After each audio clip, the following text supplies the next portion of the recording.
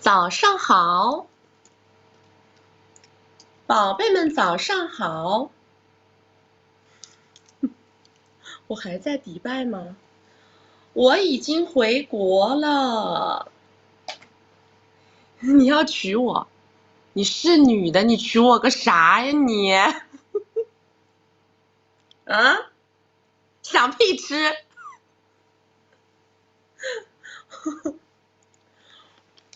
我在杭州，我们不是要在杭州做跨年吗？要跟报了年会的小伙伴们一起跨年。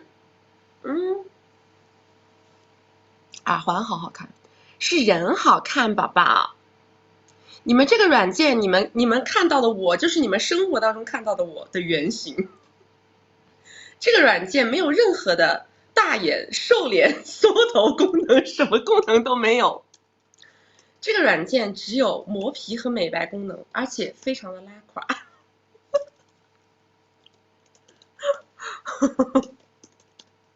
知道不？所以你们现在看到的我，就是跟我现实生活中打了一个粉底的样子是一样的。是不是瘦了？并没有，并没有。我在迪拜不是吃饼就吃米饭，然后把我1年的碳水都吃了。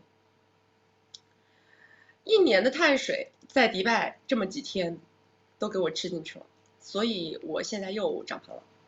是的。然后前2天直播的时候，你们又有人大言不惭说我有孕相，哈哈，你们都是什么鬼呀？害得我昨天在我在那个私密医院做项目，然后呢，那个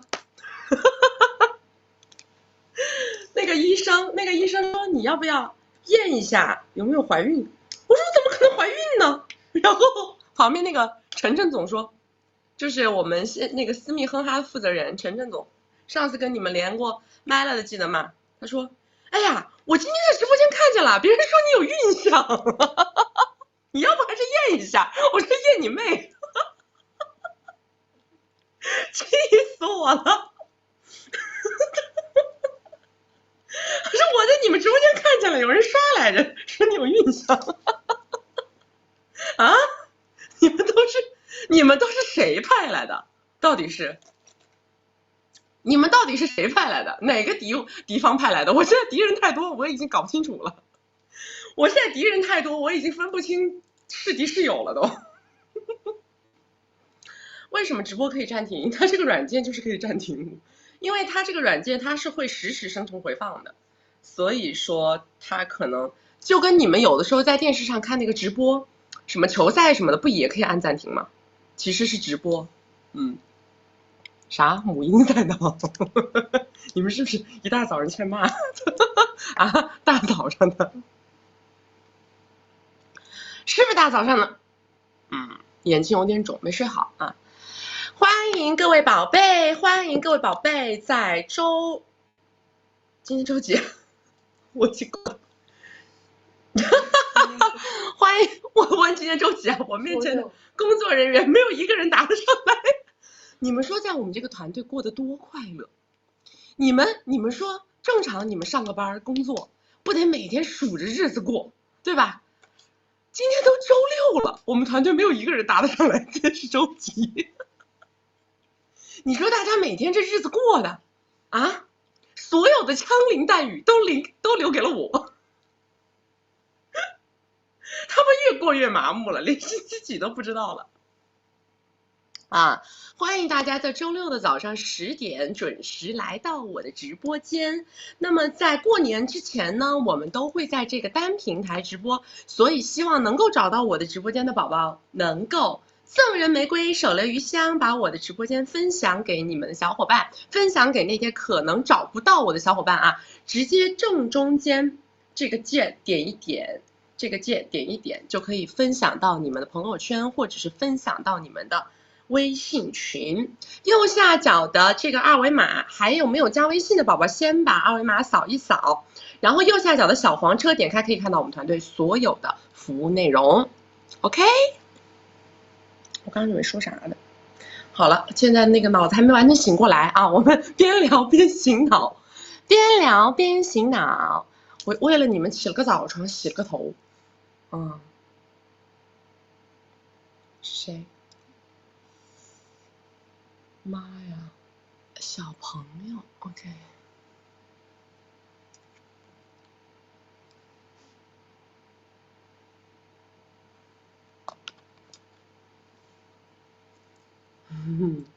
喂 Hello，你菊菊，好。哎，你你好，好，听得到我吗？听得到。嗯特别高兴能连到你，已经期待很久了。然后特别认可曲的观点，佩服你的智慧。我今天连麦的主要诉求呢是我要扯快乐证儿，然后我现在还没咋正经跟他谈判，我不知道要怎么谈，所以想请教一下你。然后我是35岁，2线城市，年入20，外形7分，对方跟我同龄，老家是外地的小县城，那家里在当地是比较优越的，然后上学的时候考到我们这里，他是体制内，善于整合资源打关系，年入30，外形5分嘛。我们两个是重组家庭，他前面还有一个粉球归他。那10岁生活学习就是依靠他的父母，他就是给花钱不太花精力。然后我们两个呢也有一个粉球2岁，主要是我带，然后双方父母白天来家里帮忙，他管的比较少。我们两个婚后有一套400个的房，然后买房的时候约定份额是对半儿，然后欠了100个的米没还清。他婚前有一套100个的房，然后就是让他父母带老大住，他父母名下有一个150的房租出去了。我们手里没有什么米，但花的比较多。他父母他的状况就是自己多偶，然后还每天对我就是疑神疑鬼，限制我正常社交，估计年入还给我30的，等年入30的男的多偶。是的，他就在外面咋嘛，做到的？他就在外面，然后他就在外面，就是网上乱搞七搞八，然后就好多人的那种，然后限制我的正常社交还，可能在我的车上还安装了简某厅定某位这些东西。哎呀妈呀！现在这个30万都有这么大的购买力了，这是什么情况？然后还跟我动过手，然后就反正就是我就一忍再忍吧，然后一直到我生病，然后我就不想再忍了。生病以后，我们就又冷战又吵架的，然后冲突很激烈。我就想改变现在的这种生活的那种状态嘛，也不想让他妈来掺和我们家的生活了，也不想老是让他这种一天到晚控制着我了。然后他这个时候就跟我急了，就说要那个在经济上怎么着制裁我啦，什么什么这那的，就不给我他那些工资啊什么，就玩这一套，我简直了。然后后来跟我妈还那个起了比较大的冲突，是跟我在那喊要期末诉我不跟我过了，然后我就急眼了嘛，我就收拾东西走了，然后就把东西把球留给他了，然后就现在他就是工作比较忙，然后球现在是跟爷爷奶奶住啊。我们两个分居3个月了啊，期间我没有见过球，然后我现在是租房住。分居期间他给我发信息啊，没有就是什么反思啊、悔意啊，就感觉自己可好了，然后还找朋友给我们说好，然后我就跟人家说了他所作所为啊，就表示劝不了，我说这都啥事儿他干的，然后我也不相信他会改变，然后他就发信息跟我标榜他自己有多好，你说你换个位置你试试，他可好了那意思，我都没有比他做的可能没有他做那么好，然后我就跟他谈，我说你这么好，那就把孩子给我，把房子也送给我们俩吧。我说你平时也没时间，那周一到周五我来带孩子，你看你周末有时间你带，这样你陪伴孩子时间是一样的，孩子有更好的成长。然后他给我回复内容就是说啊，你自己身体都不好，你还是照顾你自己吧。然后就开始给我算，你那些这些什么这那账户什么，你都得给我一半儿，什么什么这那，那房子本来约定的那个一半儿也不行，也得按你当时出资的如何跟我算，反正就意思就是我是不会吃亏的。反正我现在的想法就是，我第一目标是想带球，然后多要米，然后我手里有他就是长期在网上就是招那些男女那些事儿的那个聊天记录，然后我对，是的，男女哦，然后然后我也打算去把车上的那些什么定某位啊什么找到，然后去是不是找个叔叔啊，然后去为这个骑某素什么做准备。然后他最近刚调了工作，然后当地的一个大苹果给他承诺的是一个年薪6到70的岗位，然后他10月份先调到了一个就是当地的一个30个的岗位给他过渡，估计也是考察他。然后我觉得这时候他还挺害怕影响他事业的，他也挺烦躁的。然后我就觉得他就是这么个混蛋嘛，但是我就一直在这个婚姻当中也斗不过他，就是我就想让曲曲给我出主意，就想让曲曲给我出主意，我应该怎么谈，就是能达到我这个想要娃而且多要米的这个目的吧。OK 呀。第一，写出你想要的财产的分配方式。第二，写出你能接受的这个时间，这个解决这个事情的时间节点。你想要多少钱？你想要在什么时间之前完成这件事儿？2个条件，有一个条件不能达成，那么你就让他没有办法去做后面那份工作。就这样，不需要去软磨硬泡，不需要好好聊，直接就是给他一个通知书就可以了。就是我就直接谈条件，我就想达成到什么，如果不行的话，我就直接上手段。对的，就是你说不行的话，那么你后面那份工作你肯定是干不了。我会把你这个材料直接递到你后面的领导那里，然后我会走正常的起诉离婚程序，最后也是对半。这是因为对半最差结果。我如果说没有办法达到我现在要的这个结果，那么我就会走正常的流程，且让你没有办法做后面那份工作。2件事情我都会做。那我就是我要把我手上的这些东西，比如说截个图什么的给他，如果他不答应，他肯定不答应嘛。那我要你这所有的这些材料，你就直接给他看就完事了啊。行，明白。行，那我现在心里情绪稳定好多了，谢谢曲曲。好，超级爱你。好，拜拜。谢谢。人家是老婆老公，他想怎么做就怎么做，对吧？这些人自己的屁股都擦不干净，还在外面咋的呼呼的，吓不吓死个人呐？年入30万的男的，他就可以搞什么男女啊？男女吓不吓人呢？你说吓不吓人呢？太可怕了！现在大家就是找不着个正常人，是不是？我现在就觉得现在找到一个正常人都很难，就是连个正常人都没有，对不对？太可怕了，真的太可怕了。我们就是终其一生修炼自己，想要让自己变得逐渐的完美，但是没有想到，很多的人他连正常人都做不到。真是又穷又菜又爱玩呐。该有的东西是一点没有，不该有的东西是全身上下长满，吓不吓人？不存在截图呀，就是自己夫妻2个人在家里聊就完事儿了。有什么？就是他们俩现在还没离婚呢，还是夫妻呢。夫妻2个人正常在家里聊离婚程序，对不对？1、2、3、4、5，我要什么？什么时间之前你把我这个离婚证给我扯出来，这个离婚协议给我签完，对吧？这不是很正常的事情吗？要不然的话，你这些丑事我递给你下面一个领导有问题吗？没有问题啊，有什么问题？这不是事实吗？这不都是你自己的东西吗？材料，对不对？有问题吗？构成啥呀？真的是，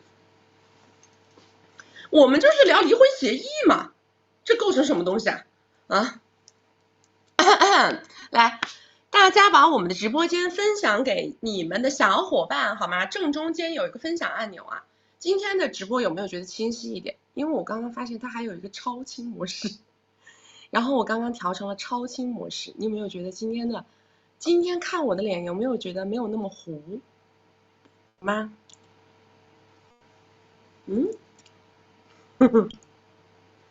然后右下角的这个小黄车点开可以看到我们团队所有的服务内容啊，很清晰了啊。卡没有啊，我这里显示的网络是非常好的。可以看到我们，如果说大家有需要1v1的啊，有需要1v1的宝宝，可以直接把右下角的小黄车点开，然后可以直接去下单。还有想了解我们闺蜜圈的宝宝，我的闺蜜圈呢，就是一群富婆小姐姐在一起交朋友的一个平台，以我为这个中心啊，然后大家呢就在我的旁边，形成了一个富婆圈子。当然了，是中国最美富婆圈，好不好？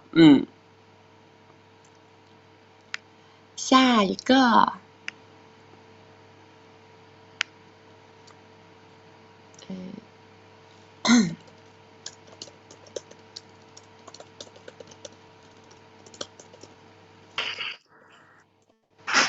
你好，曲曲。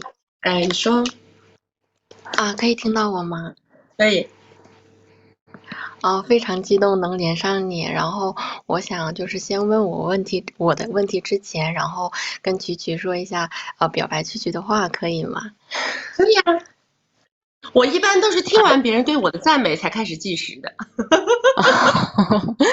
好的，好的。曲曲你好，一直以来，关注你的视频，让我有了颠覆性的视野。现在呢，就是不用设闹钟，我也定时去看了。然后我妈妈也知道你，然后在我最萎靡不振，然后最低谷期的时候，刷到你的视频，一直坚持持续的听，然后解了我很多疑惑，像是探索另一个世界一样，就是觉得非常有趣。半年的时间让我成熟起来了，然后您做的这份事业，说的发自肺腑的内心真话，就像是黑夜里游船的灯塔，成为我们迷茫时候的方向。没有你，我可能永远不知道那么多的真实一面，如何保护自己。面临大问题的时候，您一个人扛着那么大的压力，并且直播时候也从来都是开心的，您没有退缩，一个人对战那么多 IP 的时候，我从心底里觉得就是很牛掰，真是女神，让我从心底里面佩服。如果能跟着这么一位老大，成功只是时间问题。然后另外，我通过你的视频，对于前任我自己理清了，也闭环了。男人没有教会我成长，是一个女人教会了我。这个女人不仅有情商、智商，还美丽。我深有感触，看您视频久了，我的审美都靠近您了。前几天公司团建的时候，有个男同事对我的态度都变好了。接下来，对我也要学习曲曲的，打扮的美美的。好，以上，谢谢。好，开始你的提问。好的，我今天的提问是关于工作的。我的基本盘是我今年27岁，普通本科院校，专业小语种。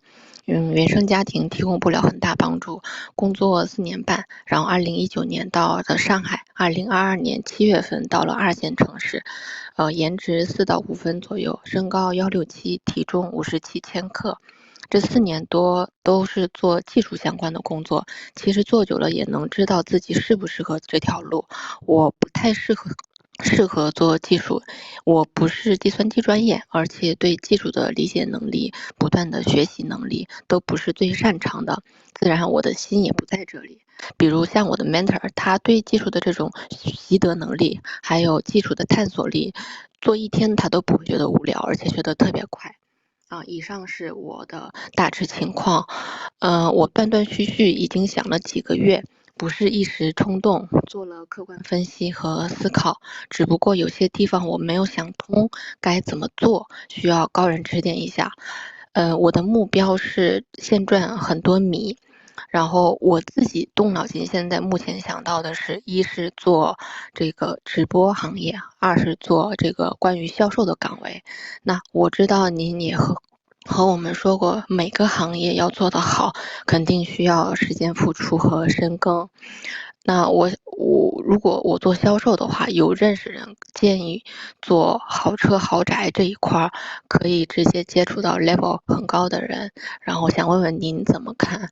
我也想过做我们公司的销售，因为我们公司是卖网络产品的一个外企。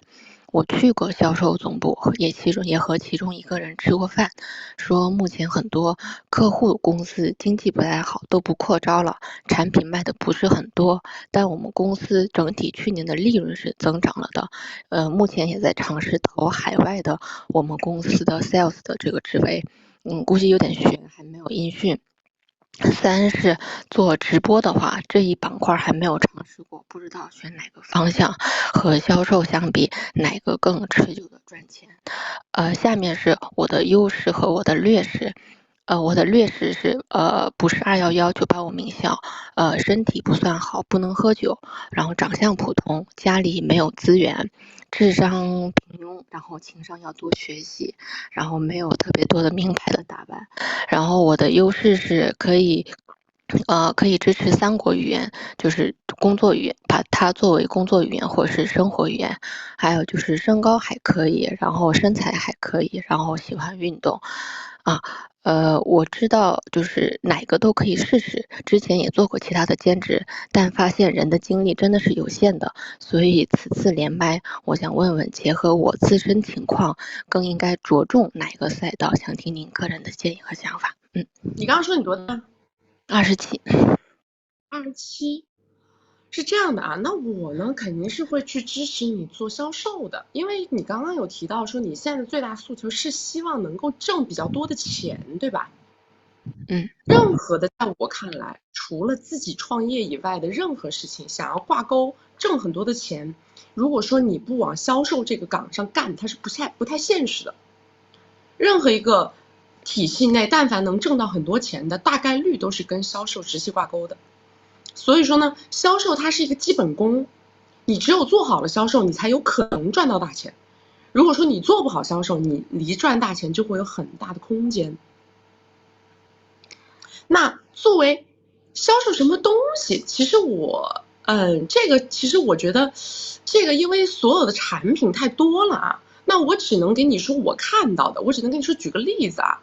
你比如说我们迪拜的这个房产销售啊，就我们不是在迪拜有房子吗？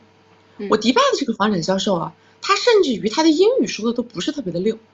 你刚刚说你精通3国语言，对不对？现在呀，国际上有一些非常非常好的市场。就我们现在去迪拜那边看房子啊，干嘛的？我跟你说啊，那个售楼处啊，全世界的富人在那个地方人满为患，你知道吗？就是因为其实人有的时候他需要的是一个眼界，你要看到，你才有可能知道信息差。我认识的这个迪拜销售，他是17年到的迪拜，他现在至少是赚了，我觉得是赚了8位数的，至少啊。所以说，在我看起来，他也不是一个情商非常高的人，也不是一个销售能力非常强的人，但是他有一个很大的优势，就是他会让人第一眼就感觉这个人很真诚。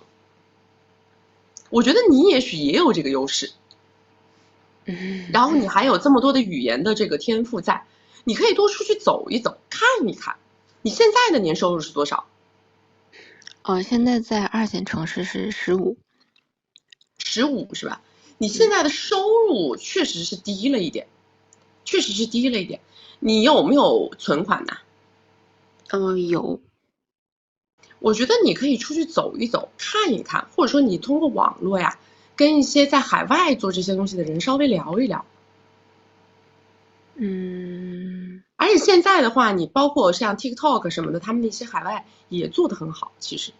但是这些东西需要你自己去了解这些信息，因为我能了解到的信息差也是有限的。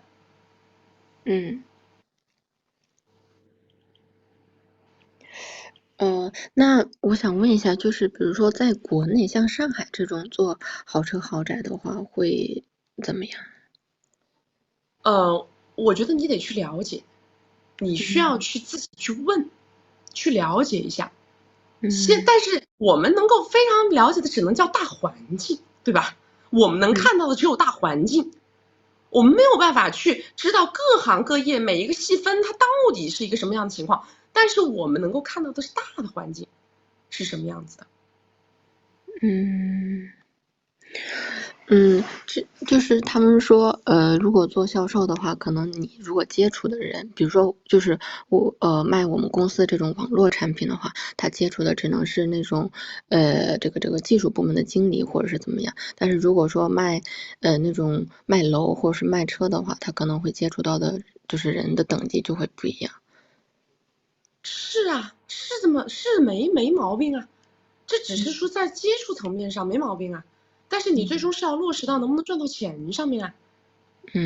也有很多的人，他在卖豪车豪宅的地方，他也待不住呀，因为他那些东西单价高，他一件都卖不出去呀，这是不是个问题呢？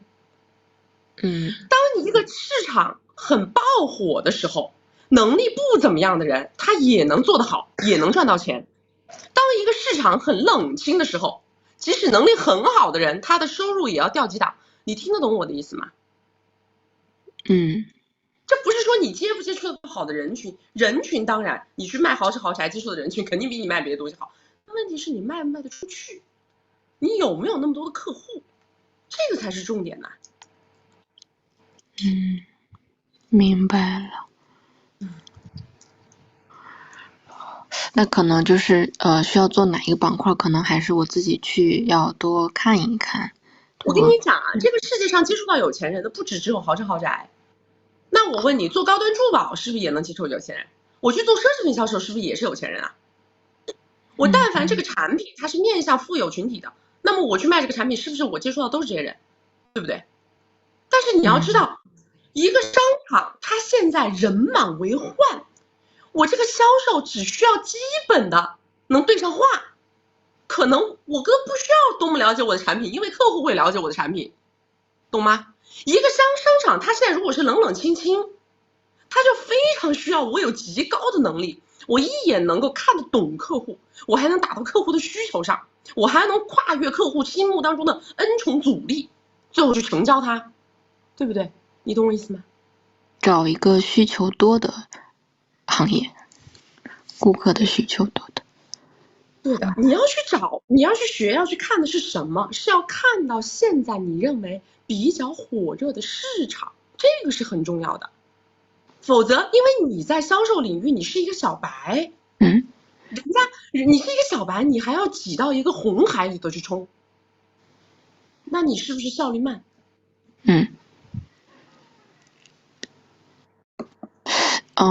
那我先不用考虑，就是说这个行业的长远，就先看现在当下的这个需求，然后做这个决定。你听我说，你看的永远不是行业的长远，你看的是个人能力的长远，知道吗？你自己觉得这个事儿你需要的是这重能力，这个能力你先有，然后再慢慢的去拓眼界，懂不懂？慢慢的你把这个能力跟你的眼界跟你的信息差相结合，你才能够越来越好。好，大概明白了。好，就这样。好，拜拜。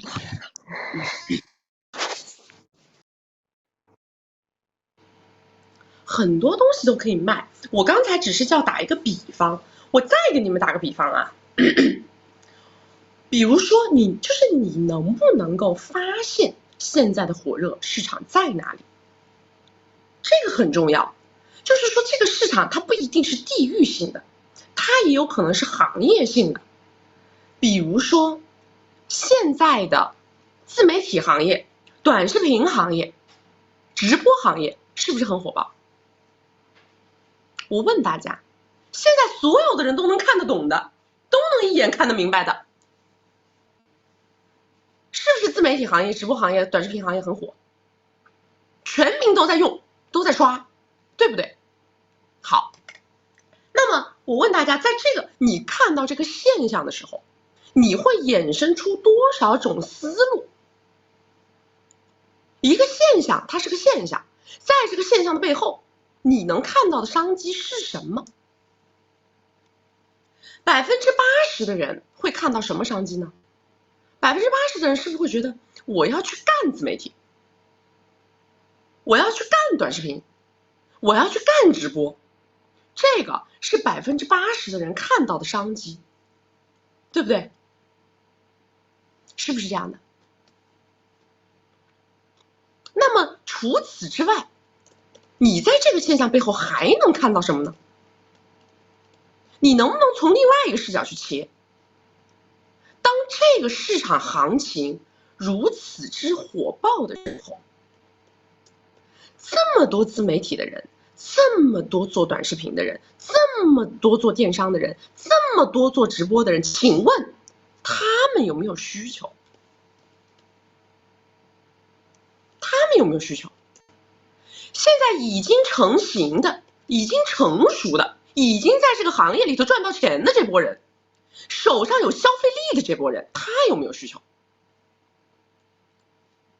你们能不能从这个角度去考虑这个问题呢？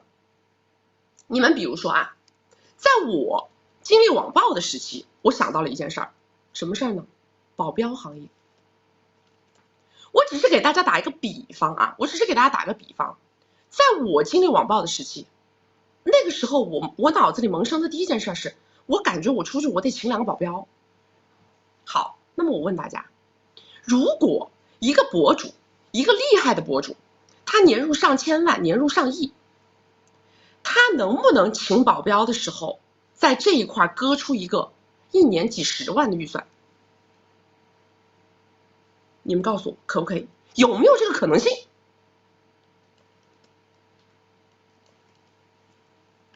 对吧？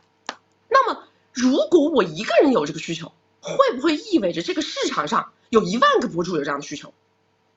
每一个经历过网暴的人，或者说每一个他在这个网络的浮浮沉沉当中感受到巨大的网络舆论压力的人，他会不会有这种被迫害妄想症？有吗？我只是给大家打个比方，就是一个现象的出现，一个市场的火热，它必然会带动一波事情的发生。那么这一波事情的发生，也就是说在这一波事情里的每一个点位，其实你都可以看到变现的结果，对吧？你从什么点上去切，它有千万种玩法，有千万种打法。问题是在于你会不会了解到这个圈子，你有没有这个意识，你能不能进去，对不对？我呢是给大家打个比方，我刚刚讲的房产的这件事，它也只是一个很小的点，对吧？其实它的道理是一样的。我们的能力是要在于什么？在于我要发现现在最火热的圈子里的需求和可能性。可能性你不是说因为大家都在干，所以我也去干，这个不一定，对不对？因为大家都在干，你也去干，你的能力够不够？你的竞争力够不够？对吧？80%的人他都要冲进去干，这个时候是不是他的厮杀也会非常的激烈？可是如果你能调个方向想问题，可能你的这个差异化竞争感它就出来了。如果你能把参与者的身份把它摘出来，把它变成服务者身份，对吧？所以说其实为什么我上次跟你们讲啊，就是商业它其实有趣的点是在于玩法。你要想做一个事儿，想做成一个生意，你想赚到钱，其实它有无数种玩法。你们不要老是走死胡同，觉得别人干什么我也干什么，别人说都是买豪车豪宅，我也去买豪车豪宅，你也不看一下现在这个市场的豪车豪宅是什么行情。我们也不说好，也不说不好，但是你们自己是不是可以观察到啊？现在的豪车豪宅有没有行情？它是不是一个火爆市场？它连大的风口，你首先连大的风口这件事儿，这个大条件它都不具备。然后你进去，你说我要在这个里面赚到大钱，它的难度高不高？对吧？它的难度就会变得非常之高。所以往往你稍微的把你的视角换一个切位进去，你就会发现你的视野就会变得很宽，你能做的事就会变得很多。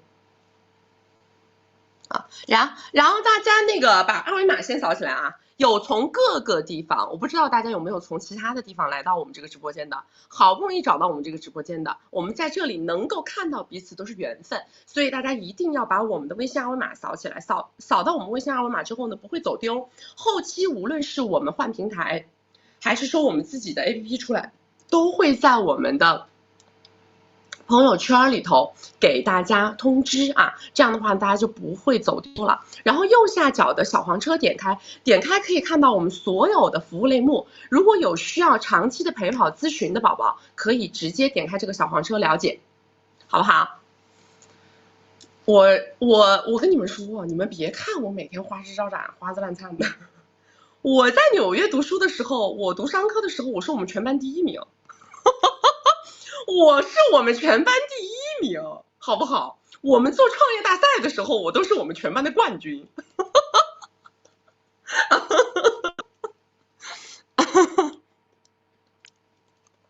下一个谁？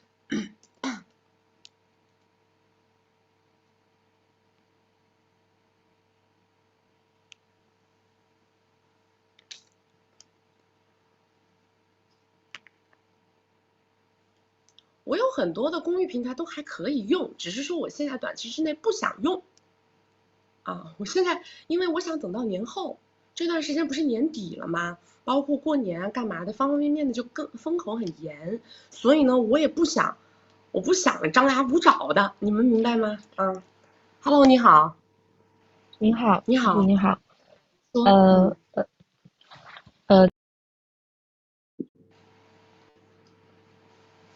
你好，基本上每周都在听，然后因为我一直是走雄竞赛道的，从雄竞赛道基本上我完全能够，感同身受到您说的每个点，包括节奏、淡定，我都觉得就是对我启发很大，而且特别有共鸣。但是呢，我这个人的问题是在于我不能谈恋爱，我一谈恋爱就完全是就糊了脑袋。然后呢，我在今年就是有一场这样的一个稀巴烂关系，然后当时我还同时找了咱们2个1v1老师，一个语音的一个文字同时教我，然后我说一下我这边的情况，我大概花3到4分钟。首先呢，我是自己创业，然后和对方是有共同业务的，对方是一个中层，然后呢，我的收入情况都高出对方很多很多，在形象上呢，我是比较女神的，从长相、身材、谈吐，然后我比较能够和大佬就是觥筹交错，能够应付得很好，但是我就是不走那种关系，因为我觉得靠关系这个生意做不大，所以基本上都是雄竞。然后我们在一起7个月，对方是围内，然后开始是我主动的，因为我当时情绪不太好，遇到一些事情，我主动表达，主动就是开始了。刚开始还不错，但后来就越来越被拿捏，被对方冷暴力，目前分手3个月。然后呢，他自己围内的关系呢是比较自我的，说对对方是没有爱，有责任。然后呢，但是他年纪大了，一直在被求当中。从我们俩刚开始，他就问我介意不介意和对方被求，我说不介意。然后呢，我性格上也比较强势，也比较恋爱脑，但是我比较会给情绪价值，比较会聊，并且能给资源。对方的性格被动，然后看着自信，但是呢，有很隐藏的自卑感。对，还有一点就是我自己有过球了，我没有入围的诉求，对方也没有入围的诉求，所以我自认为刚开始和最后我应该在没有最大压力上给到对方。我喜欢他的理由是觉得他有才华有担当，但是我后来发现他遇事比较怂，还有承诺不算数。我们恋爱当中有一些情况，我简单说一下。第一个就是有一次因为一些小事吵架，他就说他做不了24小男友，说我们应该是互相支持的关系，说自己属于情感荒漠，没有这个能力。然后说自己可以照顾我，但没有应该。就是那次我意识到一个点，就是吵起架来之后，他说话特别狠，什么都能说。第二是就是我们俩在一起第1个月之后，我就买了将近10W 的礼物给他。我们俩在一起大开销都是我来，但我觉得对方呢，就是礼物他不要，当时不要，后来我求2次才给他，给他之后还是因为有一次我们吵架，我有点伤心，他就要礼物了。他的点是在于说让我放心，将来分手他会把礼物给我，只要不给我呢，这个我就不用担心我们俩会分手，意思是让我吃个定心丸。我呢就觉得有点又当又立。第3个事儿呢，就是他的10点半其实是一般的，总说自己荷尔蒙少，表现从我们俩刚开始也是表现，就是每次在在一起的时候，觉得他都羞涩被动，他说他自己也很担心自己的身体。我觉得这个应该是而且从曲曲的特征总结来说，从指关节啊各方面来说，他确实跟你的特征是反的。所以呢，就是他的这种羞涩主动，我刚开始理解成是一个经验少，但是第4个事情就是我们俩大的开销是我来，但这点我不介意。然后呢，我在今年照顾他生意，他应该明年大概能多个100多 W 的收入吧，也是我提供情绪价值，他特别需要被关注，然后又总说自己情感上没有依赖感，对父母都是，但是过节呢经常会回去看父母，所以我就觉得他这个人有点矛盾。然后我再说一下我们分开的原因吧。第一就是在一起工作之后，他对我的团队态度特别差，特别差，就经常闹脾气。我就感觉就不像是我找了个男的，像是一个小女生找了一个大哥，我是那个大哥，我需要照顾他的情绪。然后我们团队人也这样说，他情绪化特别多，像个小女生。反正就都是我去哄他，而且就对工作影响不太好。所以我就因为这事生过几次气，但我没有一次吵架能吵赢他，他总能360度逆转，最后责任是我的。然后或者冷暴力我。第二就是在今年的时候，大概我们半年的时间，他说他要围内要带球，不能再跟我10点半了，说对方 H 某微敏感。我当时觉得他在找理由分，我就比较的情绪陷入崩溃。所以在那之后呢，我们又有了一些矛盾，他就冷暴力我。之后我又主动了一段时间，就把自己该做都做了。最后我受不了了，提了分手。我们现在分了手3个月的情况是这样子：第一个就是他工作当中他再也没有嘚瑟过，表现得很乖顺主动，并且呢，通过我团队下属在传达自己担当解决问题。我们团队人都说他变了一个人一样。第二个就是我们一些业务交流，吃饭的时候他会主动找我说话，但是我都不怎么主动理他。地球话，他也没有私下跟我互动过，只是在群里互动，表现得还挺怂的。第3个就是断联快3个月的时候，快3个月，前几天他出一次大事儿，我很担心他，就主动问他出了什么事儿，他后来只跟我说了这件事是怎么回事，其他人都没有。第4个就是我们恢复联系之后1-2天吧，就有一次大的活动，我们工作联系比较频繁，我就想起以前的委屈，所以我就当天晚上在闺蜜的怂恿下就跟她要了，你不是说分手把礼物还我吗？她就说元旦后一起吃饭还给我，说她一直在找机会。然后这个事儿的第2天呢，正好有一件事他又坑了我，我就质问了他在地球号上，然后他又360啊，小姐啊，你行只有4分钟了，我建议你快速提问啊，你的问题是什么？最后我的问题是我想了解一下这个人的人性底色是，因为我觉得尤其那个10点半不行，到底是因为不喜欢我还是他真不行？我觉得这点还是侮辱性极强的。第二就是我这3个月之后，他这种表现是想复合呢，还是只是离不开我的资源？最后我想问的就是元旦后，你别说了，你说的话都是废话。我跟你说啊，行，首先第一点啊，这个男生呢，只是他觉得你很不值钱而已，知道吗？你违背了男人喜欢一个女人的所有逻辑，你做的所有的动作都不是一个男人会喜欢女人的动作，一个男人会喜欢一个女的，他是觉得这个女的需要靠他追逐，需要靠他追求，需要靠他付出，需要靠他关爱。但是你所有的事情倒过来做之后呢，其实你不会让这个男的喜欢你，你只会让这个男的觉得你不值钱。所有的男人都是这个逻辑，男人从来都，他们私下聊天的时候从来都不会觉得说，你看那个女的，她给我花钱，所以我好珍惜她。不是的，他们私下聊天的逻辑全是，你看那个女的赔钱货，她天天给我买这买那花这花那的，然后我还不搭理她，她还舔我，他们都是这个逻辑。不是这个男的有什么人性底色，这个男的没有什么人性底色不底色的，是因为你所有的展现状态，直接把他定义，让他把你定义成了一个在感情当中极为不值钱的女性，是这样，所以他看不起你，他内心当中他不尊重，他看不起你，你跟他搞的所有的这些东西，你认为你的什么付出这个那个的，你觉得好像你是在通过这种行为让这个男的爱你，但实际上你所有的这种行为在他眼里看起来就是没人要，廉价，所以他就会这样。包括你说什么为什么分了以后他这3个月的这种行为，他是因为他跟你分了之后，他才能够从一个正常的人的角度去看待你，他才能从正常一个你是一个有能力的独立女性的角度去看待你，因为这个是你的社会名片、社会身份。只要你不处在跟他的男女关系里，他看不到你身上的这层可怜与不值钱。你不跟他在一起的时候，他就能重新的还原对你的这种独立女性的身份的尊重。嗯，明白。我一直以为他比较偏女，我比较偏男，所以是反过来的，不是什么存在着。偏女偏男的问题，是你脑子极度浆糊，你对男女关系的认知极度匮乏。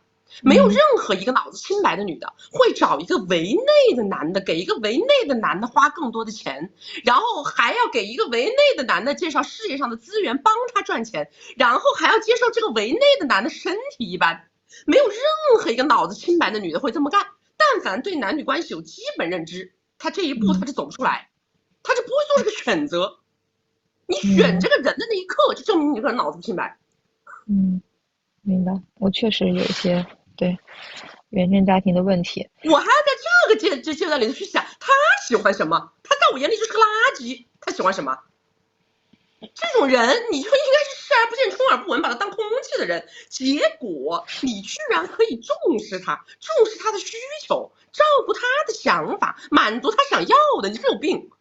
你把时间精力完全是浪费在了一坨屎上面，这是我对你这个事儿的评价。那其实我要回礼物是没有错的，是吧？当然没有问题了。我还刚开始应该要回挺烧。应该要回你跟他在一起相处的时候，你多付出的每一分钱。那我想问一下，元旦后吃饭我怎么表现能够显得吃个毛的饭有什么好吃的呀？就不用吃了是吧？因为我挺想骂他一顿的，自己在过程中还是大姐呀，就你这个状态，你骂了也没用，知道吗？人家只会觉得你是爱而不得，好不好？明白了，明白了。啊，就这样啊。我懂了，谢谢。好，拜拜。谢谢。你们来找我连麦呢，那你们就要接受我这个人说话就是，我就是说的比较直，知道吧？那我不可能去由着你说，哎，你在这个男的怎么处？你在这个男的怎么？你有毛病啊！啊，就这样的人还值得我想怎么跟他处？我为什么要想这个问题？如果我要找一个围内的男的，那么这个男的要不然就是家财万贯，带我跨越阶级，要不然这个男的就是长得极帅，身体极好，把我搞得极开心，而且还不烦我，不闹我啊！而且呢，我的钱花的极其少，对不对？我说了的，我说我吃omakase，我说我吃一个人的 omakase 是一个水准，对吧？我一餐饭 omakase 我可以吃掉几千块，但是如果你让我跟别人一起吃日料自助，你这个自助再高端，你过了2000块钱，我肯定就不吃了，是不是？你的这个自助餐在我这个地方价格上是有底的呀，我跟别人一起吃自助餐，我还要花那么多钱，有毛病，对不对？所以啊，女的要是都像这个样子的话，你挣多少钱也没用，对不对？因为你没有掌控到人生的主动权，你没有找到掌控感，你不知道买单的快乐，买单的意义在哪里。我花了多少钱，我就要享受多少的服务，对不对？否则的话，我少花点，你这个服务可以降点级，环境差点无所谓，我钱可以少花点，对不对？我吃牛肉粉是一个价，我吃omakase是一个价，我吃自助餐是一个价，你在这跟我搞什么呀？你吃了一个粑粑，完全是属于自己花钱是不是花钱吃粑粑，花钱吃苍蝇，属于是，对不对？是的，现在你们的故事真是越来越让人匪夷所思了，有点。来，右下角的这个微信二维码扫一扫啊，右下角的微信二维码扫一扫。然后还有没有加我们微信的宝宝，一定要加我们微信。加了我们微信以后，可以看到我们的朋友圈，就不会走丢了。后期我们去别的平台，或者说换平台，或者说有我们自己的 APP 了，大家都可以第一时间看到我们的通知。然后右下角的小黄车点开，可以看到我们所有的服务内容啊，里面包含了我们的闺蜜圈。很多宝宝都不知道我们的闺蜜圈，我们的闺蜜圈呢是我自己交朋友的平台。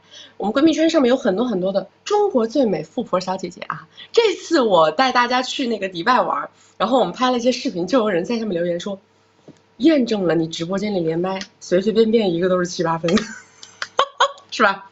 不光有钱，还长得好看，对不对？进了这个圈子才知道什么是人生赢家，没毛病啊。现在我们有150个人左右吧，这个圈子进到200个人的时候，我就会涨价啊，我就会涨价了。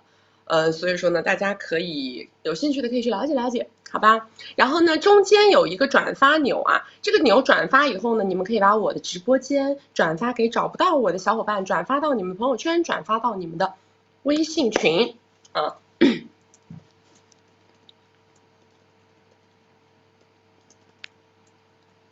乐乐宁，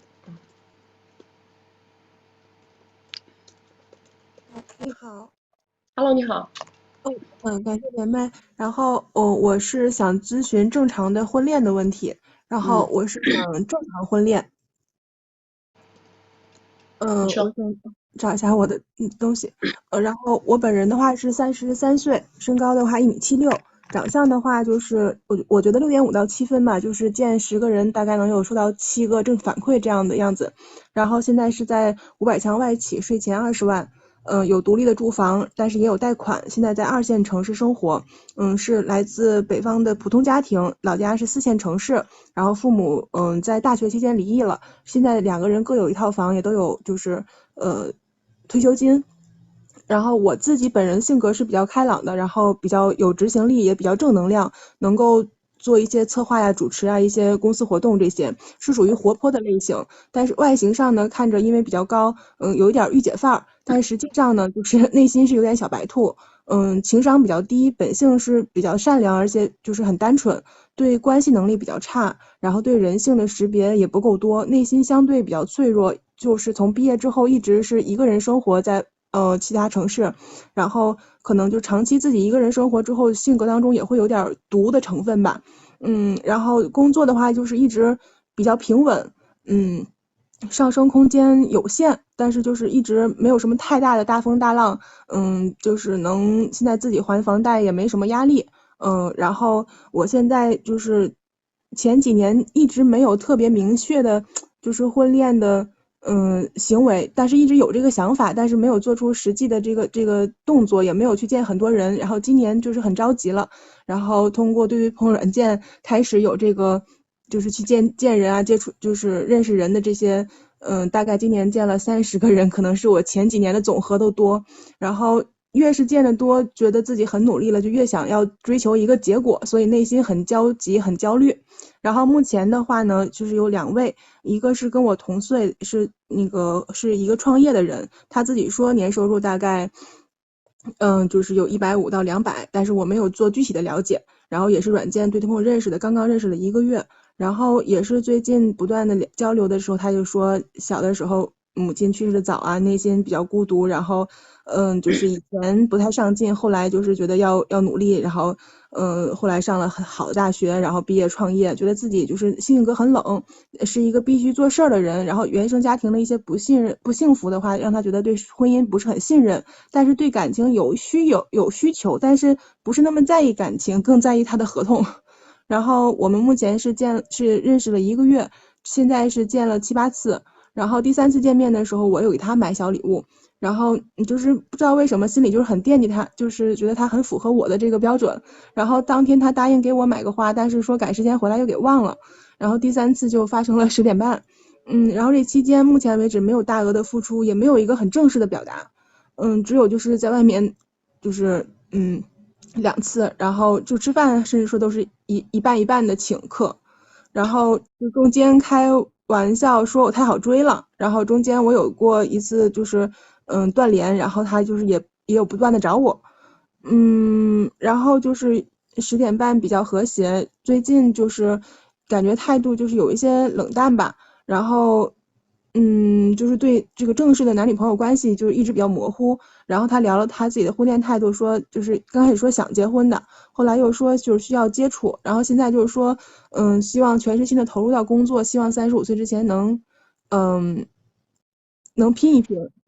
然后中间就是表达了这个之后，那我觉得就是一个分手就分开的一个意思。然后就是就分开了。但是他分开之后一直联系我，我也没找他，就是没有理他。他说后来又回来找我了等等。然后当天就跟他简单的文字告个别吧。然后我提到了我说工作上的一点进步，然后我说本来想跟你一起庆祝的，但是就表达了遗憾，然后说那也很高兴认识他。就是我在我心里就想说那就分开了。然后结果转天他又来找我，然后还就是快点看，还有人吗？快点看，你只有5分半了，你没有留时间给我啊。然后就是现在，就是我觉得对他还是我就觉得我自己挺慕强的，对他他的还比较符合我的那个想法，然后我也愿意给对方提供情绪价值，但是不知道我是不是合适，然后想就是我说这个男的他只是出来玩的啊，你已经先吧，你已经玩完了，这个男的是出来玩的，是出来白批的啊。然后他中间送给我一个小礼物，就是我磨来了一个小礼物。不重要，他只是正好你是一个居然还可以跟他 AA 的床伴，他就是正常来讲啊，男的如果在外面要找个女的维持一个 PY 的关系的话，男的是要花很多的米的。但是他能够通过只用嘴巴或者只用主动一点的方式就能跟一个女生有一个 PY 关系的话，那么还能降低成本，他就会无限的主动。但是这个不影响他对于这个关系的定性，他这个关系的定性定的就是个 PY。就是他请过我吃2次饭，然后后来我也请过他吃饭，倒不是说吃饭就是 AA 啊。然后那另外一个就是前2年接触的男生，我们有正式的恋爱，然后觉得对方比较抠，就比如说我们一起去过我老家，然后当时买了机票，是我花的钱，但他转身把钱还给我的时候，他只给我他的部分，然后因为这个事情就是让我觉得非常的难以接受，我说这个，然后跟他聊过，他说他没有这个认识。然后就因为这个事情，就觉得价值观特别不相同。但是这个人本身他是本地人，然后各家条件还可以，就是因此他自己不太上进吧。然后这个我们分手之后到现在都有一些，就是联系。然后在期间他也交过其他人，但是也分手了。然后目前就是感觉我自己也累了，就是主要是觉得我今年特别着急了，就是觉得在婚恋上面应该什么样的人比较好。我说啊，我建议你直接去1v1。你呢是对于感情严重缺乏底层的概念的人，对于男人缺乏底层概念跟认知，知道吗？你们在男女关系里，你们的节奏是完全错误的。就是在男女关系里，一定是要激发这个男生的追求欲，激发这个男生作为猎人的捕捉欲，完了以后不停的去吊胃口，吊了胃口以后再去引导付出，引导付出了以后，然后让他来确定关系，然后再往下推进一步，就你的整个节奏全部是错误的。所以你最终就会把关系搞成什么？你付出一点，我付出一点，什么你买一顿，我买一顿，什么机票1人1半啊，什么然后就稀里糊涂，就是你这种认知会把所有的男的都处成这样的。我建议你直接去1v1，我们帮你你不是在用对对碰软件吗？我们帮你在对对碰软件上给你筛几个出来，有付出意愿的，有付出意识的，然后通过我们的聊天方式让这个人先把他盘上头，盘上头了以后，然后再来讲引导付出，引导付出完了以后才是确定关系，确定关系完了以后，然后再谈婚论嫁。节奏啊。那我自己的我觉得我想了一下择偶框架，就是因为我身高比较高，我希望他比我高啊，然后就是性格比较好，然后希望你没啥了不得的择偶标准，就你这俩男的拿出来一说，你不是什么标准非常的就是不可理喻的那种人，明白吗？你都是在一个合理的范畴内。但就是可能我特别容易为对方着想，然后就是可能。所以我跟你说了呀，你不要活在你自己那个思路里，你需要手把手教，因为你没有你以前的社交经验不够，男女关系相处经验不够，看的男人样本不够，所以说你对这件事儿呢太无知了。然后那想再咨询一下，就是关于工作的问题，就是因为我现在觉得可能特别想要把重心放在个人问题上，所以对工作就是有一点懈怠，然后，就是它就是一个稳定的一个过程吧。之前有机会，比如说去上海，但是后来想了想放弃了，就是觉得还是想把重心放在生活上。就目前的这种心态，有可以给点什么建议吗？那你就好好的把男人搞定就完了嘛，搞一个结婚嘛，就再去搞事业呗。你们的问题就是明明在前面些年的时候就已经在躺平，但是躺平的过程当中又没有用行动推动自己出去婚恋，你等于就是啥也没搞，明白吗？你现在光急有什么用呢？你就让人家说啊，大学4年不让你早恋，结果大学一毕业让你结婚，你结得成那个婚吗？对不对？你前面没有练手，你现在一上来你就说我要结婚，那怎么结呢？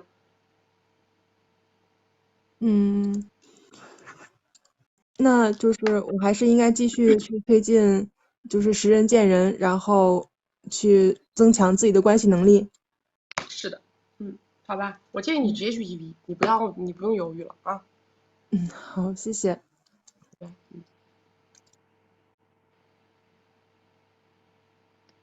我们的东西对于你们这种傻白甜来说，那个药效是非常非常药到病除的，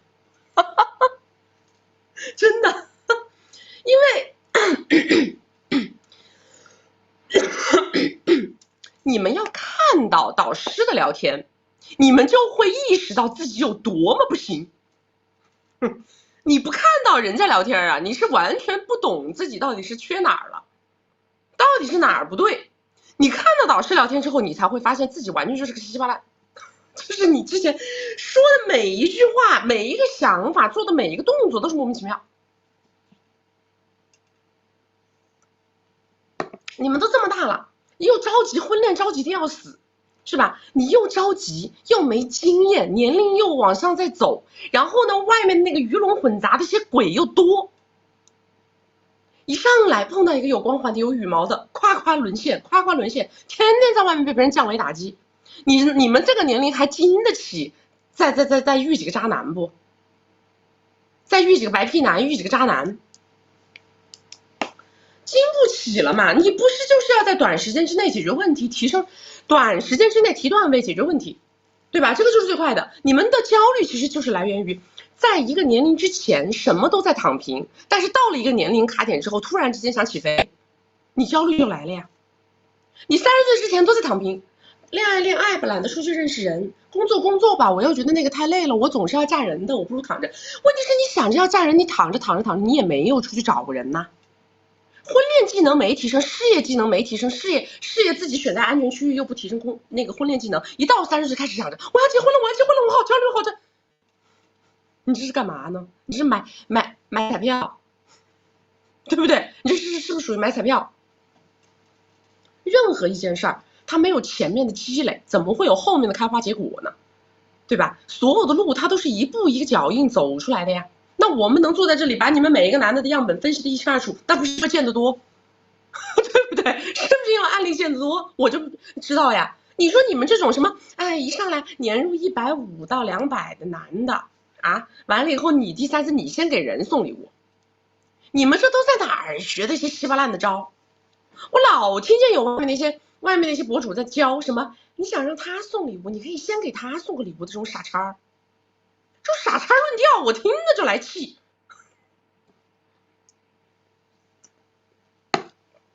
我是不是跟你们讲，我们想让一个人发红包，我说个恭喜发财，他红包都得发出来，对吧？我是不是一个恭喜发财，你个红包都要发出来？我还需要先给你送个礼物去以小博大？需要你送礼物以小博大，首先这个人就没选明白，对不对？完了以后呢，你这个一小一个大都没博着，你博了个什么玩意儿？你说你那博了个什么玩意儿？对不对？首先是人，你得选明白，选明白人，你天聊对了，你自然而然付出就得下来。我还需要怎么？我先去送个礼物啊，表达一下我的心意。你需要吗？你是个女生，你要明白，在男女的择偶市场里面，男人要的是什么？男人要的是你给他送礼物，男人要的是你给他花钱，那个要你花钱要你送礼物的男的，你喜不喜欢？你首先这么想问题。如果你这不是一个偶发性事件，你送了一次礼物就要送一辈子的礼物，你花了一次钱就要花一辈子的钱，请问这个男人你还要不要？对不对？这样想问题，你就知道你这个动作是该做不该做了。有很多男的他都能接受一辈子给一个女人花钱的，一辈子养一个女的，有很多男的能接受啊。现在让你一辈子养一个男的，你接不接受？你接不接受？如果你不接受，你就不要跟我来这套。我先送个小礼物给他，啊，我先花点钱，你别给我整这套。我告诉你们，那个人那个说钱是给别人看的，不是给别人花的，这个要把男女调过来，女人的钱才是给男人看的，不是给男人花的，知道吗？你们给我记住了，女人的钱才是给男人看的，不是给男人花的，因为男人不喜欢给他花钱的女的。男人是喜欢给女的花钱的，你们明白吗？男的喜欢给女的花钱，你之所以没有花到他的钱，要不就是因为你不配，要不就是因为你不值，要不就是因为你不会。男的是喜欢给女的花钱的，但女的其实本质上来说，她是不喜欢给男的花钱，男的也不想要女的给他花钱。男人在接受你给他花钱的时候，其实他是在削弱自己的英雄主义情怀，削弱自己的大男子主义情怀，削弱自己的这个男人的阳刚之气的。他不喜欢，他不享受，懂吗？你说他对你很好很好很好，他很爱你很爱你很爱你的情况下，哎，你偶尔的回馈一下，是吧？他会觉得哎呀好开心，哎呀我爱的这个女人没白爱，还什么记着我，是吧？你看他给我买了10万块钱的东西，我花1万块钱跟他买了根皮带，他会觉得我很好，懂不懂？他会想，你看他花我的钱的时候没有只想着他自己，他还想着我，明白吗？他是这么个逻辑，他是这么个逻辑，对吧？而不是说他什么1年挣150、200的男的，一上来就想找一个给他送礼物的女的吗？他会因为你送礼物的这个动作，觉得你身上有什么女性魅力吗？不会的，不会的。你这个动作一做，他就知道你好想搞定我呀，你怎么这么想搞定我呀？有必要吗？那不好意思了，那我只好开启白皮行为了，对不对？你把人逼到那个白皮行为上面去了呀。他也许出来有找谈婚论嫁的这个对象的诉求，但是无论对方有没有这个诉求，你的行为都会让对方白皮你，你的行为都会让对方玩弄你。女孩子应该是什么？任何时候出来，我只让你看到我的好，对不对？我让你看到我的美，我让你看到我的善良，我让你看到我身上的生命力，我让你看到我为人处事的周到，我的大度，我的大气，我的温婉，我的富有学识，我也可以有钱，对吧？我也可以豪车豪表豪包背都可以，但是我是只负责展示的，女人才是负责展示的这一方。你展示了，这个男的他想追你，他自然而然他就要下本，是这么个逻辑，好不好？除非你能接受给男的花一辈子钱啊，那你就当我没说，好不好？你是于永红，你当我没说，行不行？嗨，大家那个把这个微信二维码扫起来啊！还有没有加我们微信的宝宝，把微信二维码扫起来，找到我们的微信就不会走丢。我们以后换平台，大家就不会走丢了啊！我们现在依然是每周直播3场，周2、周6早上10点到下午2点，周4晚上6点到晚上10点。然后目前呢，我们是只在这个平台开播，在过年之后，我们可能会慢慢的到其他的地方啊，所以说大家一定要关注我们的这个直播通知。右下角的小黄车点开可以看到我们的闺蜜圈，可以看到我们的1v1的陪跑服务啊，大家可以点开了解一下。然后呢，喜欢曲曲的宝宝可以把我们的直播间分享到你们的朋友圈，分享给你们的小伙伴。正中间下方有一个分享按钮，大家可以把这个直播分享出去啊。来下一个。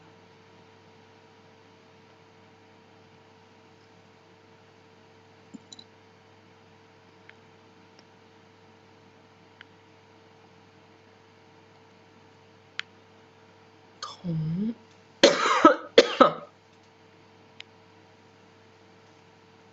只有一个铜，没有一个铜完的阳，先连这个铜看看是不是？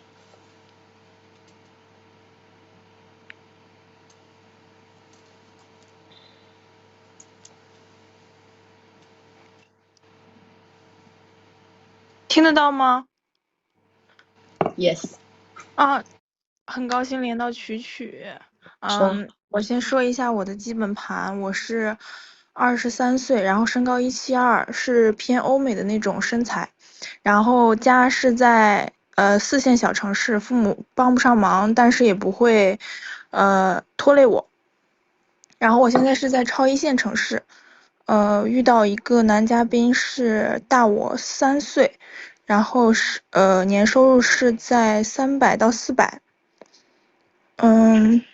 我们认识4个月，每个月大概没有固定的，正常的那个谈恋爱的话是每个月他会不定期，平均下来是7到8K。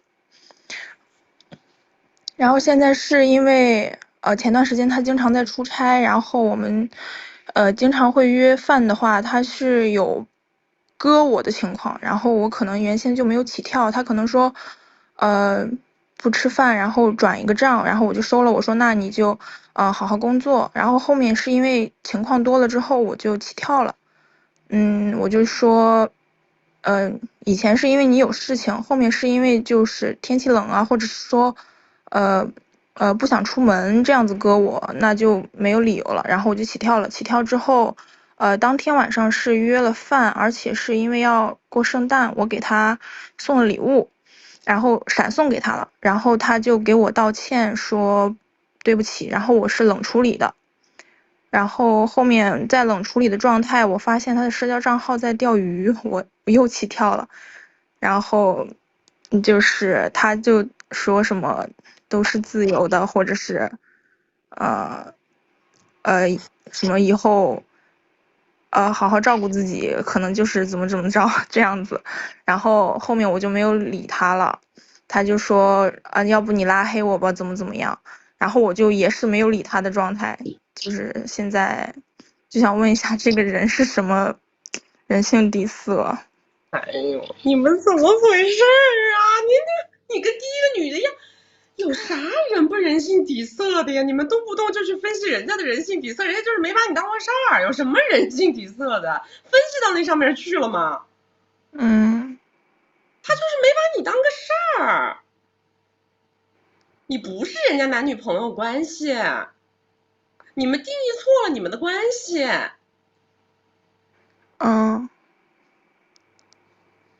就是那我现在就是把他拉黑删除吗？还是可以无所谓的。好的。一个月7、8千也值得拿出来说事儿吗？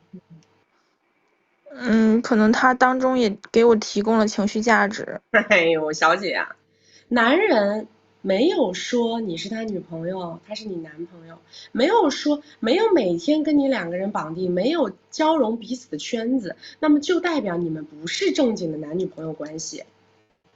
那么明白。不要自己脑补，不要觉得我跟一个男的拉拉手啦，亲亲嘴啦，睡睡觉啦，我们就是男女朋友关系啦。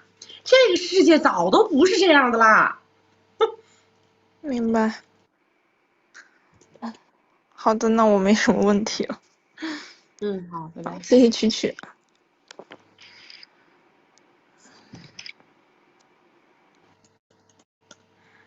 哎呦喂，现在真的是啥年代了呀？啊，你们都不知道现在的00后玩的可开了，真的。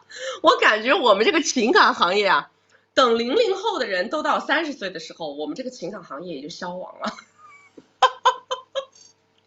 我感觉00后就没有情感问题了，大家都可会玩了，你们知道吗？一个比一个会玩，一个比一个玩的野，啥都能接受，啥都 OK，啥都见过，这没有任何东西在他们眼里是稀奇的。你们还是有点太传统了，太轴了，啊！大家出来没有那么容易。我跟你们说啊，所有的什么高富帅呀、白富美呀，那在外面都没有那么容易跟别人去确定关系的，对吧？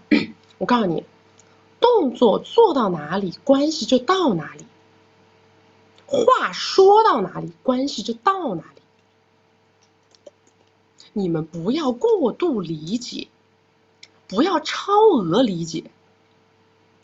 你们就是亲了个嘴，你们就是亲了嘴的关系啊！你们是睡了个觉，你们就是睡了个觉的关系，懂了吗？你们约了个会，你们就是约了个会的关系。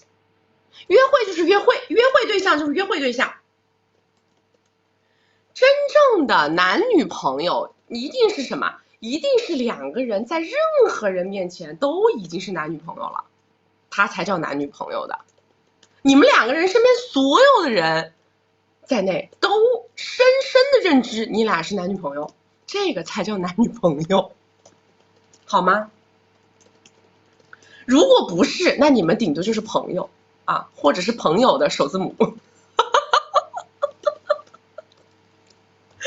行不行？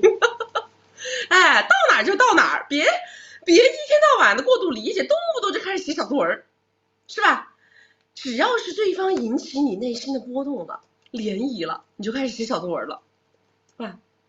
我这段时间好好的思考了一下我们的关系，我觉得我这样子的话会很累。刚开始的时候你对我不是这样的，但是最近我也不知道发生了什么，让你对我如此的冷淡。我觉得你对我们这段关系不是很重视。如果是这样的话，那我宁可我们就还原成朋友。那男的一看心想，我们俩本来就是朋友，我们俩不是朋友吗？我们俩不是朋友的首字母吗？怎么呢？啥关系啊？他看了半天，他在哪？他内心一心的问号，你脑子的问号，知道吧？说这女的在说什么东西？怎么这么多话呢？啊，他怎么内心世界这么的复杂呢？这么的丰富呢？这么的敏感呢？对吧？是不是这样子的？啥时候啊？那个男的给你发小作文了，对不对？他跟你在这搞这一套了。你那个时候再想想，你要不要把这个人当你男朋友？是不是？你别在他还没有动之前，他还没起心动念之前，你已经把自己玩没了，好吧？大家分享一下直播间，分享喜欢曲曲的宝宝把直播间分享出去啊！我们的直播间正下方有一个分享按钮，点击可以分享到你们朋友圈，分享给你们的微信群，然后右下角有一个小黄车，点开也可以看到我们所有的服务内容。如果说大家需要到小黄车去下单任何服务内容，请添加这个二维码啊，去跟他讲，你说我想要什么什么服务，我想要老师的语音咨询，我想要文字咨询，我想要见曲曲，我要怎么做啊？你们就直接去这个二维码扫起来问就好了，好吧？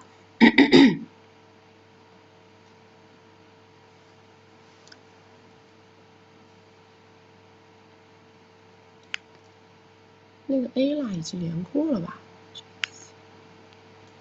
我看一下，别动。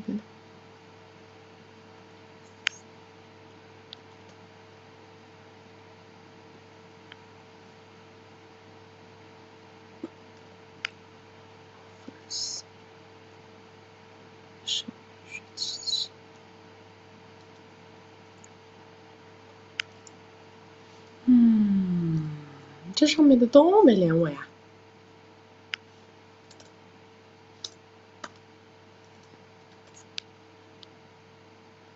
L 从 L 开始连的最后一个。什么？我见到男粉丝会不会上头？我见啥男粉丝啊？啊，应该是男粉丝见到我会上头。我见到男粉丝我上啥头？都是个男的，满世界的男的在我眼里差不多都一个样。反正满世界的男人在我眼里都是红玫瑰、粉玫瑰、紫玫瑰、绿玫瑰、蓝玫瑰，我看他们各有各的美。Hello， 你好，哎，你好，你说。你好，蛐蛐。我先介绍一下我的基本盘。然后我是普通工薪家庭，然后父母很爱我。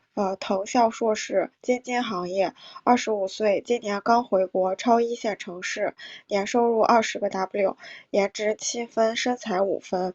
然后我的目的和诉求是要尽快婚恋，然后对方身家，是希望能有一个小目标，然后带我跨越阶级。然后目前的进展，男一是31岁，家族企业，目前在读 MBA，然后他有带我看过他家有2套房，就实地看过，然后预估家庭资产肯定是在2000个 W 往上的。然后8月的饭局认识的，然后一直在比较主动的约我跟他出来第一次吃饭吃了一家 brunch， 然后他比较认真的交代了他的家庭背景和过往的经历，聊的也是比较正式，也没有暧昧，就是问了一下之前的感情经历，也没有说太多。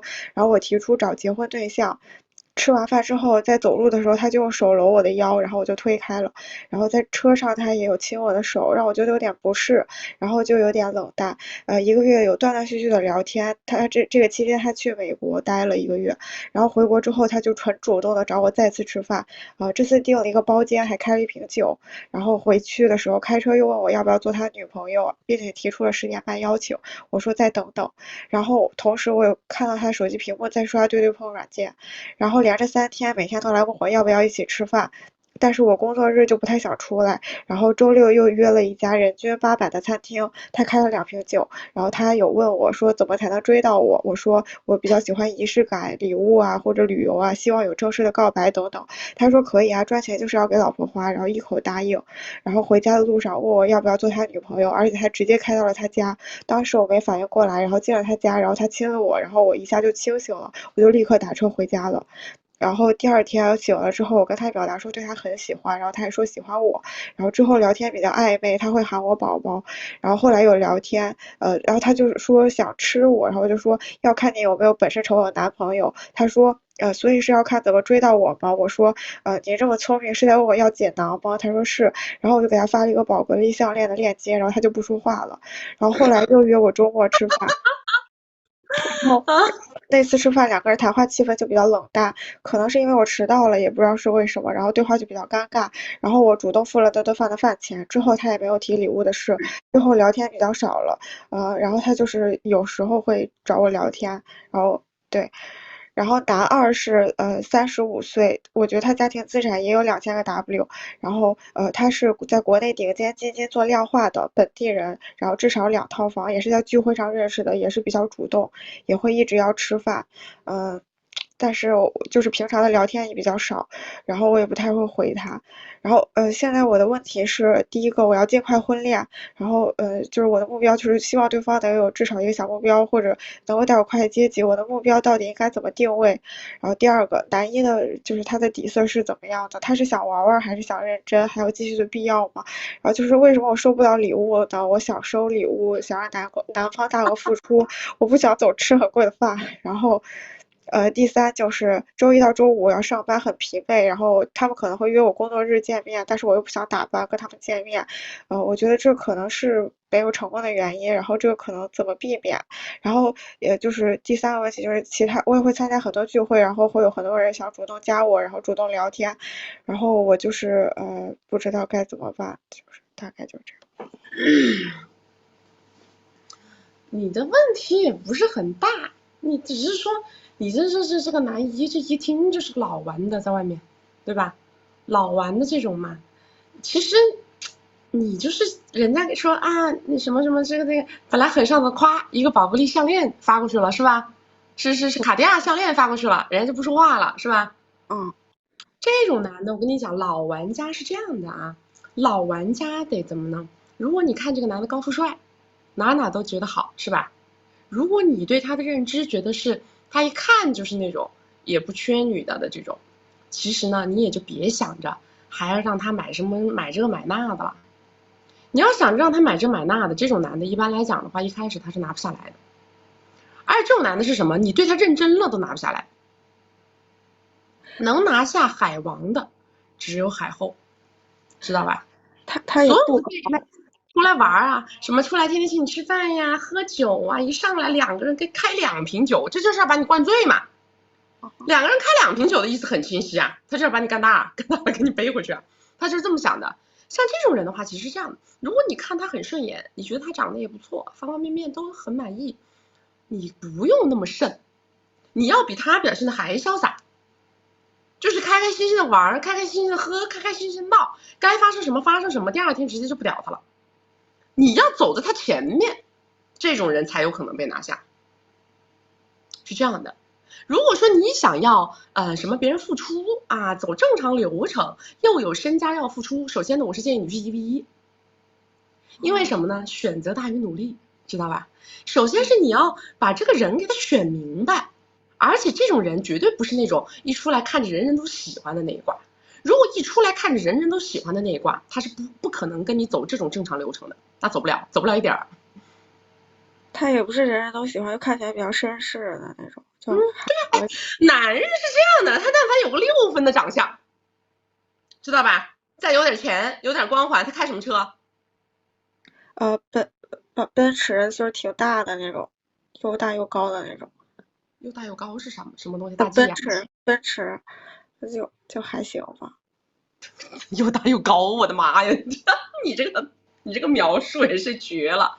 一个男的，但凡他包装成一个高富帅的感觉出来，然后呢，消费还可以的，他基本上来讲啊，他都不缺女的，他也不需要有那么的帅，6分以上就够了。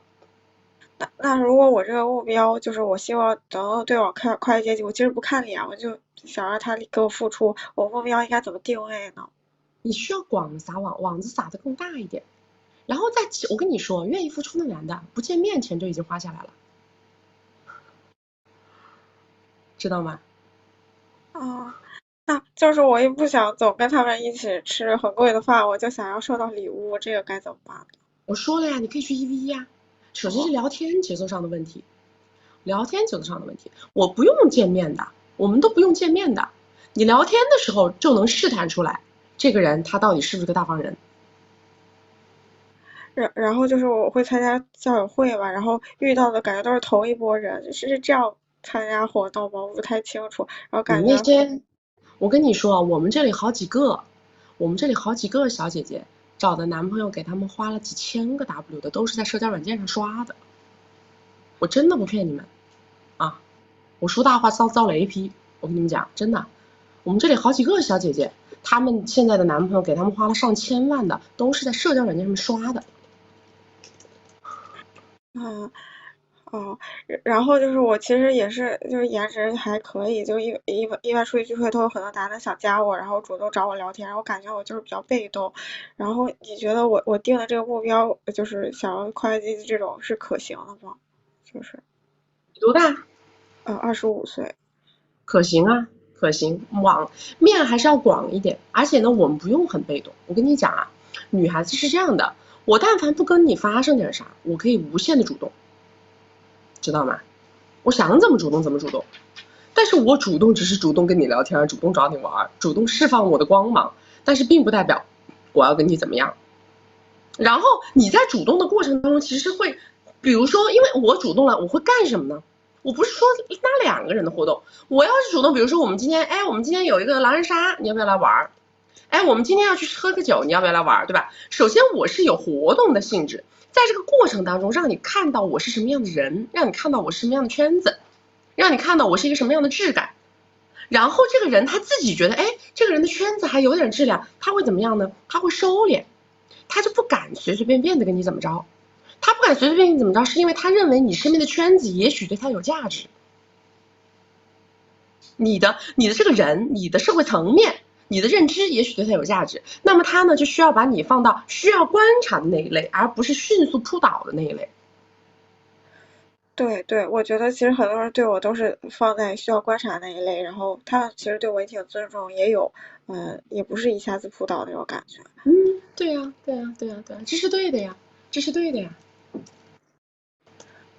那我之后就是1v1。我觉得可以去1v1，你有玩软件吗？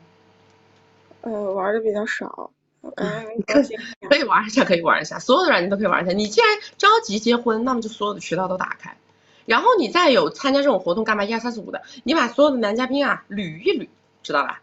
有的男的他看着土土的、闷闷的，但是这种人他很有可能愿意付出。哦，好，谢谢曲曲。好啦，拜拜。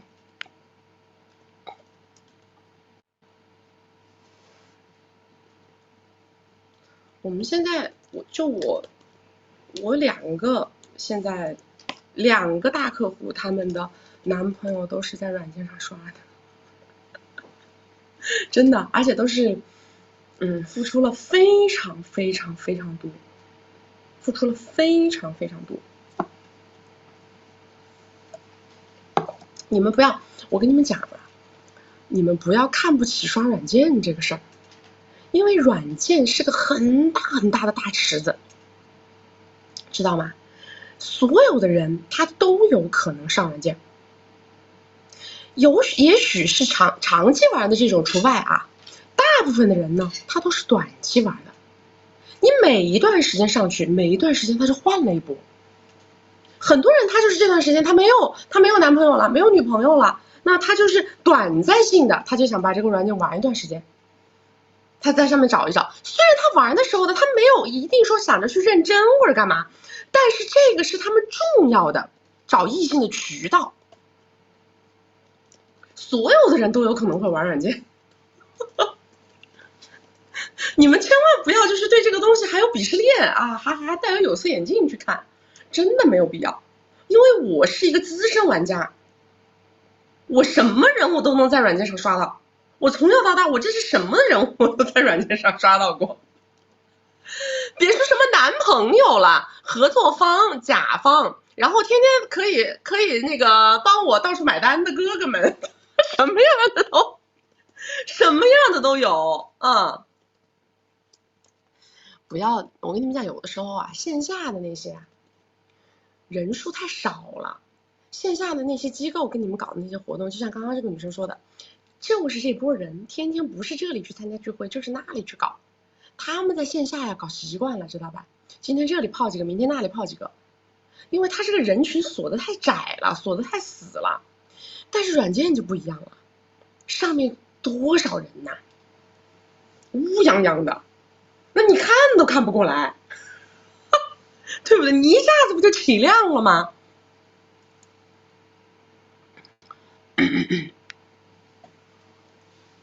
我原来我很早的时候，就是我在软件上认识的一个男生，后来他30岁之前，他就在某个银行啊，某一个银行的，我就不说太具体了，说太具体不好，因为他做的这个事儿吧，多少也有点那个啥啊。然后就在某一个银行的背景之下，赚了1个亿的现金。30岁之前，那还是几年的事儿了，这都已经是14年左右的事情了，已经是14年左右的事情了。然后我们关系特别的好，就是那种聊天就是聊得很，就是一聊就很投缘，然后一上来玩就是把双方的朋友全部拉在一块轰趴的那种。后来他的朋友跟我的朋友后来都成为了就是10几年的朋友，真的好多年的朋友。你们知道我不是原来有个群叫皇后娘娘的后宫，我好多年前我就有个群叫皇后娘娘的后宫，我这个后宫群就全都是我的各种男性朋友跟女性朋友，就拉到那个群里头，每天就一块吃喝玩，好多人都是在软件上认识的。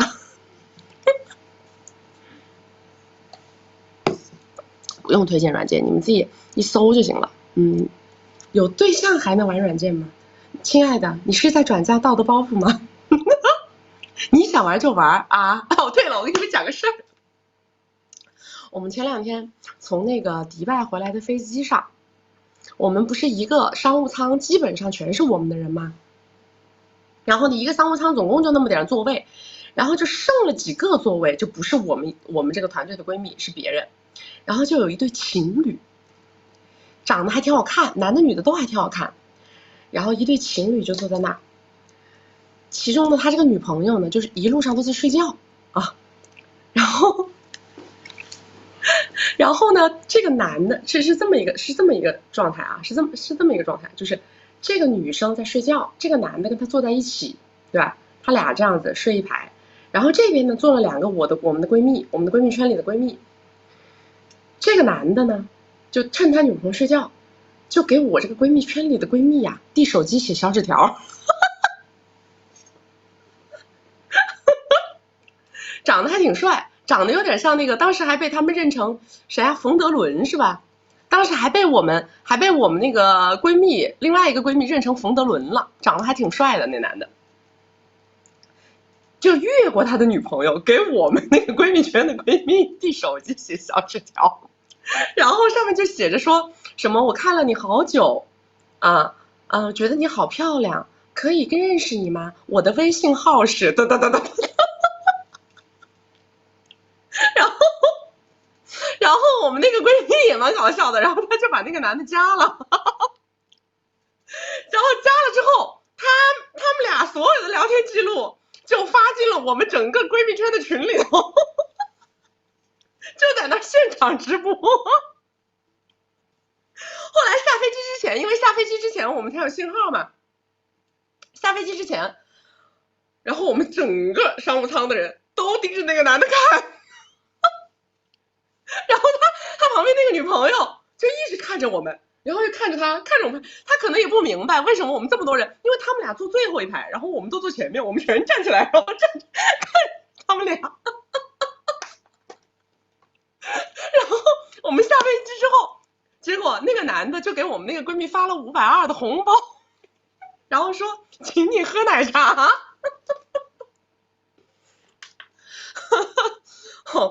后来最搞笑的是，我们后来要走之前，然后呢，那个女生又说到那个男的给她，就那个男的好像显得很着急，又是给她打电话，又是给她发消息的，因为他可能一会儿没看见，那男的给她发说，你要坐我的车走吗？我车上还可以坐3个人。然后他又给，因为他没回这个消息嘛，那男的就很着急，就给他打电话，他还没接着。然后后来我就，因为那个男的跟他女朋友自从下了飞机之后，2个人就不咋说话了，就开始装作很陌生的样子。那个男的跟那个女的就开始走路，就已经隔着这么远在走路了。然后我看他们拿行李的时候，那男的就坐那发消息，然后那个女的就站在旁边这么看着。然后那男的就给打电话，结果我们那个闺蜜看到以后，我就跟她说，我说这男的呀，现在肯定在厕所里头，还着急呀，为啥呢？看等着你回。我说他肯定是在厕所里边，我说只要你一回，你可以坐他的车。我说他一出厕所就要开始起范儿，我说一起范儿就要跟他女朋友吵架，我说肯定一吵完架，他俩就要分道扬镳，然后就让你去坐他的车。我说所以他着急呀，他不停的给你打电话呀。我说如果你现在跟他发说你去不了，你不去了，我说那他肯定就把这口气就咽下去了，就顺下去了。然后出去就是2个人就好好的呗，是吧？这是一个故事。然后另一个更搞笑，我们闺蜜圈里，我们所有的人都是2个人坐2个人坐，然后其中有一个闺蜜圈女孩呢，她就跟一个我们不认识的男的坐到了一起。只有他一个人跟一个不认识的男的坐在一起，然后那个男的呢就开始哇哇跟他聊，从头聊到尾，他们就坐在我的斜后方，我就听见那个男的呱啦呱啦呱啦呱啦呱啦一直讲话，然后那个男的从头到尾跟他聊，就跟他聊天文地理，就是聊自己的什么工作事业，晒光环晒羽毛，最后聊到自己家庭，最后说自己老婆怎么样，然后说到最后他说自己还带了一个女朋友坐在经济舱，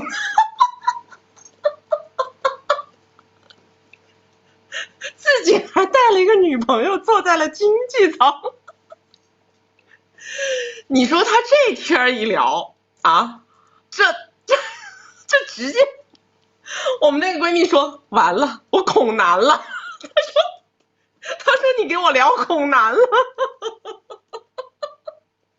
我就在想他那个女朋友肯定不是我粉丝，对不对？这要是我粉丝，还能让他给坐经济舱去啊？对，他坐经济舱，人家坐商务舱，是不是？你看，男人嘛就是这个样子的，是吧？稍微有点钱的男的，稍微有点貌的男的，在外面，我们就一个商务舱里头遇到的俩男的，就是这个人就是这个模型。所以你们也不要说是我们对男人太悲观，知道吧？我们这个商务舱总共就这俩男的。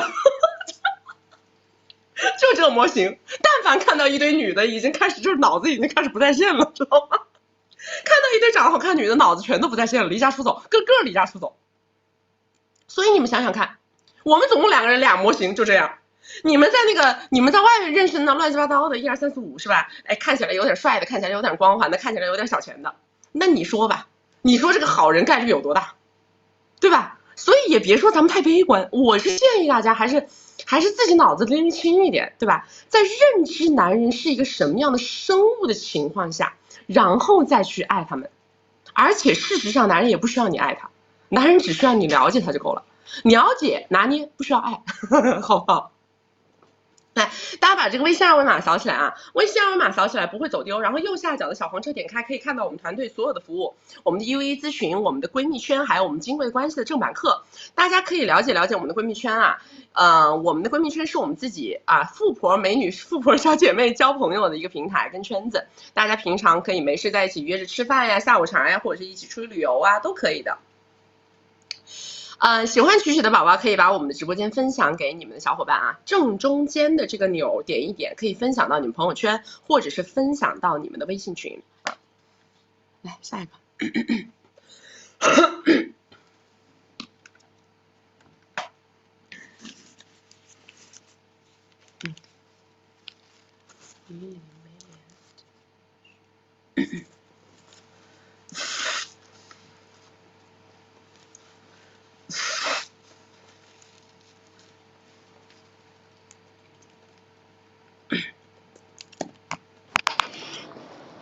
听得到吗？你好，哎，听得到，你说。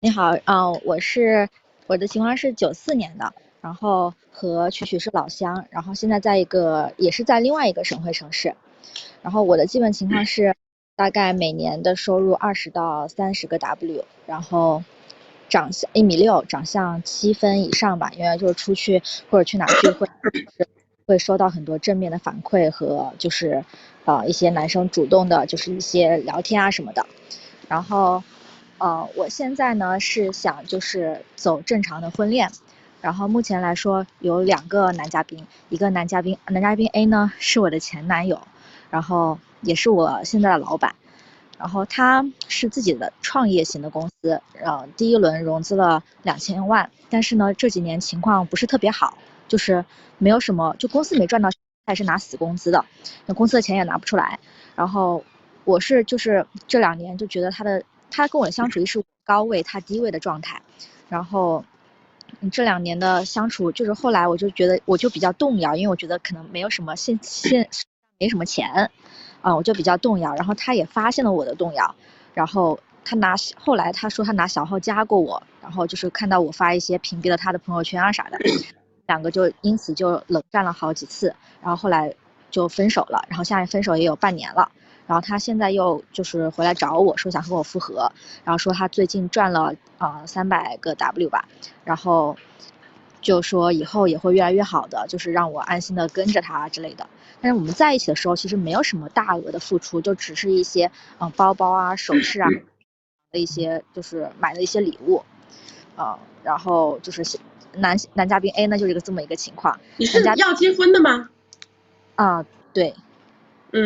然后男嘉宾呢是一个北上广央企的一个2把手，然后他也是我年终认识的，但是中间有一段时间因为有些原因没有联系，然后最近又联系上了，然后联系上之后他就很主动也蛮殷勤的，然后就是最近半个月吧就来我的城市找我了3、4次，然后就是圣诞节元旦又过来，就是说要和我一起过节啊怎么样的，然后也送了一些护肤品啊、香水啊这样的礼物，然后再就是吃饭什么的，就是开销也都挺大方的然后但是我们没有任何的肢体接触，只是他对我表达了好感和就是想就是多了解啊，就是或者聊天暧昧啊这样之类的然后我现在就是觉得我不太想和 A 就这么复合，然后就是如果说我想要吊着他的话，就是我该怎么去，就是组织这个，就是怎么行动啊，或者怎么说。然后如果说，我要 A 断掉了的话，我要怎么才不影响我现在的工作？然 A 后为什么会影响你的工作？他是我的老板，他是你现在的直属老板是吧？就是我在他的公司，但是我们一开始不是因为是他女朋友所以在他公司的，就是我在这个公司，就是也是在他想结婚吗？他愿意跟你结婚吗？他想跟我结婚啊，但是我觉得他就是没什么钱。他没什么钱，那你想要多少钱的呢？因为就他是属于有个小别墅，然后有一套100多的住宅，然后有一个小公寓，但是他身上就没有什么就是流动资金，就是手上没什么活钱，就可能只有手上活钱，他之前是有200万，然后最近他说他赚了300万，可能有。我问你啊，你自己家里是什么条件？我自己原生家庭不是特别，就是一般，就没有什么特别，不是特别有钱。你自己在人家公司收入呢？我自己是20到30个 W。你什么学历呢？211本科。就是本科是吧？你多大了？94年。94年，那也是29了。我觉得你应该调整一下你对于男人的财富水平的预期，因为你现在的年龄其实再拖的话，你能找到的财富水平不会再增长了。你首先要对于这个大环境先有一个明确认知。就是，但是那你觉得对啊？就是我就想说，这个男嘉宾 A 和男嘉宾 B，这个 B 根本都不能充数，还异地。他能充数吗？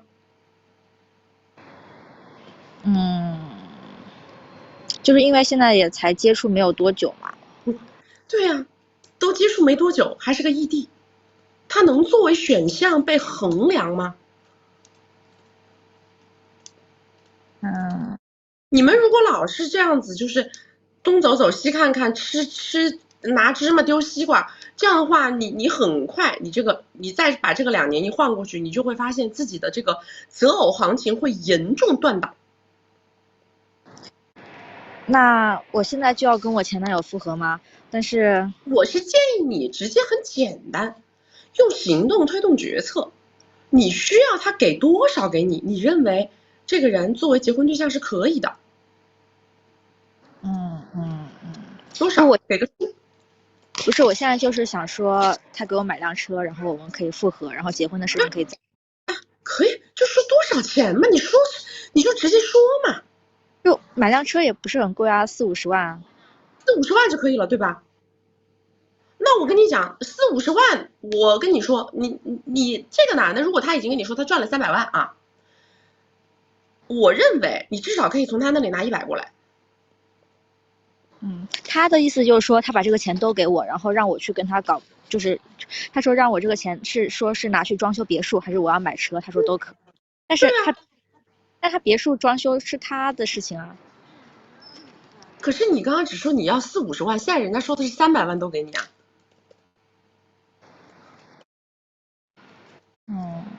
是他的事情又怎么样呢？那你再提嘛，把你的名字加上去喽。你到底有多少要求？你能不能把它说出来？我的要求其实也就是，我就没有特别具体的要求，只是想说，我只是想不能没有特别具体的要求，如果没有特别具体的要求，你就废了。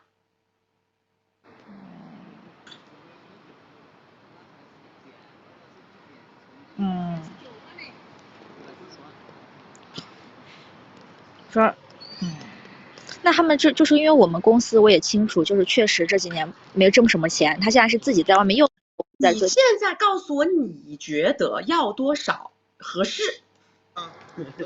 我是觉得他房子装修完之后，然后彩礼50万，然后就是什么之类的，或者起码也有200-300万吧。好 ，OK， 那不就是你想，那这个手上，他现在手上有300万嘛，对不对？你现在把这个300万先拿过来，后面你觉得还差多少？你就后面让他慢慢一点点的再给你补起来不就完了吗？那现在就要跟他说吗？就是当然直接说呀，因为你现在其实是拖不起的一个状态，你根本就不明白。因为什么呢？你当美女当习惯了，你老觉得别人应该追在你屁股后面跑，追在你屁股后面付出，但是你的花期要过了，小姐。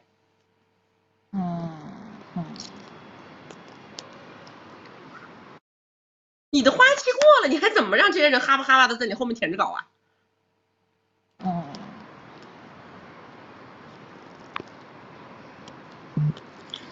啊？那就直接跟他聊。你现在有点站着要，你知道吗？对，我就是。你这个站着要，我告诉你啊，你现在连我这个麦，我可以跟你这样说，我是在救你的命，因为你的认知跟你的时间现在已经卡在了这个非常迫在眉睫。你这个认知啊，再加上你现在这个年龄阶段呐，你再拖个1-2年，你马上你就会发现你的整个在择偶市场断崖式下跌，你的价值。然后你就一点办法都没有了，我告诉你。那他现在就是我前男友现在约我明天去跨年，但是他现在又什么实际付出都没有。然后你别说话啊！我再要说一遍，有要求你就提。你不要他要，但是他又没付出，你不要但是，很简单。你明天让我去跨年可以啊？那你会给我准备什么礼物？说我想要一个贵重的跨年礼物，可不可以？看他怎么说。你说我要一个这个好。跨年的时候说那能不能复合这个那个，你就说我想了一下，我现在这个年龄呢也是要考虑结婚的。既然你现在跟我说你准备了，你说你赚了300万，我觉得你拿300万出来作为诚意，我们2个人直接推谈婚论嫁，我认为是可以接受的。但是我要跟你说清楚，你把这个300万给我，首先呢我是要为自己买一辆50万的车，然后剩下的250万我要存50万的现金，然后还有200万我可以拿去帮你装修那套别墅。但是别墅上面可以写上我的名字，你把你的条件1、5、1、10的给我列出来。好的，就是说我大概了解了，然后再就是，但是明天，但是明天另外一个人要找我过来玩，他之前已经跟我说了，明天要一起跨年，我该怎么？他凭什么跟你跨年？他又有付出了什么呢？因为之前这个我前男友没找我和好，所以说我就说可以跨年一起出去玩。你就跟他换个时间吧。换。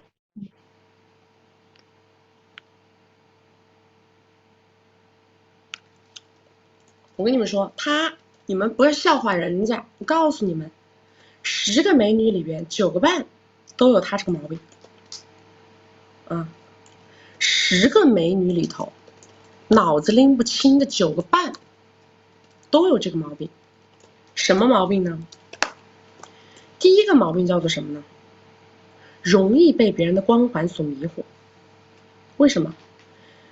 这个男一不管怎么样，你对这个人是你的老板，你对这个人是不是知根知底？对不对？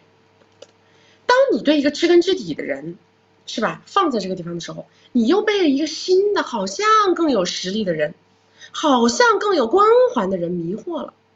这个时候你是不是迅速的把你的重心发生了偏移？对吧？你会觉得那我要赶快去扒那个更高的，我要去扒那个更好的，对不对？但实际上呢，都是出来玩的，懂不懂啊？这种男的出来10个里边9个半都是出来玩的，然后你因为一个莫名其妙男啊，一个光环，然后你把一个明明就是你能看得清楚的靠谱的，已经有一些沉没成本在这个地方的人，你不放在眼里，在这一步首先就是严重踏错。等你把那一头搞得搞散了，对吧？那头来跟你跨个年，跨个年要哼哈喽。你以为人家跟你跨个年就这么回去啊？跨年咋跨呀？过12点过不过呀？12点在哪儿过呀？对不对？这个跨年一跨，人家还从外地过来的哟，外地过来的跨年哦，对不对？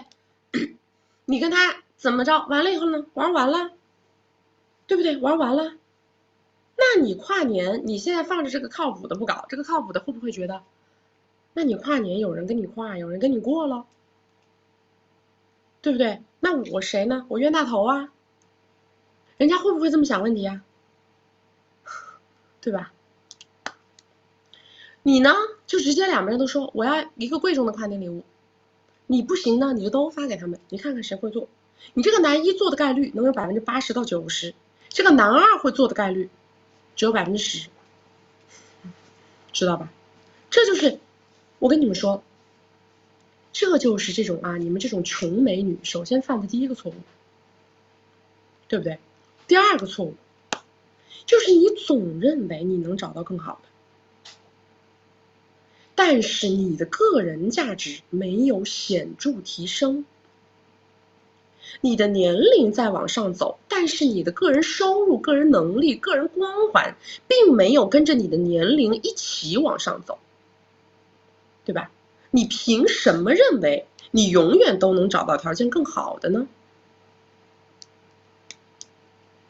你到今天没有一台50万的车，这个是我看到你的结果。所有的男人看到你同样是这个结果，50万的车不是什么大豪车，对吧？但是起码能够体现得出你过去的30年混得一般般，我这个话没说错吧？家庭条件普通，混得一般般，然后现在年龄濒临30，我不给你制造焦虑，我们就说事实，是不是这么个条件？在这个条件之下，你还会认为一个男的他要是这个300万给我那我还觉得他别墅装修了还不是他自己的这个那个，你这些想法你觉得实际吗？如果真的有那么多男的愿意一上来给你付出个几十，给你付出个几十，你今天就不是这个身家水平了呀，对不对？你为什么会没有一台50万的车呢？为什么你没有？那因为过去的男的他不也没给你买吗？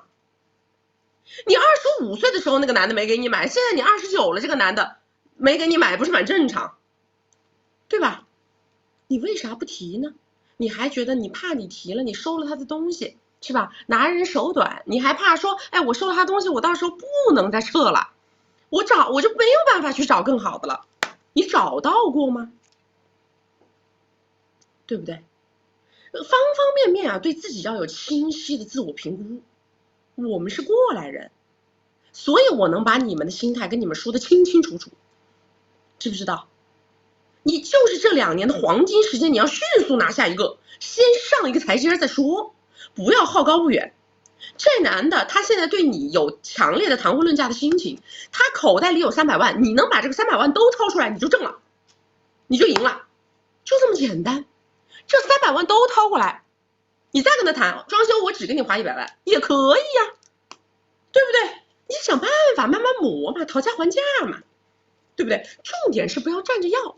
我有什么想法，我1、2、3、4、5的给你列出来，1、2、3、4、5的给你说出来，你愿意给我什么，你也1、2、3、4、5的说清楚，然后我们在中间寻求一个双方都认可的方案就好了，对不对？还磨蹭，磨到个32、33，我看你崩不崩溃？32、33，美女下了桥，事业没上去，婚恋没找着，你到时候崩不崩溃？到时候你的那个焦虑级别就是你今天的10倍，对不对？还在被外面那些孔雀男画饼忽悠。来，右下角的这个微信二维码扫一扫啊。如果说需要找我们1v1的，需要老师长期陪跑，帮你们稳定心态的，帮你们规整你们的这个话术的帮你们去看哪个男的可以，哪个男的不行，帮你们去找到愿意付出的客户的直接去找我们老师1v1陪跑就好了。右下角的这个小黄车点开，可以看到我们有1v1的文字、1v1的语音，还有我们的闺蜜圈我们中国最美富婆团中国最美富婆团的闺蜜圈。喜欢曲曲的宝宝可以把我分享给你们身边的小姐妹，正中间这个分享按钮点一点，就可以分享给你们的小姐妹，分享到你们的朋友圈，分享到你们的微信群我知道听了我刚刚说那番话，很多美女都已经毛骨悚然了，但是呢，没办法，现在这个客户他求助到这儿来了，我是不是得给你们把这话说透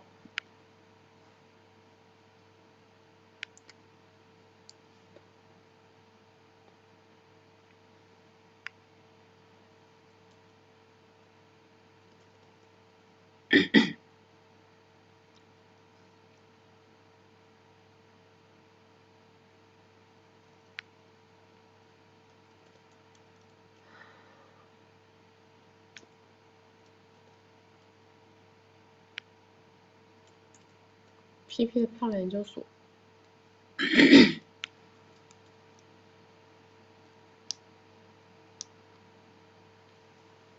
喂 Hello， 你好。喂 ，Hello， 曲曲，你好。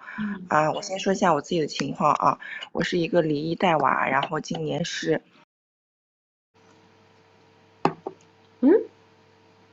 ，Hello。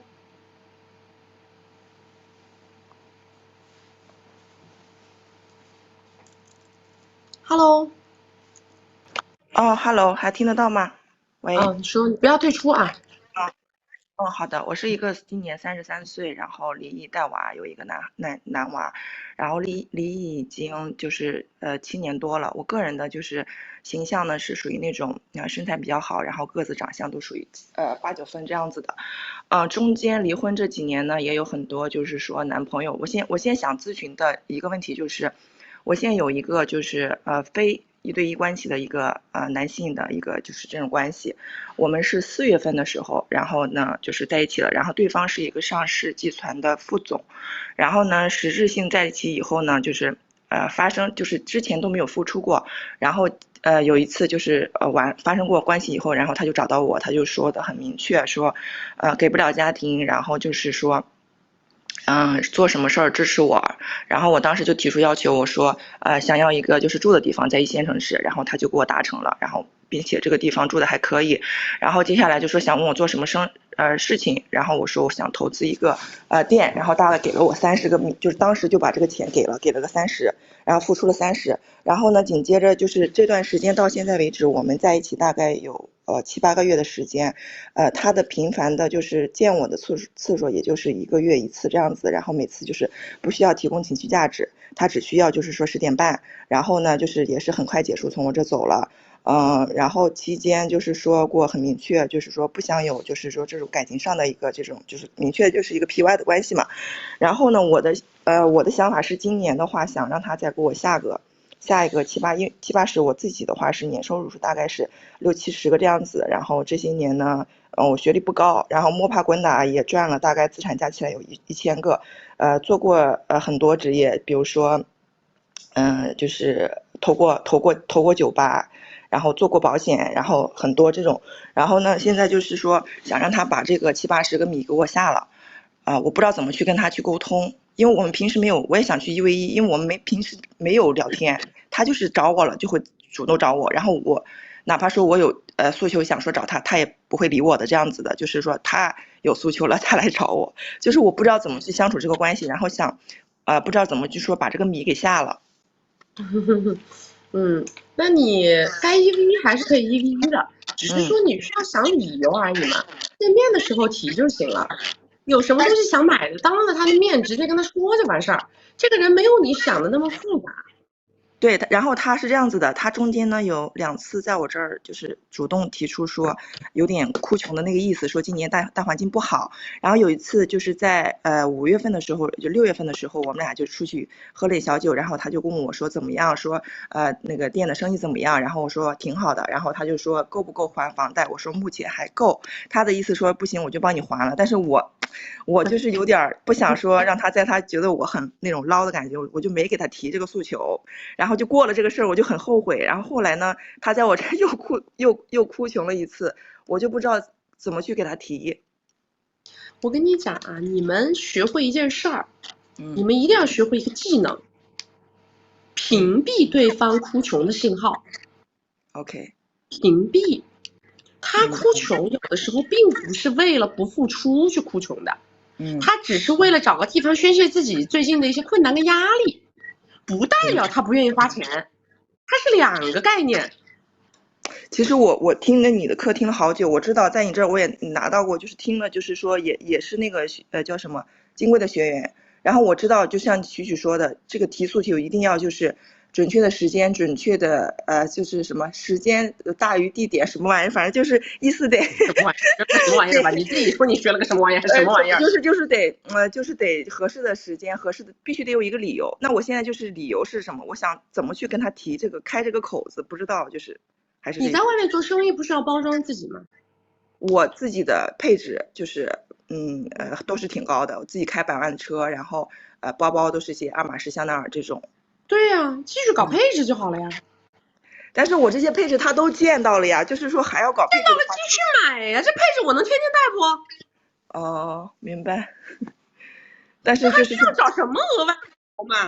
我本来就是这个配置了，就是这个消费水平了，我再买这些东西不是理所应当的。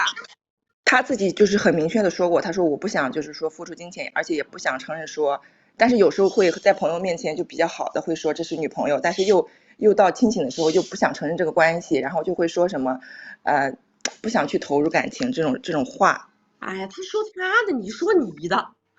OK， 我明白了。你那我不用听他但凡说的那些东西，你觉得不好听的，你就只管就是屏蔽就完事儿。好的，那下次见面的话可以就是我跟你讲，很多时候男人说话不是说给你听的。明白。他是说给他自己听的。好的，我明白了。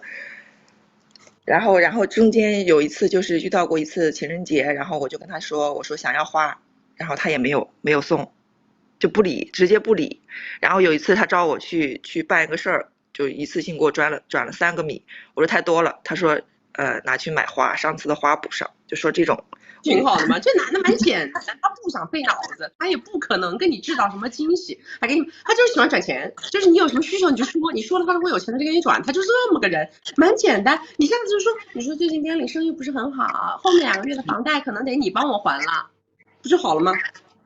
可以，我明白了。然后就是说平时的话，他10点半，说实话那方面时间很短，但是我给他情绪的价值应该蛮高，然后他都会讲说。哎，我受不了你了，就是说每次见你就是必须就是意思就是他的短就必须得说是，哎呀你太怎么样了，我也不知道他是喜不喜欢我，反正每次见面的频率很少，就1个月吧，有时候1个半月1次这样子。不重要。这玩意儿说实话，这男的大概率他也斗殴，知道吧？对，他之前认识我之前，他有一个比自己大4岁的4岁女朋友，他也就是转来转去，反正总有一天转你这儿来，就是这么个意思啊。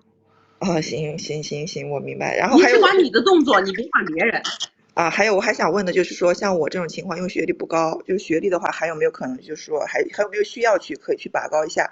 然后就是我自己的圈子还是可以，平时也会接触到这种上市集团公司的这种大老板，然后就是怎么样的一个人设去塑造自己，去跟他们接触去相处。你自己不是做生意吗？你还要塑造啥人设？这人设不是挺好吗？不是，我是跟就是说做的都是女生的生意，就是很少跟男生打交道。我做的都是就美业啊这种类似的，就是我们就怎么说，就做销售的，我也是做很多年前做这种网店的，就是不怎么跟人去打交道的，就明白吧？就是不是这种线上接触。我不明白，你问的啥问题？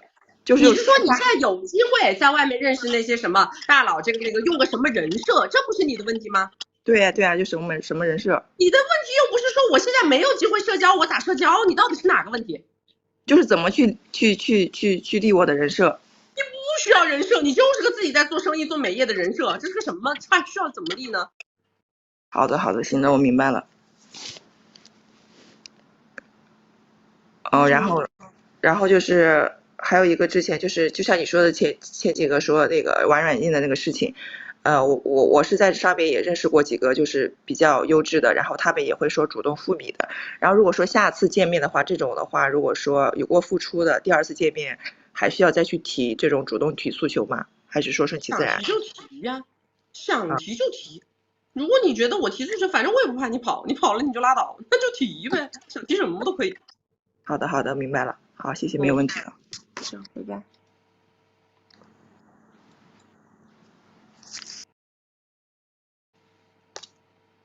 你们老是就是喜欢在提问的时候还抱着自己原有的认知在提问，抱着自己一大堆1、2、3、4、5的认知跟想法在那提问，人最好的状态是清空，知道吧？你再去寻求别人的建议的时候，最好是自己脑子里不要有那么多的想法。你自己脑子里抱着那么多的想法，然后你可以抱着那么多想法，那么你听别人说完了以后，你自己下去琢磨。你说他跟我给的建议跟我自己之前的想法有什么差异，对吧？你别在这别人在这说啊，那我觉得这样，那我觉得那样，我是这个意思，你这个事儿，你们这样的话就是要降低沟通效率。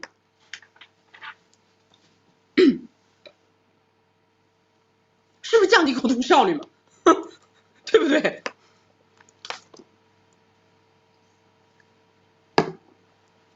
时机大于态度大于话术啊！我们来那个温习一下我们的知识点。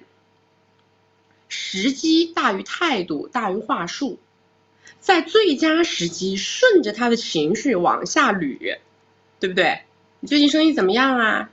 啊，房租还付不付得起啊？我跟你们说，如果是我会怎么回答啊？我就会说，生意反正一般般吧。我会这样，首先态度拿捏住，对不对？这个时机首先已经是完美时机了，在完美时机之下，一定要把你的态度拿捏住。生意的话，反正一般般吧。那我努力做嘛，现在毕竟刚开始，肯定也没有那么顺。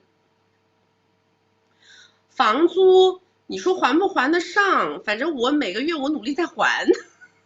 然后，但是你见我的时间太少了。你见我的时间太少了，然后我努力的样子你都看不见，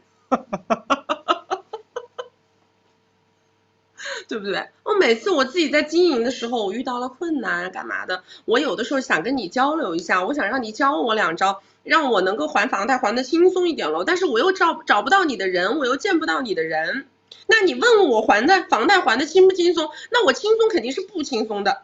可是我不轻松，我又能怎么办呢？那我只有这个能力，你又不见我，你又不教我，我的能力又提高不了，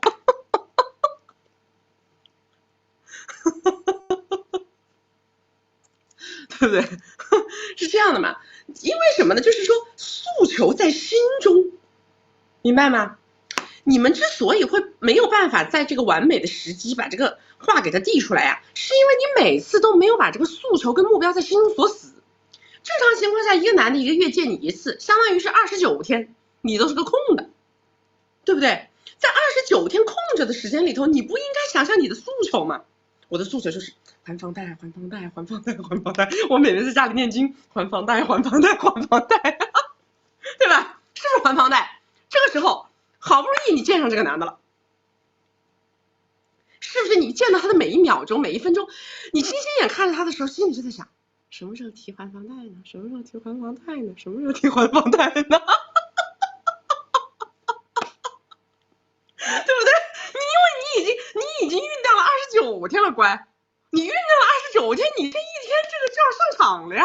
你肯定是一边看着他啊，一边笑嘻嘻的，然后心里就在等啊，怎么还没到点儿？还没到点儿？还没到时机？还不是最好时机，对不对？你这种时候，你有可能抓不到这个时机吗？那他一说房贷，马上，哎呀，终于来了，对不对？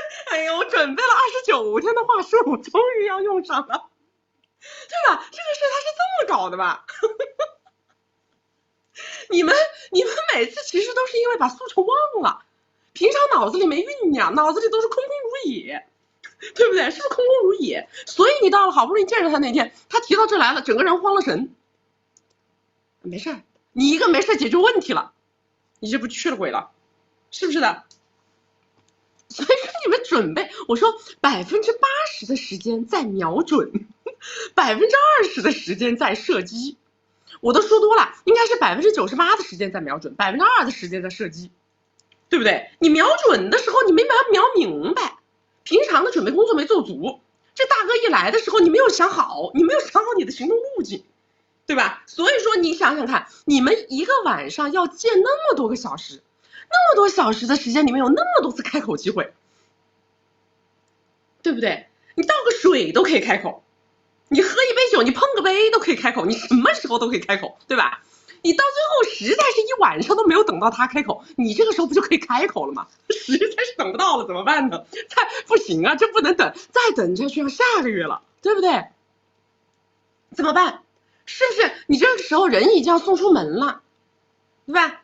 那衣服角一拉，衣服角首先拉住，你说我跟你说个事儿，是不是这个开口对吧？我要跟你说个事儿，怎么了？你说我现在不跟你说，你下次再来又是下个月了。怎么了？你说我这2天生意不是很好，我那个房贷有点压力太大了。你没办法，你等了一晚上嘛，是不是？等一晚上，等时机的没等着，你只能到最后送人回家的时候最后1分钟，对不对？你这个时间绝对不能错过了呀，对吧？大概率这个时候刚刚开心完，那他不可能说这个时候不能驳你面子嘛，对不对？你这个时候大概率能好知道了，大概率都是这样，明白吗？心里不瞄准，那怎么行呢？好啊，来，这个右边的2维码扫一扫啊，右下角的这个2维码大家扫一扫，扫了2维码以后不会走丢我们的直播间。我们每周直播3场，周2、周6早上10点到下午2点，周4晚上6点到晚上10点。然后大家把这个2维码扫起来，就不会走丢我们的直播间了。可以看到我们直播通知，右下角的这个小黄车点开，可以看到我们团队的服务内容啊，我们的文字咨询、语音咨询，还有我们的闺蜜圈。闺蜜圈除了可以跟我交朋友，跟我们闺蜜圈的富婆小姐妹交朋友之外呢，还送1年的这个陪跑啊，送1年的这个老师陪跑。然后正中间有一个转发按钮啊，先转发到你们的朋友圈，或者是转发到你们的微信群，谢谢大家。来下一个。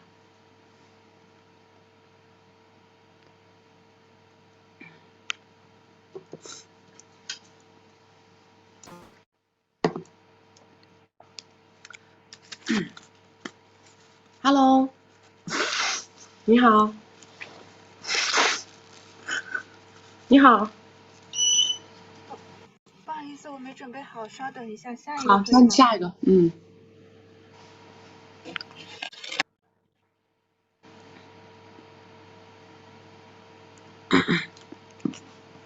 ，Joy，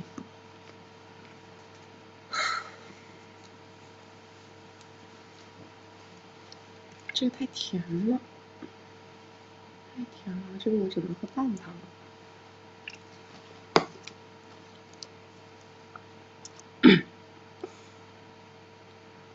哎，没连上吗 ？Joy 怎么没声音？哎，连了。Hello， 曲曲你好，可以听到吗？可以，你说。好，我现在简单介绍一下我的情况。我是20岁，在本科在读，然后连值6、7分，对方比我大19岁为内，在一起半年，总共付出200多个。他一开始对我有所隐瞒，在一起第2个月的时候才告诉我他在围内。一开始我拒绝，后面他跟我道歉，然后情绪价值和米都给到位，我们又在一起了。下面开始讲重点，就是这个月他陪我在国外过生日，然后在去之前一天，他告诉我他被员工举报到当地的派出所，他是在国外开公司，然后签了字说答应不离开那个地方，直到配合调查结束。但是期间他为了陪我生日，然后就离开了那个地方。在我们行程的最后一天，我们当时在逛街，他中途去开了个会，回来说警察给他打电话没接到，就打到了公司里去。所以就知道他离开了那个地方。然后那天晚上他就赶着要回去，他说在周一之前到不了那个地方的话，他就要死定了，完蛋了，这种话就听起来很严重。还说要是赶不到的话，我们以后可能再也见不到了。那天之后的第2天还有联系，然后之后就直接失联了10多天。我实在不放心，我就去查了，然后发现他其实那天并没有回到那个国外的公司，而是他回了国。我想问曲曲，他这一系列的举动是不是被他围内发现了？跟那有啥关系啊？跟这有啥关系？他这跟维不维的有啥关系啊？他这应该是他自己做的事儿，不是什么很合法吧？他是基金行业，然后我是不知道他为什么10多天没有回我信息，我们第一次10多天没有回你信息，可能就是被抓了吧？10多天不回你信息。但是他，我查了他的出入境记录，他前几天还去了香港，所以我觉得他应该是没有被抓的，就是我不知道他为什么就跟我失联了。不想要了嘛？就是这个关系就是到这儿可以了。就是他意思就是他跟我分手了是吗？对啊。就很不理解，因为当天还挺好的，走之前还给我米去买礼物，然后后面就直接就消失了。我跟你说，我好多年前认识一个大哥，然后呢，我有个女朋友，跟那个大哥一起出去旅游，然后这个大哥呢给他买了10几双鞋，然后那个鞋就是那个1万多一双的那个鞋子，然后2个人旅游开开心心买完了回来以后，然后那个大哥就跟我那个女朋友说了一句，他说最近出了点事儿，我们暂时先别联系。然后从此以后那个女生就再也找不到他了。但是在他说完这个话的第3天，这个大哥就跟我见过面，我们就一起唱 K。后来他就跟我说这个事儿，他说我不想跟他联系了。我说为什么呢？他说因为我觉得他很土。他说他可以花我的钱，但是他不应该，他花我的钱买一个牌子的鞋买了10几双，我就觉得这个女的有点土，我就不喜欢了。那他没有把我删除，然后朋友圈也没有把我屏蔽，我还是可以给他发消息，就是他一直不回。我现在应该怎么办呢？就是这个人是联系不到了吗？对，下一位，结束了。那我就直接把他删除掉了，就再也联系不到了。删除不删除的，没有什么太大的一个想法，你放在那又怎么样呢？你删了又怎么样呢？好的。没有问题了，谢谢曲曲。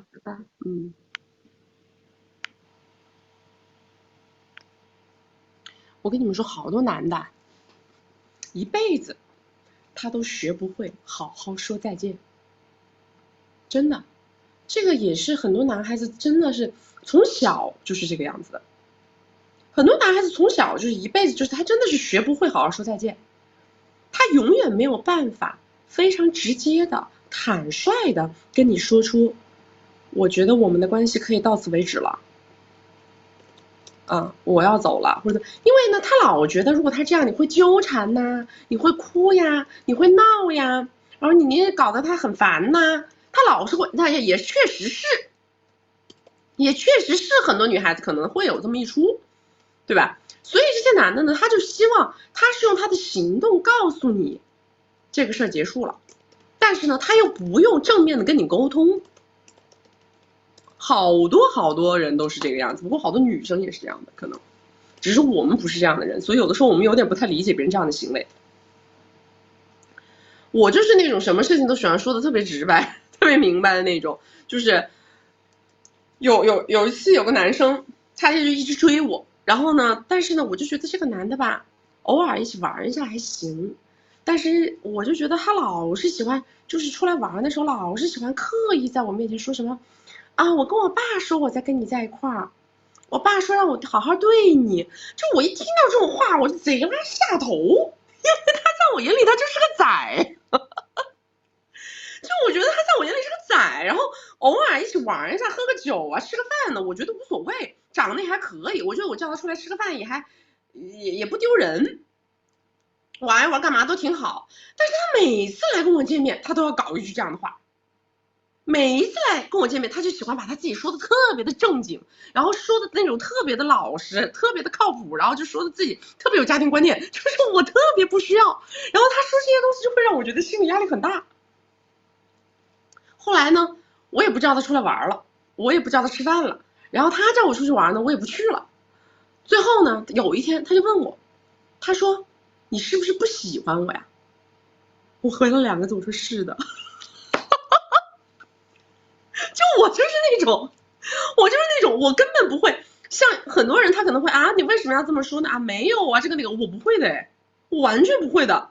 他说你是不是不喜欢我？我说是的，我就回了2个字。就你不问我，我就觉得我们还可以就是做个朋友什么的也无所谓。但是做朋友这个事儿是这样，我之前觉得你是个仔，但是呢，你说我把你当个仔吧，可能我每个星期或者每2个星期，如果我有什么想玩的，有什么局，我可能都会叫你。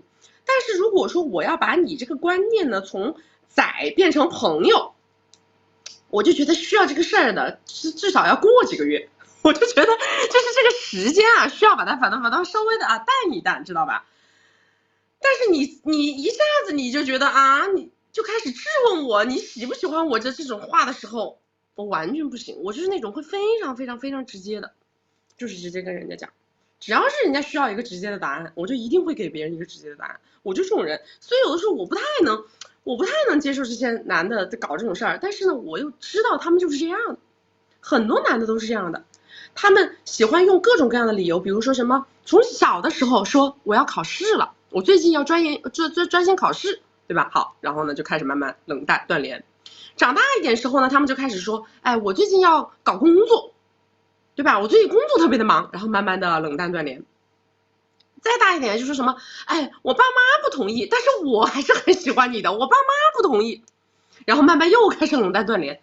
再这大一点的就说什么，哎，自己公司出了事儿啊，我公司有事儿，我忙公司，就是他们永远都要扯一个莫名其妙的理由，然后让别人就总觉得啊，他还是没毛病的，只是有点问题，但其实所有的东西他最后万变不离其宗，他就是不想跟你好了，他只是没有办法直接的正面的去沟通而已。而且呢，他们内心当中可能多多少少还潜伏着一丝丝的念想，就是说，万一哪一天他又跑到你这儿来了，他那个时候又挂空的，他觉得还能跟你2个人炒个回锅肉，他能炒个回锅肉，他可能就觉得他还留了一丝丝这个念想在里头，这个就是他们这个行为的本质嘛，对不对？来，大家把这个微信二维码扫起来啊！希望大家可以把我们的直播间分享出去，正中间有一个分享按钮，分享到你们的朋友圈，或者是分享到你们的微信群。右下角小黄车点开可以看到我们团队的服务啊，EV 语音、EV 的文字，还有我们的闺蜜圈，还有金贵的关系的正版课哦。对，我给你们讲个笑话，我们最近有一个客户。我们在线下做哼哈的一个客户，在我们这消费老多钱了，然后你们知道有多搞笑吗？他前面买了3次课，全都是买的盗版，因为他一直找不到我们，然后他第1次买盗版课花了1万，第1次买盗版课花了1万，然后后来他这次以为他买的是正版，然后他跟我们那个陈总一沟通，他说我这次终于买到正版了，他说你们这个正版是卖3980对吧？我们陈总说啊3980，这价好像听着不太对呢，说我们这个是3580吧？他说没错吧，你们是一个网盘课对吧？我们陈总说，他说姐姐这我们也不是网盘课呀，然后最后把他的手机聊天记录一看，发现他还是在盗版那买的，他花1万买了盗版，又花3980买了盗版，最后是为什么找到我们这来的？是因为卖盗版的人不卖哼哈，卖盗版的人不卖哼哈，然后解释不清楚这个项目，终于让他找到了我们。你说这孩子真的是好难啊！你说他这一趟趟的，不知道这个市场上还流落着多少像他这样的选手。太可爱了。下个是谁？哎，妙远。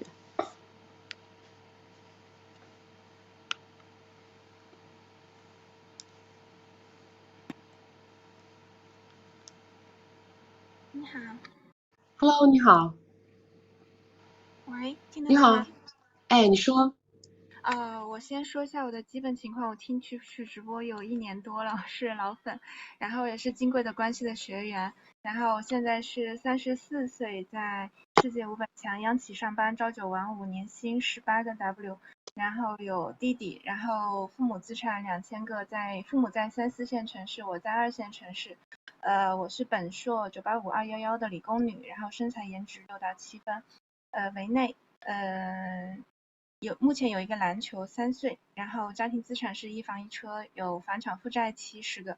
然后对方我委内的那位先生呢是凤凰男，就是家里是农村出来的，然后我们是学校的恋爱。然后现在我有2个问题，一个是工作上面的问题哈，就是马上35岁了，我很焦虑，面临人生下半场怎么做，然后一直以来呢不喜欢现在的工作，然后想出来做自己喜欢的，然后父母是经商的，自己特别喜欢和人打交道，每天在单位接触的呢都是同事，然后让我很痛苦。想想自己从小城市出来，然后一直到现在，就不想在这个单位混吃等死。然后我做的事情呢，就是领导都很放心，交给我的任务呢都能保质保量的完成。然后但是就是有点太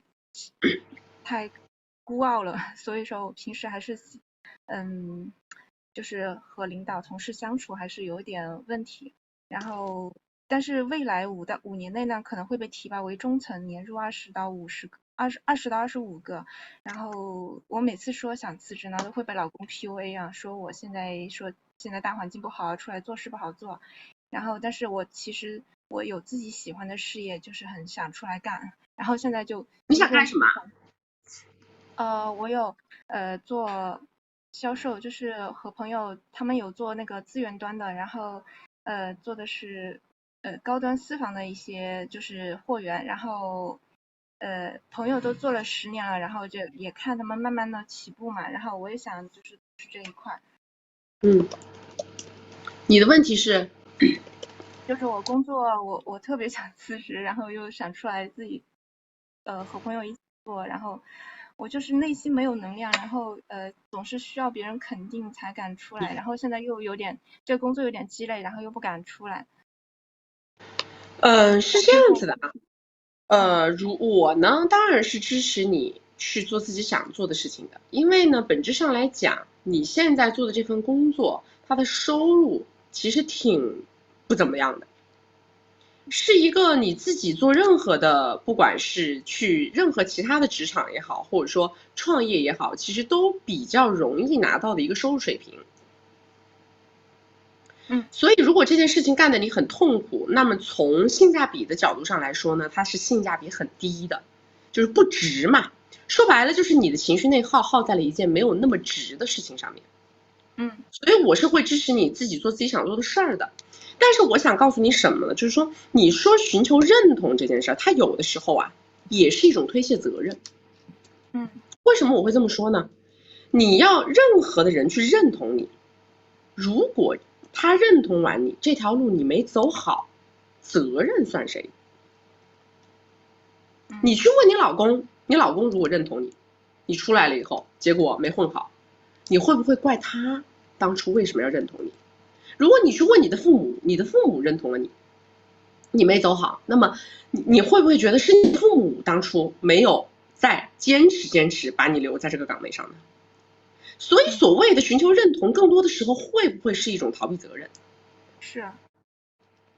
所以你到底能不能够自己坚定自己的选择，并且为自己的选择所造成的后果买单，这个是你需要思考的问题。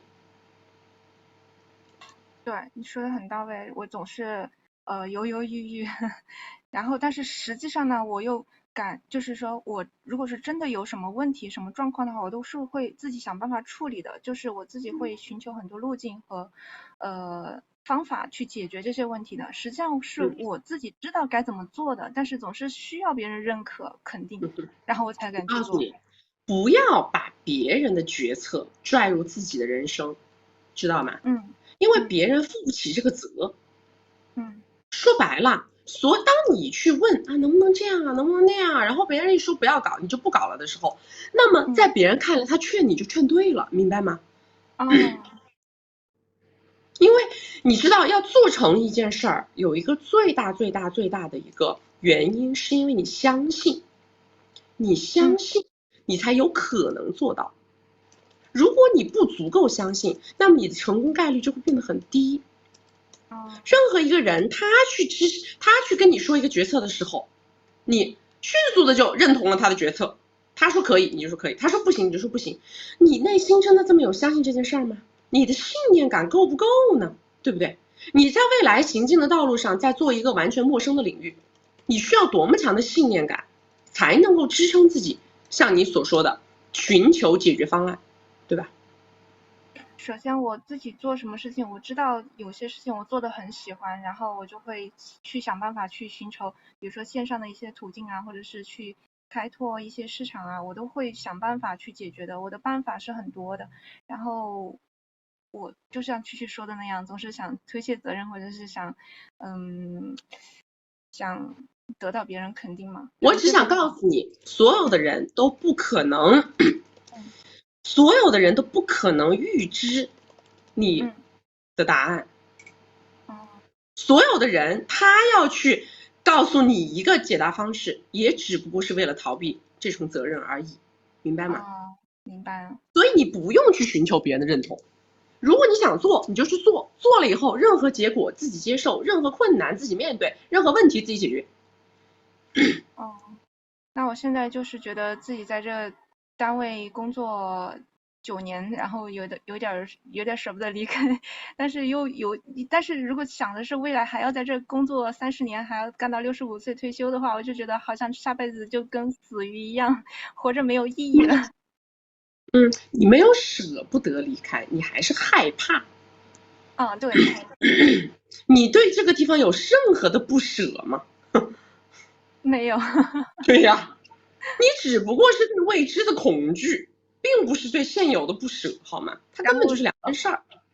对，在这里继续工作的话，我可能觉得未来就是最多也就是年入20到25个，最多被提拔为中层。那我的道路也是越走越窄的，天天就是和同事打交道，我也接触不到就是特别优秀的人或者是破圈之类的。对呀，你说的都是对的呀。那做与不做，最终还是要靠你自己的勇气啊。好的。那我还有第二个问题，就是因为我现在有点迷茫，我看不清楚这个男嘉宾哈，因为也是双维内，就是在3年前在大苹果饭局上认识的。这个大苹果呢是我亲戚，然后密切联系了近1年的时间。男嘉宾和我聊天呢很开心，但是我们关系并没有办法进一步聊天的，都是工作啊、谋股啊、职业规划呀、吃啥干啥。然后他来这里飞过来见过2次面哈，每一次见面呢都会给我一个项目去推进，然后可能想利用我现有的大苹果的资源让他的项目落地嘛。但是到现在呢没有分到1分米。然后他之前说有想送我个包，然后结果我发了一个2.8W 的包给他，他说这个性价比不高，然后就没有推动，然后后面我就拒绝要包了。然后后面他又说想送我车，然后但是项目没有落地，然后又没送车，然后圣诞节也啥也没有。然后就是我跟他就是说，他说的是好像我们的关系好像是比朋友关系好像要更深一点，但是呢又还差点意思，然后差点味道。然后我不知道这个男嘉宾是属于什么，我有点迷茫，就是看不清楚，能帮我分析一下吗？你们俩有实质性的关系吗？没有。那你要看啥呀？就是个聊天的对象，就是个网恋对象呗。就是想怎么样能够通过他拿到一些资源，或者是能够让我我认为这个人没有你想的能量那么大。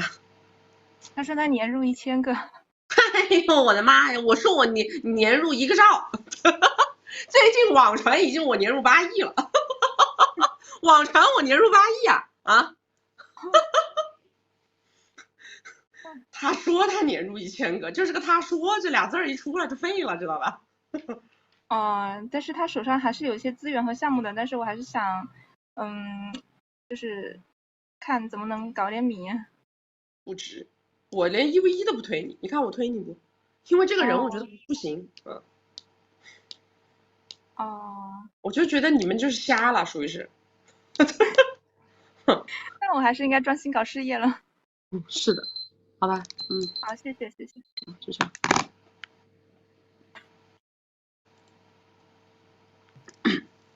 我值得拥有啥？我值得拥有1年8个亿是吧？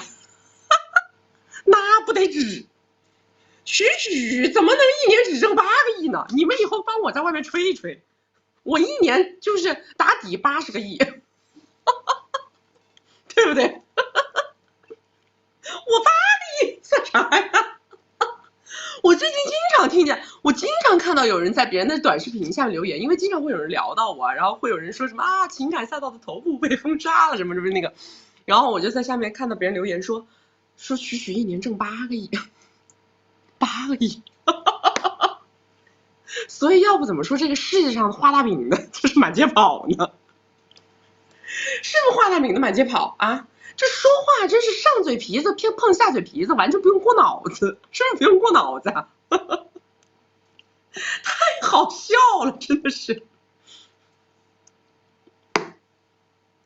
这些人别说8个亿了，800万他见没见过？800万有多少钱他见没见过？还8个亿？我好歹也是实实在在见过几千万现金的人。妈，几个亿，8个亿，什么概念呢？我的天哪！1年挣8个亿，你这什么样的一个什么公司1年能挣8个亿啊？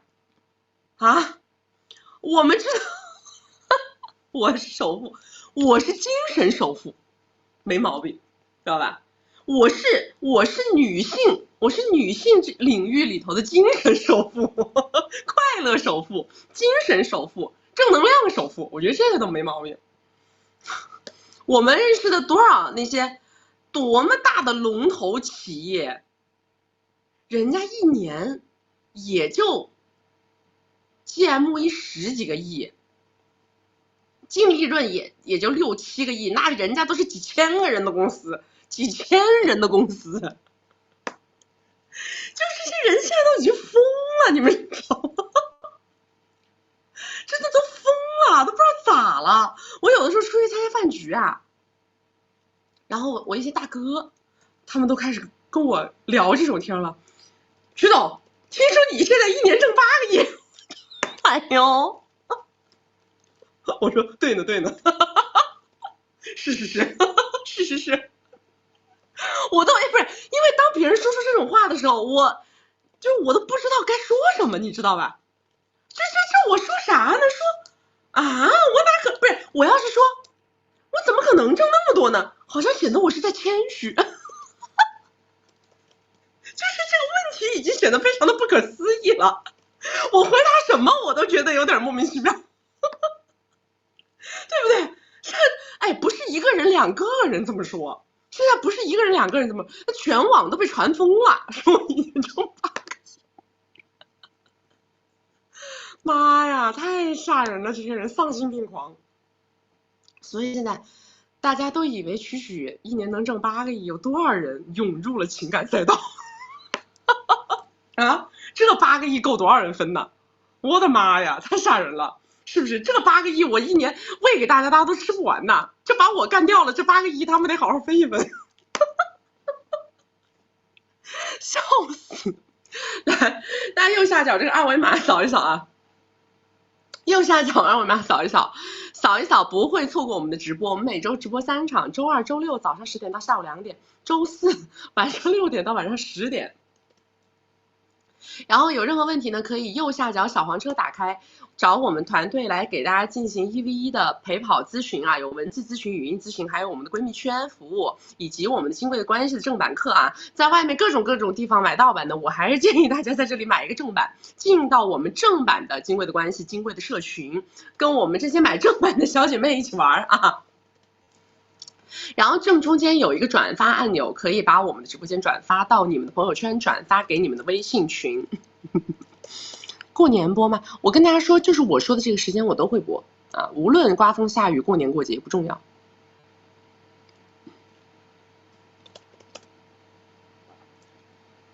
哭一，现在只有哭一点了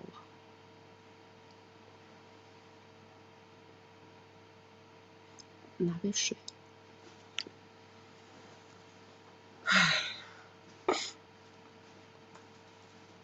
曲因为什么被封杀了？曲因为网传我挣8个亿被封杀了。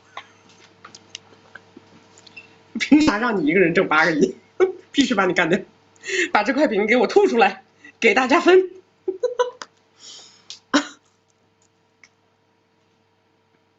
哎，怎么没反应呢？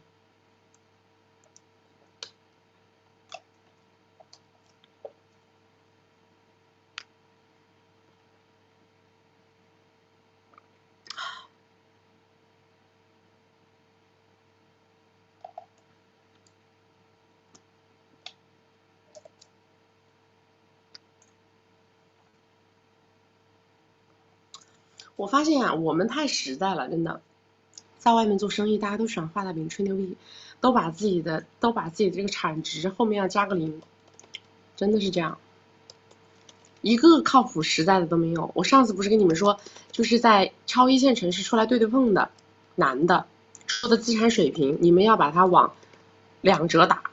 我现在觉得打2折可能都说多了，打2折可能都不太够。打0.5折，这哭也没连上啊！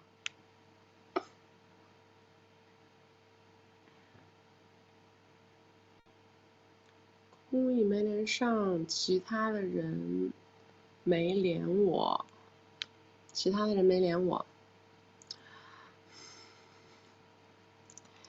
哎呀，我跟你们说，这个就是商业里面很肮脏的一些东西，知道吗？商里面很肮脏的一些东西就是这样的，总有人是搞阳谋的，总有人是搞阴谋的。阳谋的就是像我这样的人，我们这样的人是什么人呢？就是专注于自己的事情，专注于自己的核心竞争力，专注于自己的商业竞争力，把自己的产品服务往极致去打磨，尽量让所有找我们的人都更加的满意，这个就叫阳谋，对吧？让更多的人认识我，直到让更多的人认可我，这个就是阳谋。一个产品让他自己是因为自身本身好，受到大家的喜欢，对不对？这个就是阳谋。但是还有很多很多的人，他们是搞阴谋的。比如说你是做什么东西啊，对不对？他把你所有的东西全部抄一遍，对吧？然后抄完了以后，哎，再骂你，说你三观不正。自己把你所有的东西拿着卖，完了以后说你三观不正，对吧？然后呢再勾结几个罗罗勾在一块儿，然后让他们每一个人，因为每个人都是这个赛道里的嘛，让他们每一个人都出来骂你，瓜分你的流量，对吧？瓜分你的流量，蹭你的热度，抄你的产品，挖你的团队，就是这样的搞法嘛，对不对？阳谋有阳谋的搞法，阴谋有阴谋的搞法，就是这样。但是这个商业竞争社会，它就是会有，就像一个那个，对吧？就像一个那个盘一样，总有阴的一面，总有阳的一面啊。但我们也没有办法。Hello， 你好。Hello， 你好。哎，你说。我跟你说一下我的基本盘。我今年啊，我是99年的，今年24岁。我是一直没有在社会上工作。我从18岁的时候就跟一个围内的人在一起，然后他这几年给我车也房了，在2线城市车房都买了，存款也给我备了500个吧。然后现在就是我跟他分手了，然后我就是因为我一直没有出去工作过，就接下来也不知道自己该往哪个方面发展什么的。有没有什么好一点的建议？就是我对婚恋也没有什么任何诉求，我只希望自己的事业，希望自己以后的人生能够靠我自己。你多大？我今年24岁。你才24？你上过班吗？我没有。那你说你想要有自己的事业，咱们是不是得先踏出第一步呢？你什么学历啊？我本科。你是本科学什么的呢？我读的师范。师范，我觉得是这样子的。如果说你希望未来能够有自己的一些事业方向，首先现在你也不愁吃不愁喝，你应该要做的叫找方向。找方向是什么都可以去看，什么都可以去学，什么样的人都可以去认识，在走路的过程当中，然后再慢慢的去找一些可能性去做。你不用一下子急于干什么。这样的是吧？对的。还有一个问题就是我最近参加一个发布会，认识一个做白酒行业的老板，他一直约我吃饭聊就是什么的，但是他从我认识他1个月嘛，他也没有说送过我什么礼物，但是我可以看得出来他对我是很有好感的。他的公司1年可能净收入过亿是肯定的，因为准备要上市了，而且因为我们是圈子里面的人嘛，所以我就在想，我跟他接触，如果他提出要跟我在一起，我需要有自己的一些什么要求什么的吗？想有什么要求就可以提什么要求啊，就可以直接的跟他提。当然可以直接跟他提了。你现在那个男朋友还在一块儿吗？我们没有在一块儿，但是他给了我一笔很大的分手费，然后约我今年跨年来着。你那个分手费，首先我提醒一下你啊，手上的钱你不要去投资啊，不要投资。对的，不要投资啊。不过你可以进我们闺蜜圈，跟其他的小姐妹一起交朋友，透圈子，反正现在也是闲着。也可以，接下来可以进去，因为我离杭州也蛮近的嘛。对啊，你可以进我们的闺蜜圈玩一玩，这个路径还是可以的。听一听别人在干什么，对吧？而且他们的圈子也比较好。可以。但是你不要在外面乱投资哦。你千万不要被那些看起来什么有钱的老男人到时候骗去搞合伙搞项目，那就完了嘞。就是钱出去要谨慎一点。你刚刚说这个不要投资，我也是想过的。不是谨慎一点啊，不是要谨慎一点，我是建议你锁死。好的，明白了。因为你现在不具备这个认知，明白吗？你可以花钱去参加，就是比如说你去参加认识朋友也好，或者去上课也好，读书也好，出国玩也好，干嘛都可以，消费可以消费。但是不要是有在消费的，就是因为我没有工作过，没有出去有什么社会经验，所以我现在就是有点对未来特别迷茫。对的呀，所以我跟你讲了，迷茫它很正常，明白吗？你现在有钱有闲，也还年轻，现在的你他就应该是迷茫的，他就是有这么一个时间阶段，你就是可以在比如说1年的时间里边出去认识朋友，多聊天，多看，多听，多学，慢慢的你不就找到路子了吗？我现在接触的这个老板，他做酒业的，他比我大挺多岁的。说如果在一起，就是如果身边的人知道会就不跟我玩什么的，会吗？谁不跟你玩啊？比如说一些什么同学啊、朋友啊什么的，重要吗？他应该你换圈子玩，换圈子玩。行，明白了。真的是搞有钱怕没人玩，你们这是有钱只是会不想跟以前的朋友一起玩，因为大家的消费水平不一样。因为现在身边有的固定的朋友，他们都是比较属于那种。就是朝9晚5上班，他们也没有想过什么其他的那种。所以你可以换圈子了啊。行，好，我没有什么问题了，谢谢你，拜拜。拜拜。我们好多闺蜜圈的姑娘啊，就是感觉啊，因为他们很多人呢，可能要不就是自己啊这几年事业做得比较好，要不呢就是嫁得比较好，要不呢就是找男朋友比较好。总而言之呢，现在肯定是财富水平上面蹭蹭的上来了。有很多姑娘她们的原生条件都很一般，就是原生家庭条件很一般，所以她们原始的那群朋友跟她们之间的水平是严重掉档的。她们在加入我们闺蜜圈之前，其实都有这个困惑，就是感觉自己跟身边的人呐不亲近。为什么呢？你们本身就已经价值观不同频了，对不对？因为你做的很多事儿他都不认可，你都很多选择他都不认可。你说你找了个有钱老公啊，搞了几个亿，但是你一说你老公比你大30岁，那些人就开始啊唧唧歪歪，对不对？你为了钱找一个比你大30多岁男的，这种话你说你愿意听吗？你肯定不愿意听啊，对不对？所以为什么我跟你们讲，我说我们金贵的社群也是这样的，是吧？我金贵的社群里面的小姐妹，我觉得未来都有机会进入到我们的闺蜜圈，都是我们的备用闺蜜圈，对不对？候补闺蜜圈，因为其实大家最后是要干嘛？是要找跟自己同频共振的朋友。找跟自己能聊得来，能认可自己，能明白自己为什么要这么选择，且能支持自己的选择的朋友，对吧？大家能够在一个目标上、一个方向上去努力、去狂奔，而不是始终因为过去的那个圈子，哎呀，他们带也带不动，对吧？听也听不懂，交流也交流不了，完了他还要抨击你，你慢慢的你就会变得很闭塞，因为你不愿意去跟他们分享你的想法、你的生活。本来你明明可以觉得自己已经生活得很好，但是还要在别人面前抬不起头，你说你是不是觉得很艰难？对不对？那就没有意义呀。所以该换圈子的时候就要换圈子，不要老是停留在原来的那个圈子里。你们的圈子、你们的消费水平都要随着自己的资产水平做迭代。我跟你们说，大部分的人都是你们人生中的过客。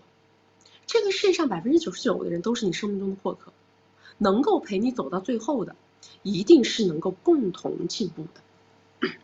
大家一定记住我今天跟你们说的话，不要因为一些人被拖后腿，我们永远要朝着自己心目当中想要的人生去努力，去奋斗。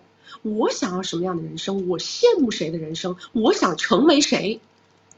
我每天心里都要坚定不移的去朝那个方向走，而不要被那些所谓的那些最原始的友谊也好、亲情也好，甚至是爱人也好，不要被那些人去拖累自己的脚步，因为他们有他们想要的人生，你有你想要的人生，总有一个点会让你们分道扬镳。只有能够跟你共进退的人，他才是你的终身挚友，他才可以终身停留在你的圈子。包括你们对别人是一样的，如果你身边有人跑得很快，飞得很高，飞黄腾达，那么你们一定要记住，如果你跟不上，你就会被淘汰。千万不要以为这个世界上有什么所谓的什么所谓的朋友是无论贫穷、无论富有、无论什么玩意儿，你们都可以终身陪伴，不可能的。为什么？因为你想的东西不一样，你见的东西不一样，你聊的东西不一样，你去的方向不一样，你走的步伐不一样。请问你们在一块儿，你们干什么？对不对？你每天要上恒隆，每天你要上恒隆逛街，他每天都要逛那个地摊，你可以一个月逛5次恒隆，你可以逛1次地摊，但是他要逛50次地摊，他1次恒隆都逛不了。你说你们两个人怎么一起玩？人跟人之间他到玩到一起，最后是很实际的东西，能不能聊到一块儿，能不能吃到一块儿，能不能喝到一块儿，能不能买到一块儿，要不然呢？对不对？所以为什么我们说要消费同级呢？交朋友最后是干嘛？就是我今天能请你一顿，你明天还能请我一顿，对不对？今天我能组织去迪拜，明天你能组织去美国，是不是这个道理？只有这样我们两个人才能一直玩下去啊！不要有任何，我跟你们说，在这个世界上不要有对任何人、任何关系有执念，因为不值，真的不值。你们走到了更大的世界里，看到了更大的世界，你会发现有非常多身上发光的人值得你去结交，知道吗？你不要觉得原有的那个圈子怎么样，那个感情多么的纯粹。我跟你们讲，所有的纯粹都经不起任何的人性的弱点。所有的人他都是会去嫉妒，他都是会去憎恨，明白吗？所有的人都是这个样子的。你唯一的方法就是永远要去找跟你的能量同频的阶段性的朋友，真的是这样。而且我跟你们说，其实喜欢向上社交的人他跟那个流连于原始圈子里的人他的人生的行进轨道是完全不一样的。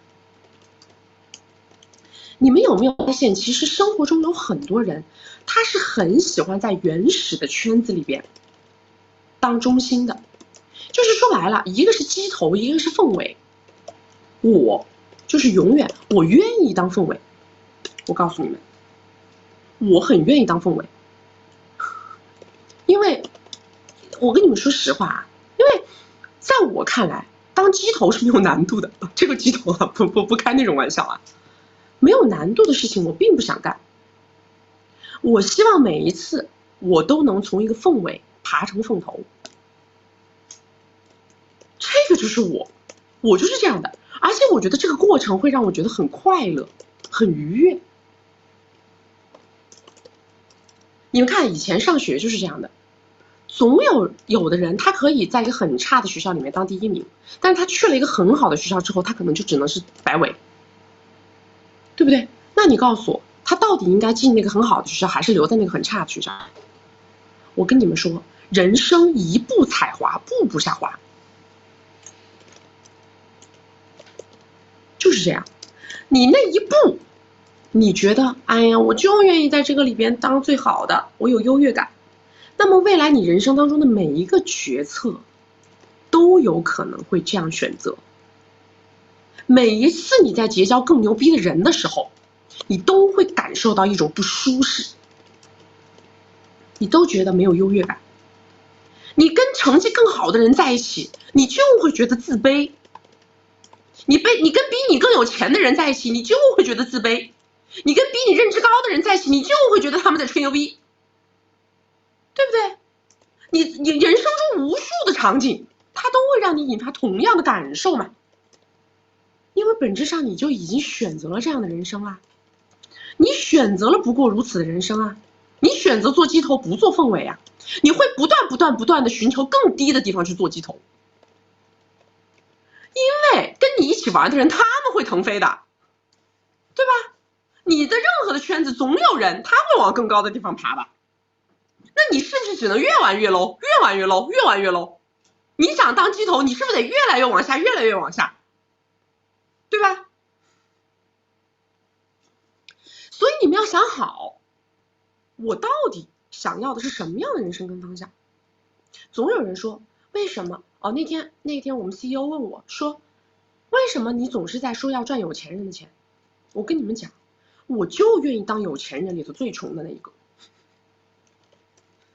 我就愿意给有钱人做服务，因为我享受的是这个艰难的攀爬过程。我觉得这件事情是有难度的，有挑战的，它是能够激发我的内啡肽的，对吧？我当时你们说为什么？我说我觉得在武汉我已经活得很潇洒了，可是为什么在上海我吃了一碗海鲜饭就让我觉得怎么这么贵？我很讨厌那种感受，我很讨厌那种在上海这个地方我吃一碗海鲜饭我会觉得贵的感受。我要干嘛？我一定要让我跨越这个感受，让我觉得我在这个城市也能有主人公的感觉。因为上海在我眼里就跟一个好学校跟一个差学校一样，它就是那个211，它就是那个985，对不对？这里全是好学生，我来这儿我就是差生，我要在这样的一个学校里边变成好学生，我不要在那个全是流氓坯子里头当第1名，我不要搞那个事情，对吧？这个就是我。而且你们知道，其实我真的不是一个以赚为最终目的的人，我不认为钱是，我认为钱是工具，钱是符号，钱是积分。在我看来，就是什么东西能证明你达到了一定高度，钱它是一个数字，它就像我们考卷一样，明白吗？就是那个考卷上给你打的那个分儿，你是100分还是60分？这我认为钱呐，就是这个卷子上的这个分儿，我对它就这样认知的。所以我并不是以追求金钱，而是我享受这个过程。我认为这个过程对于我来说，是我的人生想要去经历的一个状态，因为我觉得这样的状态会让我觉得我的人生很精彩，很热烈，对吧？我一直在追求着一些更有高难度的事情，仅此而已。当你们一味的想要去以金钱为目标的时候，到一个阶段你会觉得很空洞，真的会这样。你会觉得好像一个阶段你赚到一定钱了之后，你会觉得好像你想买的东西大概率你都买得起啊，其实那个时候你会觉得很空洞。所以我从一开始，其实我享受的真的就不是那个结果，我享受的就是这个过程。然后在这个过程里面呢，我会看到自己的生命力在生长，我自己身上的每一个细胞，我感觉都在燃烧。我觉得这种状态让我每天很快乐。爬不爬得上去不重要，爬不爬得上去不重要，重要的是我在爬，对不对？你们看我是不是我那个微信的签名，今年的签名就是树立更宏伟的理想，并做更具体的努力。这个就是我今年的个性签名嘛。我前面的个性签名是以过冬的心态永远活在春天里。在我今年之前是以过冬的心态永远活在春天里，因为我任何时候都是在未雨绸缪。虽然每天看到我都热情洋溢，每天看到我的欣欣向荣，但是其实我的内心一直在一个我觉得不能够松懈，我是这样的一个状态的。然后到今年我的就是我写的就是做更宏伟的理想，做更具体的努力，就是这样。你们看我是不是365天不论刮风下雨都在这里，对不对？来，那个右下角的这个二维码大家扫起来啊，扫起来以后就不会走丢我们的直播间了。我们每周直播3场，周2、周6早上10点到下午2点，周4晚上6点到晚上10点。大家扫了二维码以后不会走丢我们的直播间，然后呢，右下角的小黄车点开可以找到我们的1v1服务，1v1文字、1v1语音，还有我们的闺蜜圈，闺蜜圈也赠送1年的文字陪跑啊。然后希望大家可以把我们直播间分享出去，正中间这个按钮可以分享给你们的朋友圈或者是你们的微信群。来，下一个。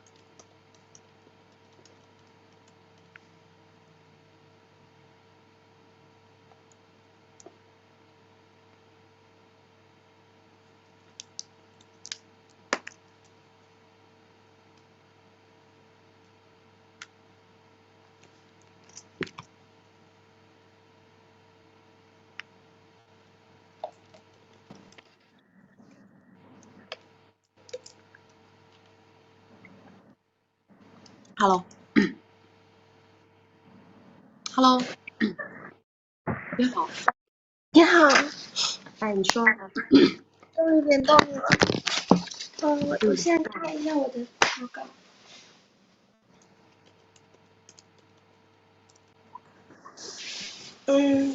现在就是我今年19岁，他是大佬，跟我相差25岁。我皇帝男到伯乐男的一个进阶中状态。我是学校带有一点小光环，国外的大学分校，他觉得我性格温柔，圈子很乖，然后是有自己的想法。我很赞成您说的服务意识和这样擅长做小伏低。在10点半上面经常跟他研究一些比较新的东西，在一起现在3个月，现在刚开3个月的一个开头，2个月一共花了70个 W， 他也给予了我当下想要的资源。不好意思，有点感冒。接着说。第一个问题是，他对我的好是他本来就很好，他是这样的人，他的前女友2个我都认识，对他都很好。他有很多追求者，所以我想打差异化竞争。年龄差是第一个，因为我年龄比较小。第二是关系的舒适性，我也是属于懂事的那一类，不会跟他去起跳，也不会去做什么。第3个是我有自己的一个小目标，想做一个自己的小事业，跟孵化自己的一个小 IP 账号，现在正在做一些拍视频的这些准备。然后我经常和他灌输我自己之前实习的时候成绩，他说他可以支持我做优秀的地方的事业。目前在一起3个月，如果我要开启我的事业，启动资金需要多少个？我的想法需要避免哪些弊端？然后我不知道我所谓的差异化竞争的几个方面您是否认同？您是否可以给我其他提供更多词境差异化的观点？第二个问题是，他是一个皇帝男，我是一个金丝雀，他不希望我和别的异性交往非常亲密，也希望我公开他，就是发朋友圈公开他那一种，但是他又是一个围内的，你觉得这样子我应该去公开他吗？如果公开他之后呢，我要如何保持我向上生长的这个生命的力量？因为我希望有自己的圈子，跟出去外面有这种异性社交。你这个也不算完全走雌竞啊，你多大？我19岁，现在你才上19岁，对，那你还早得很嘛。你不是说你想做自媒体账号吗？对的。你想做自媒体账号，你不需要什么钱的。做自媒体账号需要啥钱啊？就是我会请一个小助理拍一些视频，所以这个我会准备。这就是我了，没了。但这个很多女生都有做这方面，我应该怎么去打差异化呢？你差啥异化？你才开始做，你先做，你先把粉丝先做起来，你先做一点东西出来，你再想别的。你现在0还没起步呢。你首先是要自己摸索的过程当中，看看自己发的什么东西是最容易引发别人的关注的，然后你要在那个点上面再去做文章，因为那个点很可能就是你的差异化。了解了。你这个东西也不需要什么成本的。还有就是公开这个东西是这样的，我教你。他让我发朋友圈的那个封面。它是这样子的，你呢可以用一些什么方法呢？比如说可以公开他送你的礼物，比如说他给你买了什么东西，对吧？或者说你们俩的一个什么场景，两个人一起吃的很高级的餐厅，或者说一起买了什么东西，你可以把这样的一些东西作为背景，或者说你可以发朋友圈，比如说谢谢宝贝，怎么样啊，送我的礼物，我觉得我收到你的爱真是太开心了，就是这类型的东西，它也是一种公开。但是你不公开这个人的脸是很正常的，这个事你是可沟通的，知道吧？你说这个本来就不方便嘛，你说反正我这样大家就知道我有男朋友啦，就可以啦。然后别人在问你的时候，你到时候再扯淡不就完了吗？但是他让我朋友圈封面换成他。我说了呀，可以用我跟你说的那种类型的照片。了解了。对，然后就是我现在就是也跟他分享了，就是我妈妈，就是我就把他介绍给我妈妈，她也很开心。就是我说到时候在一起半年，我就让你们见面，因为我们之间是有一个共同的爱好的，就是我妈妈我还有他都有一个共同的爱好，这爱好也是他喜欢的，所以这样子会给他很多的安全感。所以你赞成这样子的方式吗？可以，不过我是觉得啊，你压点节奏，你们两个人现在在一起时间还很短，你现在其实很多东西不用想的那么的早。是的。没有稳呢都，你至少要半年，你才需要去思考这些问题，包括你说的什么公不公开的呀，什么这个那个安全感呐，什么这个那个的，或者说你这些东西它到底受不受用？因为没有到半年的时候，这个男的他自己本身都还在一个玩的状态里头，他还没把这个事儿当个事儿呢。如果说你只是因为他的付出，或者因为他的光环，因为他的实力，然后你率先的拉节奏，率先上头了，其实本质上来讲，这个节奏就不对了。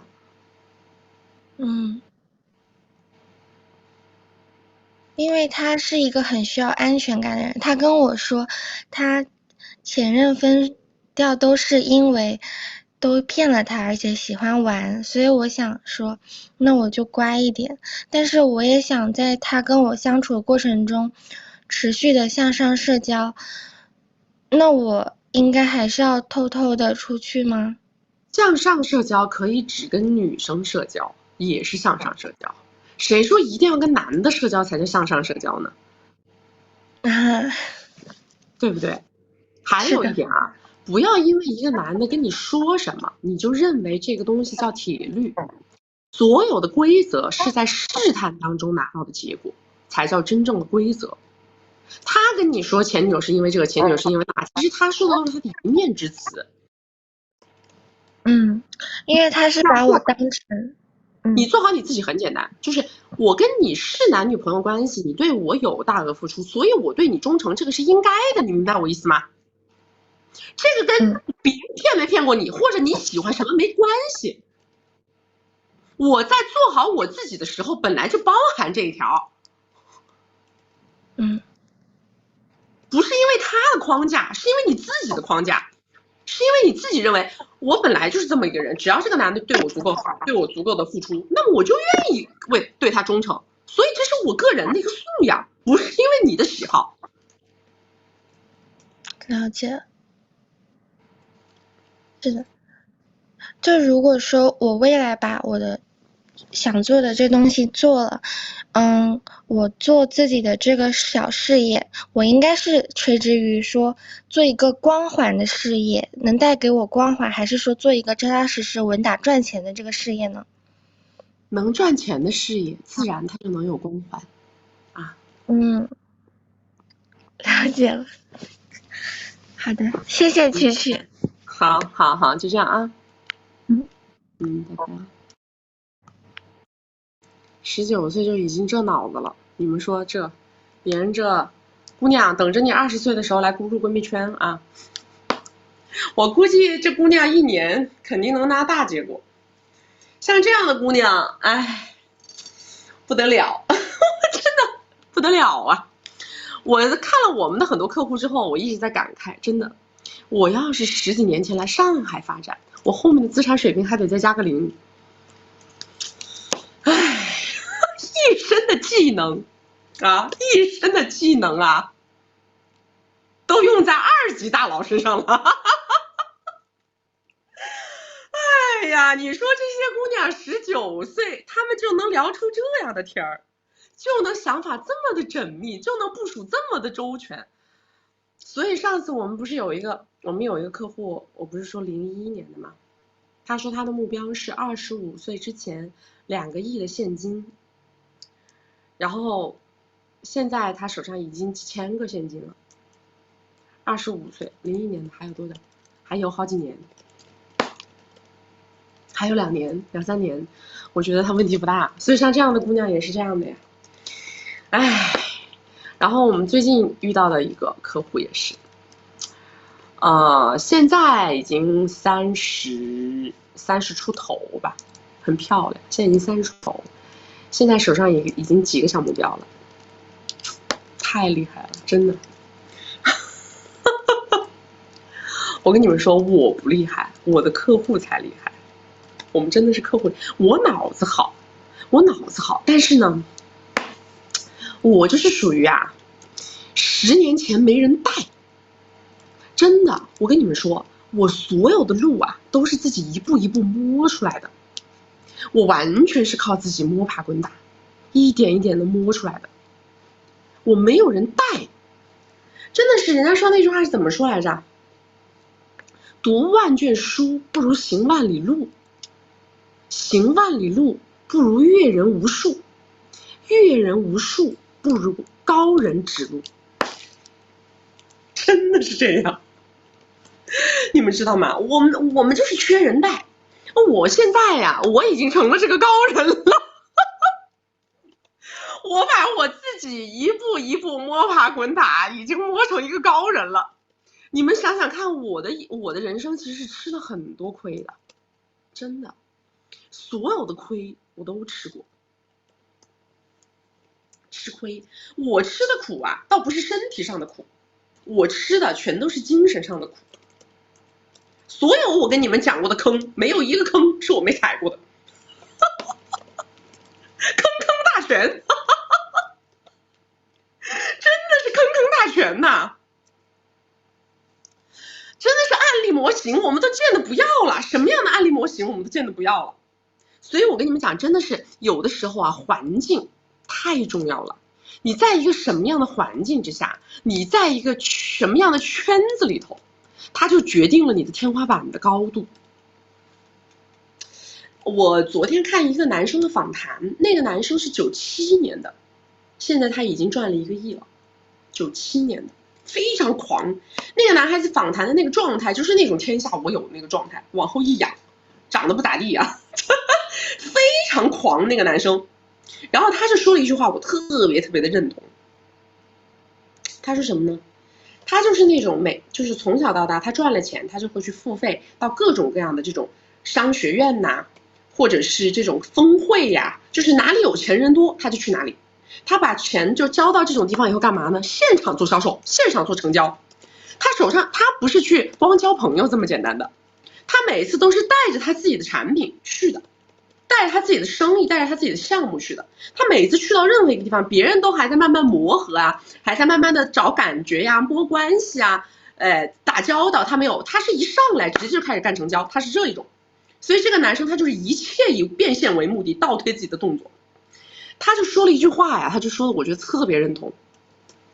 他说当你年纪轻轻的时候，你如果能跟巴菲特坐在一块吃饭，他说你就会发现巴菲特这么有钱，他也就如此的普通。他说所以他能做到的事儿我都能做到。哎呀，这句话一说绝了。我当时看到这个人讲这句话，我就觉得他绝了。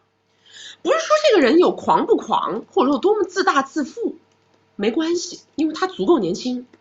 他要走坑呢，他也会走坑，也会踩坑，踩坑没问题。但是他的这个底色，就决定了这个人必定有大的成就，知道吗？他的这个底色呀，他脑子太清白了，脑子太清白了。真的，我跟你们说，我这么多年的感受其实就是这样。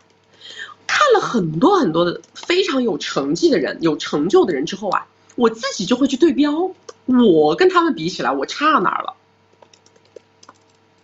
当我发现我哪儿也不差的时候，我信心就来了。反而啊，有的时候并不是因为看到了那些人，你就觉得自己怎么这不如那不如，并不是的。反而是看到了很多人之后，我就觉得确实不过如此。真是不过如此。我跟你们说，我当年啊，我真的跟你们讲，我有没有在书里面写啊？我不记得了。我为什么会开始做自媒体呀？你们知道为什么吗？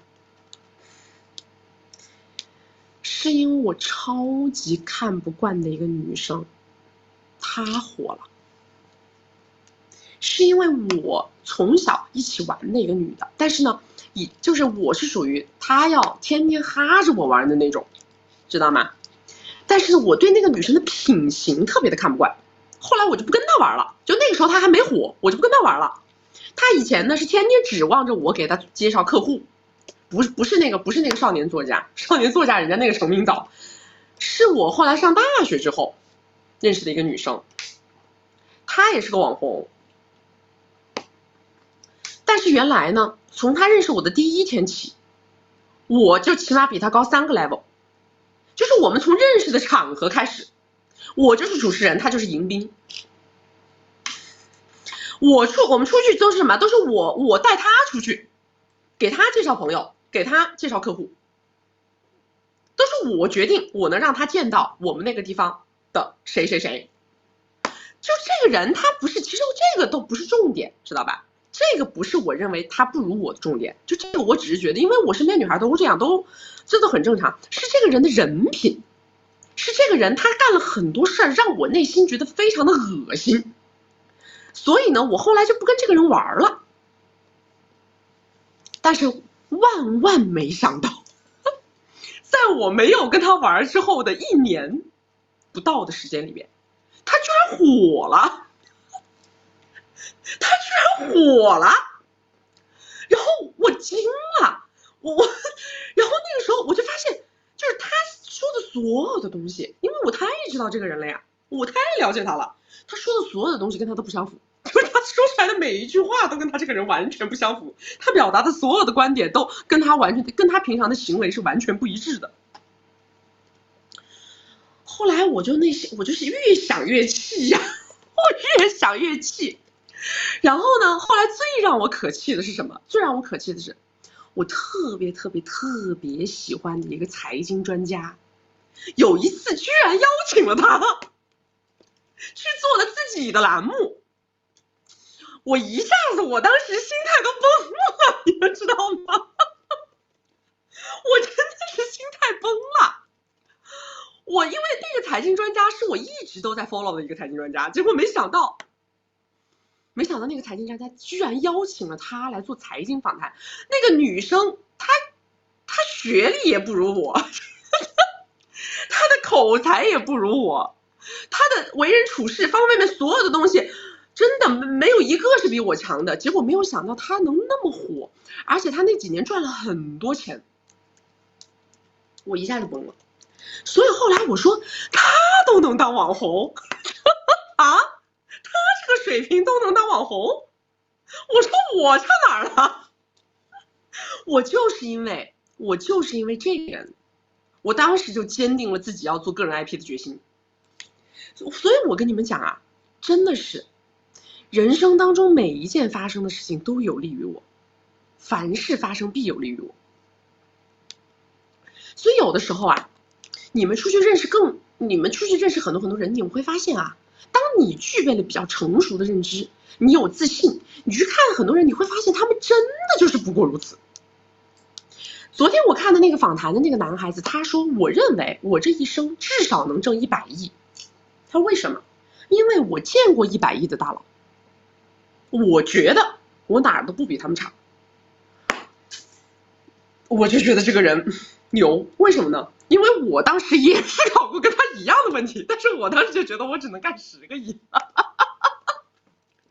我还记得有一次，我跟我一个闺蜜躺在床上，然后我说我感觉啊，我这一辈子干10个亿应该问题不大。我那个闺蜜当时眼睛瞪得跟铜铃一样大，因为在别人看来10个亿是天文数字。啊，10个亿？为啥呀？而且我回答他的时候，我都不是说为什么我觉得我跟他说的是，我说因为我见过很多100亿的大佬，我说我感觉他们都很阴毒。我说我见过的几个100亿级别往上的大佬啊，我说我觉得他们这些人为人做事啊都特别的狠。我说我感觉他们那个狠劲儿我做不到，就是人家还在想你凭什么认为你能挣10个亿，我给他的回答是我为什么没有去够100个亿。我说我就觉得那些，因为我见过的100亿大佬就那么几个，我原来在这个对话已经是我在做自媒体账号之前的对话了，现在要问我嘛，我也不敢往100个亿说。现在要问我，我还是就是说我以前说我觉得我这一生可能能挣10个亿，但是现在要问我的话，我觉得不用那么长。现在我只能这么说，我觉得不用那么长。但是我确实我当时就是这样的，所以因为我有过这样的一个心态，所以我看到那个男孩子说这句话的时候，我就觉得太牛了。我为什么要让大家去向上社交，就是这个道理。我跟你们讲啊，我做自媒体的4年，我3次发生变现上面的这个剧烈腾飞，都是因为什么？我们的直播间里肯定有很多同行，对不对？我可以聊给同行听啊。我3次变现的规模上的巨大提升，都是因为这3次我见了3个人。其实呢，别人并没有给我什么建设性的建议，但是我这3次都是因为我见了3个人，当时他们都说你这个变现规模太小了，他们看不起我。就是我在沾沾自喜的时候，我在觉得自己做的还挺好的时候，我抱着一个这样的心态去跟别人交流的时候，当我告诉了别人我现在的变现规模的时候，这3次有3个人给我泼了冷水。当时他们跟我说，我们这里最差的一个都比你挣得多。我就不服，我他妈主打就是个不服，知道吗？其实我3次变现的腾飞都是因为见了3个人，这3个人，他们跟我说不如我的人比我干得好，我就想那一定是我的业务层面有问题，不是我人有问题，对不对？一定是我的，他们因为大家都知道我流量大，说你这么大的流量，你就才搞这么个变现规模，3次都是这样。所以说在见完这3个人之后，我每一次我的业务量级可能就翻一番，每一次我的业务量级可能翻2番、翻3番的时候都有，就见3个人。所以说我是想告诉大家啊，你们出去向上社交啊，不一定说我要去巴结谁啊，或者说我要怎么强融，不是这样的。向上社交有很多重目的，比如去寻求更多的信息差，这是一个目的。因为你要知道现在混得好的人在干什么，在想什么，什么行业最赚钱，对吧？这个就是寻求信息差。第二是干嘛？第二是去看你跟别人的差距在哪里，找差异化，对不对？人家能挣那么多，我挣不多，我跟他有没有差距，对不对？找差距。第3个是干嘛？第3个就是看在这个圈子里去看谁比你挣得多，谁比你能力差，对不对？有些很多土老板土得要死，你们出去认识认识，你看看有好多一年挣个什么100来万的一些老板，很土很土的。他们除了敢干，除了就是体力上面肯干，脸皮厚，没有什么优点，也没有什么优势，也没有任何所谓的社会资源，他们能干的事你们都能干，对不对？当你发现有人比你挣得多，有人比你认知低，你的机会就来了，对吧？你怎么能比那个比你认知低的人挣得少呢？对不对？你不用一定先把那个什么比你强的那个干掉，你先把这个比你差的干掉，总可以吧？是不是这个道理？所以说为什么我们说一定要坚持向上社交？向上社交的时候永远不要有自卑心态，因为你知道你自己是去干什么的，我是去看什么的，我是去学什么的，我是去了解什么的。当你明确自己的目标的时候，你就会认为这场社交于你而言就是如鱼得水，对吧？来，大家右下角的二维码扫起来啊！右下角的二维码扫起来，不会错过我们的直播。我们在过年之前只在单平台这个平台直播，过年之后可能会到新的地方直播，所以大家要实时关注我们朋友圈发的直播通知。然后有任何的问题，情感关系问题、人际关系问题、事业关系问题，都可以来找我们团队给你们进行1v1的咨询陪跑。右下角的小黄车点开可以看到我们所有的咨询类目，包括我们的闺蜜圈，还有金贵的关系的正版课啊。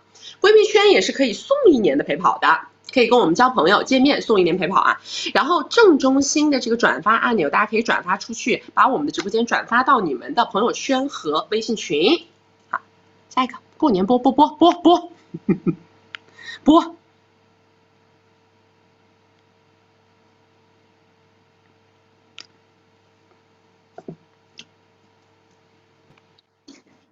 Hello， 能听到吗？可以。我先介绍一下我的基本盘，就是我是211硕士，94年，现在在超一线，现在的工作呢是合伙跟别人做了一个公司，做了2年半的时间，营收现在做平了，但是还没有盈利，目前的收入还是主要来自于直播，因为我们的这个公司的类型也是这个传媒公司的类型，年薪我现在大概有80万到100万，然后有一个50万的车子。我介绍一下男嘉宾是直播认识的，然后交往前直播上刷了50，交往后继续刷了50，然后他是围内，我本身是没有婚恋诉求的，但是他在交往2个月的之后呢，提出想跟我结婚，然后基本上因为他跟他交往的时间呢，他会每天都来找我，然后几乎是一个同居的状态，所以要花我很多的时间。他现在承诺4年半之后呢，等他的这个篮球初中毕业了就可以想要跟我结婚。就是我自己的问题是我现在比较迷茫，就是我自己的这个情况，现在超一线的这个婚恋市场上有没有可能再能遇到更合适的另一半。对，这男的给你花了多少？总共加起来100。多长时间？1年。1年花了100，他是围内还是单身啊？围内。你有病啊！对，就是他的等于是，虽然他想跟我结婚吧，但是我是觉得，实际上不管结不结婚，他的这个跟你结婚，他4年以后他还想不想，他自己都不知道。男人呢，他不是在骗你啊。首先，姑娘，男人不是在骗你，但是男人会变。他对他4年以后的他一点都不了解，好不好？明白。他没有办法为他4年以后的这个话去负责任。对，我现在也是觉得，再加上他跟我提的是4年半之后他净身出户。傻叉儿，净身出户你跟他，你是脑子不好还是哪里不好啊？第二个问题，那这个问题我知道了。第二个问题是我自己比较迷茫，就是我对现在我的这个情况在超一线，我自己想不清楚到底要不要结婚，要不要去就是抓紧，因为我现在已经29了。我建议你不要在这个事情上面抓得过紧。就不要纠结收入，我们把自己的收入干上去，比什么都强，知道吧？明白，明白。超一线城市认的是这。对，就是如果说，比如说，就是今天有一个连麦的小姐姐，我看她也是94年的，因为你聊到就是94年之后，人家1年挣多少，你1年挣多少？就是择偶上面，那如果我的这个就是等于说，如果事业上还继续有发展的话，其实再过几年也价值还是会提升的，不会说一直走下坡。你听我讲啊。4年后的你也不是今天的你，明白吗？你今天认为是优选的男人，可能4年后你就看不上他了。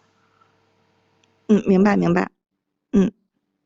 清晰了。但是那个姑娘跟你的情况她不一样，第一，她不在超一线城市，她那个城市本身他们的职业发展就会受限。清晰了。第二，她自己的收入就是一般，而且她还在她那个追求者下面上班。清晰了。好的，那我没有问题了，就迷茫这个问题。好的，好的，谢谢，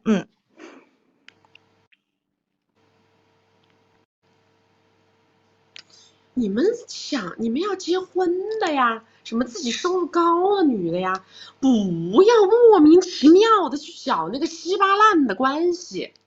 我已经给过大家稀巴烂的关系的这个可行指标啦。稀巴烂的关系要怎么样？稀巴烂的关系要怎么样？你们回答我，稀巴烂的关系要怎么样？什么样的情况下这个稀巴烂的关系你有的一提？有的一谈。少奋斗10年，跨越阶级，非常好，非常好。我是哪句话跟你们说那个稀巴烂的关系，我还可以等着他净身出户的？是不是脑子有病？稀巴烂的关系我等你离婚，然后你净身出户，跟我在一起。然后呢，我的财产分你一半，是吧？我的财产以后就变成我们的婚内财产。你们都是活菩萨，嘿嘿，对不对？你们都是活菩萨，你们换个直播间单位，你们不要在这里污染环境。你们说，是不是活菩萨？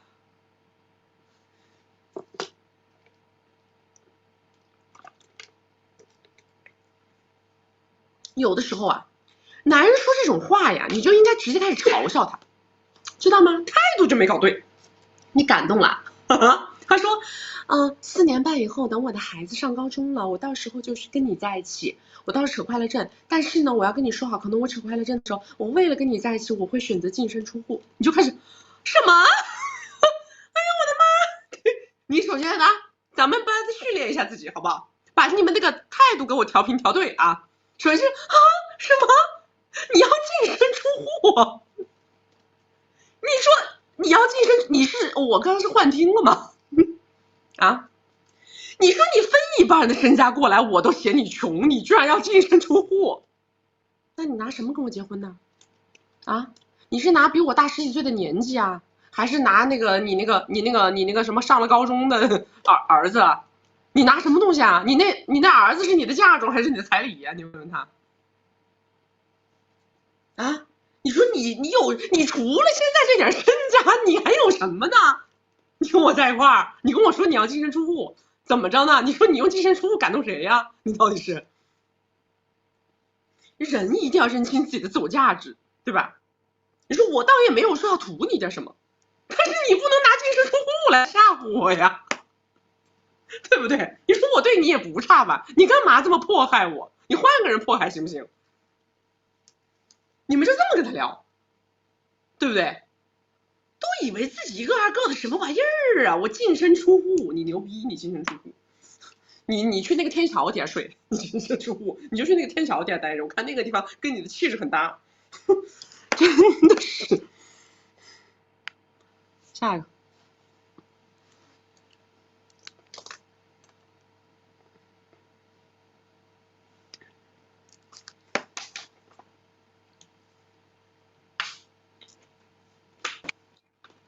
曲曲你好。Hello， 你好。你好，轮到我了。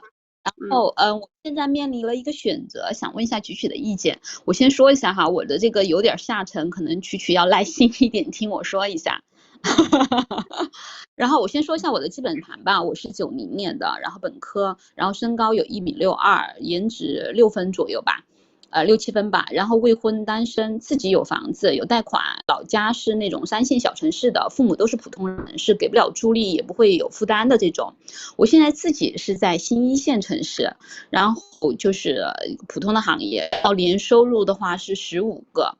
然后如果我努力的情况的话，基本上就是15到25这个区间吧。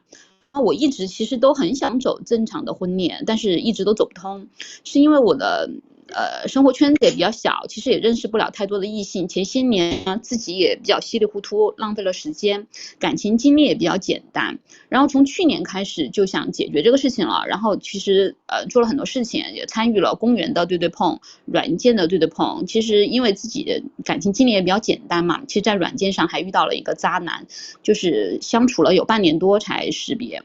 然后今年年初的时候就到那种缴费的机构里面去对对碰，然后是见了20多个人，然后没有成功。没有成功的原因我分析了一下，就是有2个吧。第一个就是说我看上的人其实没有看上我，然后我自己也就没有就是想办法去推动，然后就结束了。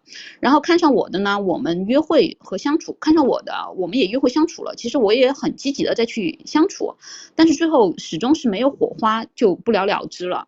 这就是我目前的一个情况。然后现在呢，我有一个朋友是在国外类似 YC 的一个花场上班，他推荐我过去，他说因为他也了解我的情况嘛，他说你要不要换个环境试一下，挣点钱也多接触一下不一样的人，因为我原来的环境其实是非常简单，过于简单了，接触的。你刚说你多大？我90的。你90的，他现在要拉你下海，你说晚不晚这事儿？确实是有点晚，但是他在国外就是还好嘛。也没那么好吧？就是你这个对对碰那么多次失败，你的颜值水平高吗？6、7分吧。其实我把我的照片什么的也发给那个 YC 的那个就是他们的老板看了，然后他们是觉得 OK 的啊。大概不是觉得 OK， 因为不是人家又不用承担什么成本。O 不 OK 的，你去了以后你上不着班是你自己的事儿。我那个朋友其实他在那里面比较长的一个时间了嘛，他其实有看了就对标我和他周边的那些同事，反正大概就是这样的，他觉得是 OK 的哈，我其实还没有去看。现在就是这样的一个情况吧。然后我现在的情况就是说，然后他说去接触一下不一样的人嘛，换个环境试一下，然后就去个半年1年这个样子，也不用太长。但是我现在的情况是年龄已经很大了，而且其实我去那边和我自己想婚恋这个事情其实很背道而驰了，然后就挺背道而驰的。而且我回来了之后，就是如果我真的是半年1年的时间，就算点钱没有其他的机遇的话，回来了之后，姑娘，这条路一旦过去了，那么就不要再聊婚恋了，婚恋就与你无缘了。对，我其实也有就是要不就是这，要不就是那，没有说你去个半年1年回来搞婚恋，这是绝无可能的啊。对，其实因为我自己不太了解这种嘛，所以我也觉得好像就是而且回来了之后，我再做我原来的工作也会有，就是又会积累一段时间，所以我很犹豫，所以说就想问，然后那您的意思就是说，其实很不适合，我觉得是这样的，你呢可以过去1个月，啊，你可以请个假过去1个月。首先啊，你也别心里痒，心里挠，是吧？你先去看看自己上不上得了那个班儿。如果说你1个月上得了那个班呢，你可以再思考思考。如果你上不了那个班呢，你就赶紧回来，你不要再超过1个月了，1个月就是最长最长最长的时间了。我有想过，因为过年我们正好，因为你待了半年以后啊，就算啊你在那边是混得不好的，但是很有可能你也会看了那种浮夸的那些东西啊。人是这样的，这个燕窝鲍鱼呢，我要是没吃过吧，我也不想。但是这个燕窝鲍鱼，我一旦吃了吧，很有可能我就老想吃，你懂我意思吗？倒不是说你在那边就是说啊，这个经历会让你怎么样，名声怎么样，跟这个毫无关系，完全是怕你走到了一个四不像的境地。其实我也有你这种感觉，就是因为和我的初衷很背道而驰，很多东西就不知道该最后就是又是东一下西一下的这样的一个结果。其实我还是觉得你就在这好好的找对碰对象得了。你要走那边，你还不如来1v1呢，迅速的跟你把男的跟你好好聊一聊，还靠点谱，也跟你自己想走的路径也相吻合。明白。然后我也说一下吧，就是其实在对碰的时候哈，我还是遇到了一些其实是可以结婚的人，因为我并不是想要找一个大佬或什么，我就想找一个条件比我稍微好一点的，然后我自己也能看得过去，能聊到一起的这样的人。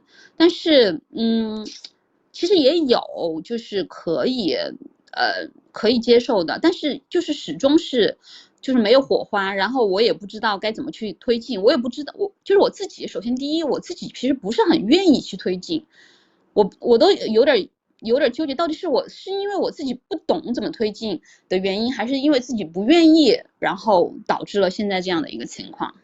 哎呀，我跟你讲，还是技能不够，技能匮乏。我觉得你这一类的其实是非常适合1v1的，因为你们这一类想走婚恋的姑娘，但是又在男女关系的事情上面严重技能匮乏的姑娘，其实1v1对于你们来说是非常合适的。因为你就会知道自己的问题在哪儿了。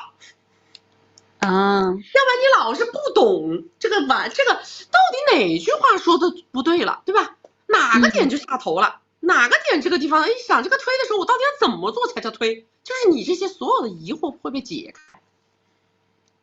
明白。我觉得可能也是。那如果我继续对碰的话，我是继续走那种软件的，还是那种付费的呢？因为软件的我觉得其实挺浪费时间的，而且我自己也识别不了。所以说你过来，我们帮你识别嘛。多玩，所有的渠道都打开。我是觉得软件，我是觉得没问题的，线下的我觉得也没问题，都可以。所以说就是所有的渠道打开，然后再就是1v1，然后我觉得你这个路径是吧？你说你去一趟那边，你机票酒店也得不少钱，你还不如走这个路径试试，说不定还能跟你自己的目标更挂钩。对，我觉得因为我现在这个年纪在这个地方了，我觉得也就是需要去解决这个事情的。对啊，就去解决。流量没有就搞流量，对不对？技能没有就提技能，就是这么简单的。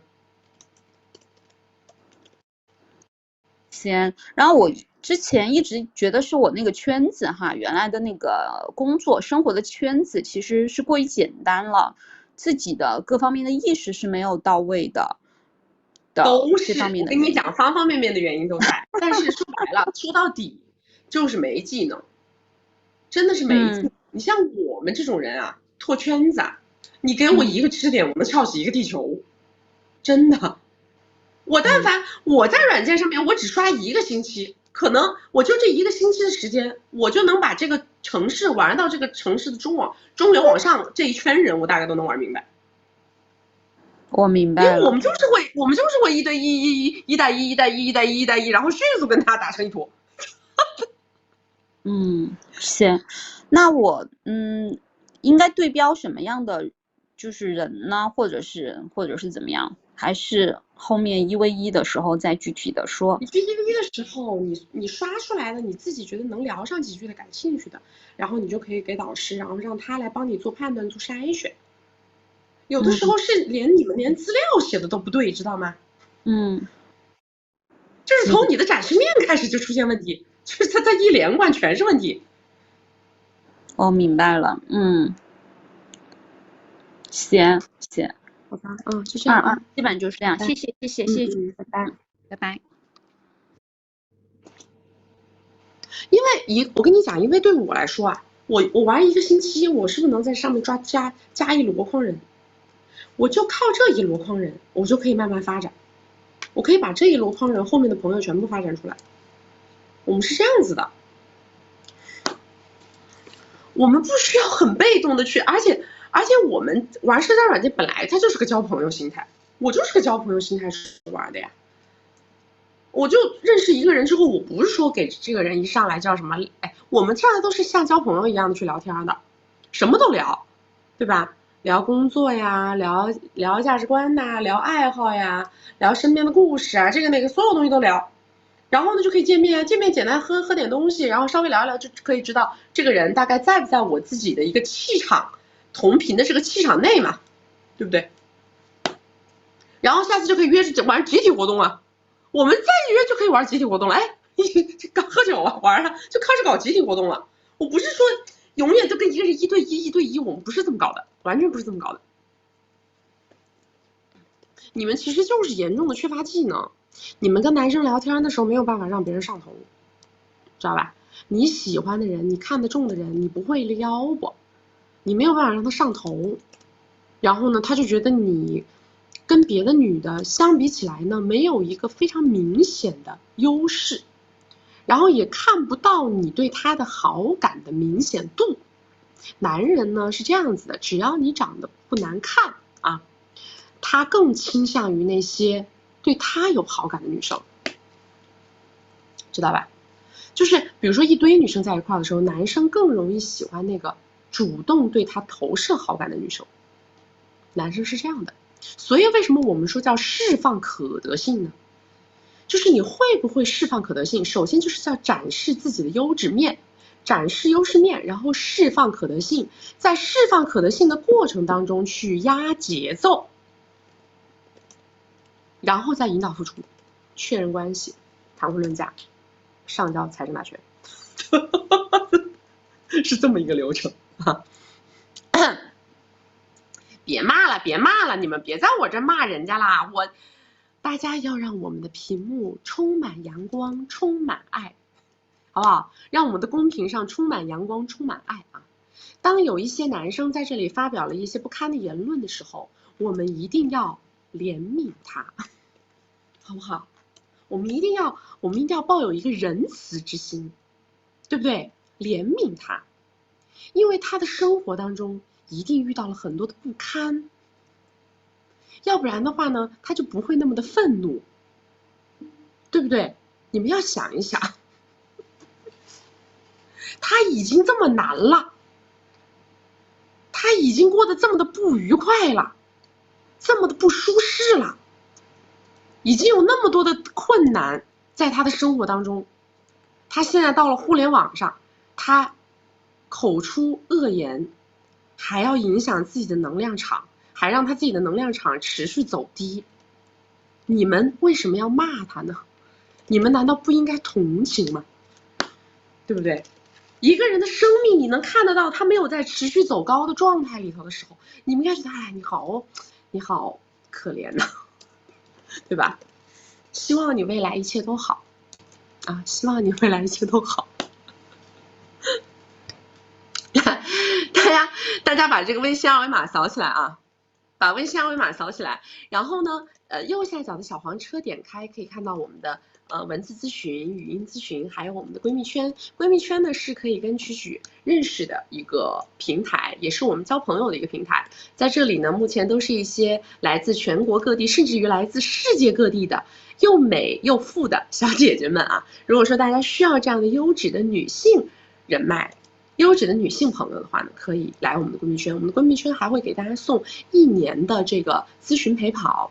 然后现在呢，我们闺蜜圈大概有150多个人，在200个人之后，我们的闺蜜圈就会涨价啦，好吗？所以我提前给大家预告一下，如果想要了解的，你们也可以开始去问起来了啊。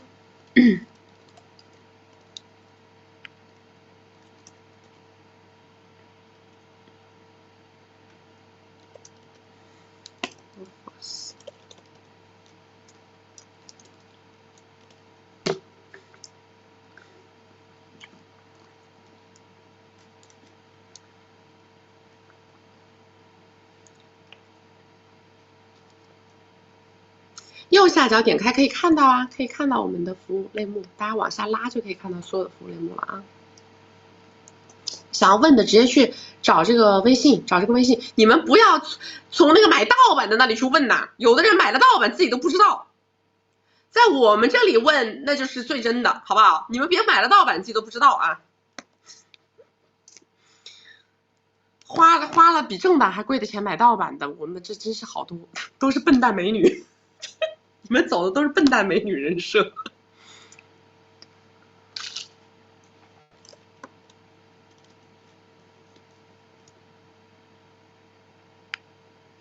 这个 Waffles 没连上呢 ，Waffles 没连上，哎，我看看有2个蝴蝶是吧？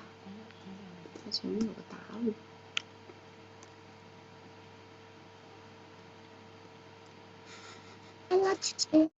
Hello， 你好。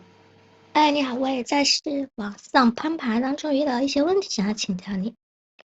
说。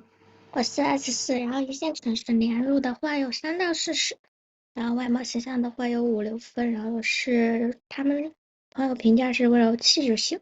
然后呢，今天的诉求就是想说自己事业发展就是需要扩宽，然后需要40的资金。然后我就认识2个男嘉宾。你口齿啊，我们说话的时候吐字要清楚啊。好的，不好意思，我有点感冒。然后呢，我认识2个男嘉宾。A 呢，她是就是闺蜜推微信给她认识的，然后视频了2次，她当时因为我事业比较急嘛，我就2次之后我跟她见面了，见面之后呢，她就问我有什么可以帮助到我，有什么愿望，然后我就告诉她我的诉求，就是说我需要30，然后她就说了自己的状况不是很好，然后她就给我了1个线米，然后呢，当下就发生了。后续呢，我在跟他聊天，他就没有回我。然后我有在发自己的成长，在学习。然后呢，他还是没有怎么回我。然后我闺蜜就去问他，他说，因为我当时着急嘛，我就问他说，哎，你不能帮助我的话，你们有朋友可以帮我介绍一下，就是说帮助我一下。然后呢，他就跟我闺蜜说，他说他那个身份怎么可能做这种事情？然后他说我把他当拉皮条的，然后呢，他的身价有一个什么标，然后现在就是卡在这儿了。然后男二呢，他也是在这个闺蜜的饭局上认识的，身价有1000个 W。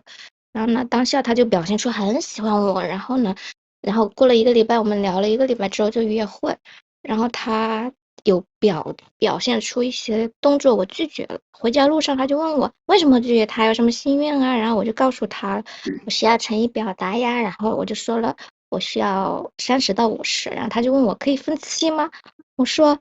我就问他你怎么规划呀？然后他就说看看怎么办。后续呢，他就天天的找我聊天，然后说想我啊，然后我就推我就拉，但是呢，他就没有给我出结果。然后我也有着急的时候，我也有约他出来玩或者是吃饭，但是他都没出来。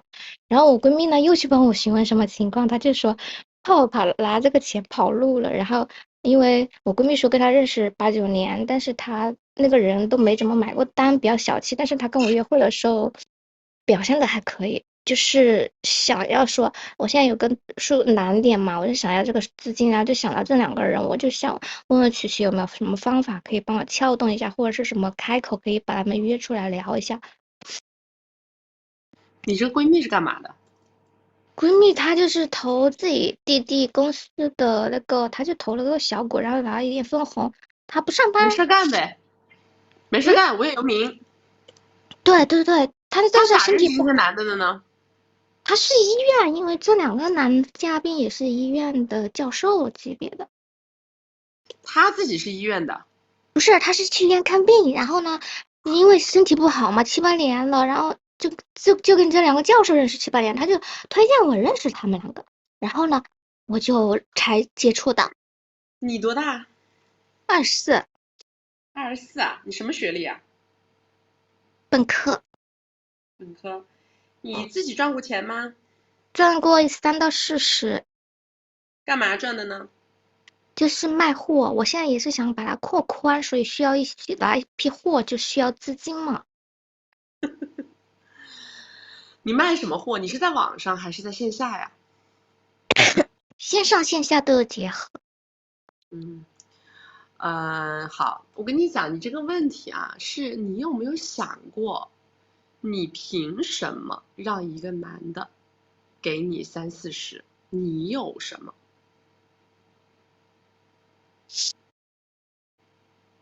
对，所以我当时可能比较急，就操作坏了。不是，你听我讲，不是操不操作好了坏了，是你的诉求合不合理。可能我觉得他有表现，然后我就觉得说应该可以。当你现在说你现在是属于待价而沽，明白吗？你说我就是要30、40，但是你这个30、40这个标准是从哪里来的？因为我想要，你想要没毛病，但是如果对方能拿出30、40万去跟一个女的在一起，他会不会选你？对，他们就会有一些觉得不靠谱。不是，所以我们讲的是买方卖方，他是不是需要达成一致？他通过什么达成一致？是不是市场定价呀？你这个市场定价是谁定的呢？可能就觉得自己收入有这个底吧。你觉得合不合理？你是用别人介绍你是去干嘛的？是去谈恋爱的，对不对？别人现在不是给你介绍投资人，你是让你姐妹给你介绍投资人吗？你说我现在要做个生意，我要找个投资人，我的投资额大概是30、40万，你看有没有人想就是投我这个生意？然后人家是给你介绍投资人借过来的吗？不是。对呀，人家是过来介绍男朋友介绍过来的，对不对？那这个30、40万成了什么？成了人家追求你的成本，对吧？但是他们在围内，让他了解我的情况，事业情况嘛。是，他是在围内，他也知道你是干嘛的。但是人家找个女朋友，如果人家愿意花30、40万，他找不着你。就是那个价值没有到位。对的，就你没有这个市场价值，懂吗？所以你不能自己胡喊八喊，30、我40，你看男的30、40，人家说你咋不去佛？你不去庙里头拜呢，对不对？你去庙里头拜，看是不是快一点？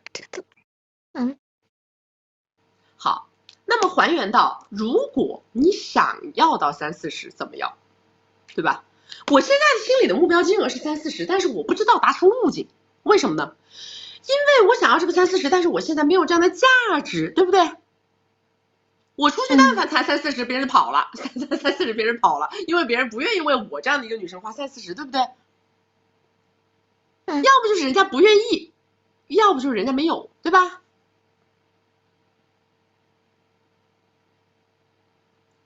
是。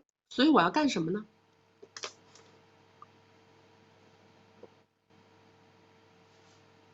所以我要干什么呢？提升自价值。好，非常好，你看，完美，聪明。怎么提升呢？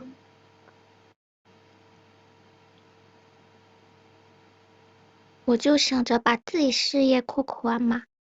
听我讲啊，首先，如果说你是要走事业，那么这个款是不是叫投资款？对不对？如果是投资款，那么我是不是要以投资人的方式去找人？这样这个事儿它是不是才合理？那我要跟别人聊的是什么？为什么需要30-40万的投资？这30-40万投资我能给你带来什么？我现在的规模是什么？我现在这个钱是怎么挣出来的？花了多长时间？所以我预估这个30万在多长时间之内我能挣到多少？我能分你多少？是不是这个逻辑？是。好，这个是拉投资逻辑，对吧？这个不是谈恋爱逻辑。如果我现在觉得我找不着投资人，我只能通过谈恋爱的方式找一个男的要，那么我是不是要提升自己在择偶圈子里头的光环？对吧？我的外表够不够惊艳？我的声音够不够嗲？身材够不够脱而有致？穿着打扮够不够时尚？我能不能做个直播？我做直播的时候能不能找到大哥？有没有人看？这是不是光环？如果我啥没有，我要光环没光环，要身家水平没身家水平，我要长相没长相，要啥没啥，我就死了这条心，对不对？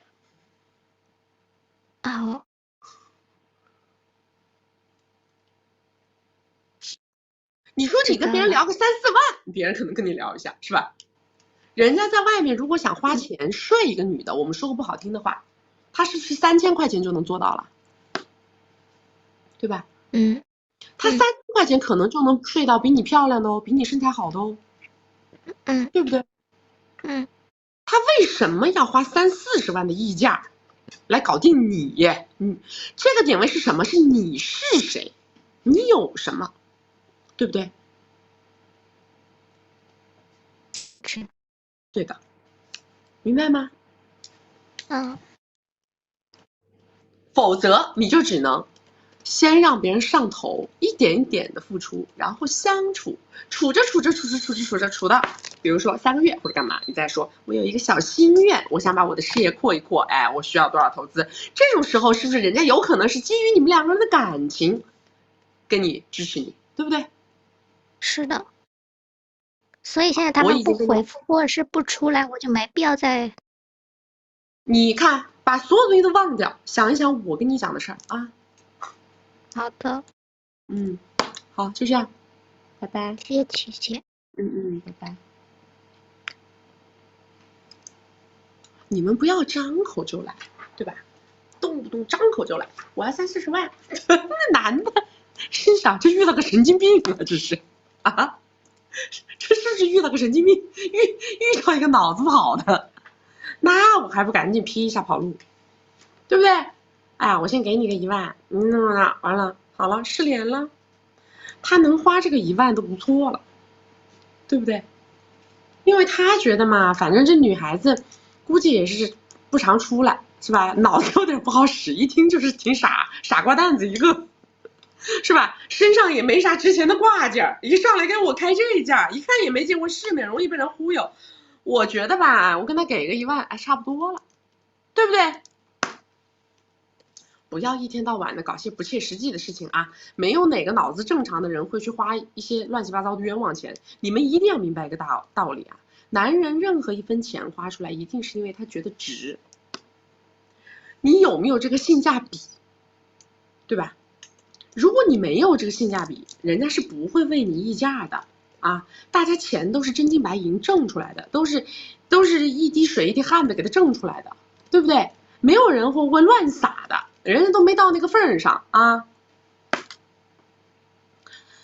她这个闺蜜是人真好啊，就这还没给她拉黑啊！她这闺蜜给你介绍一个男的，那个男的就得觉得她那个闺蜜稀烂，你信不？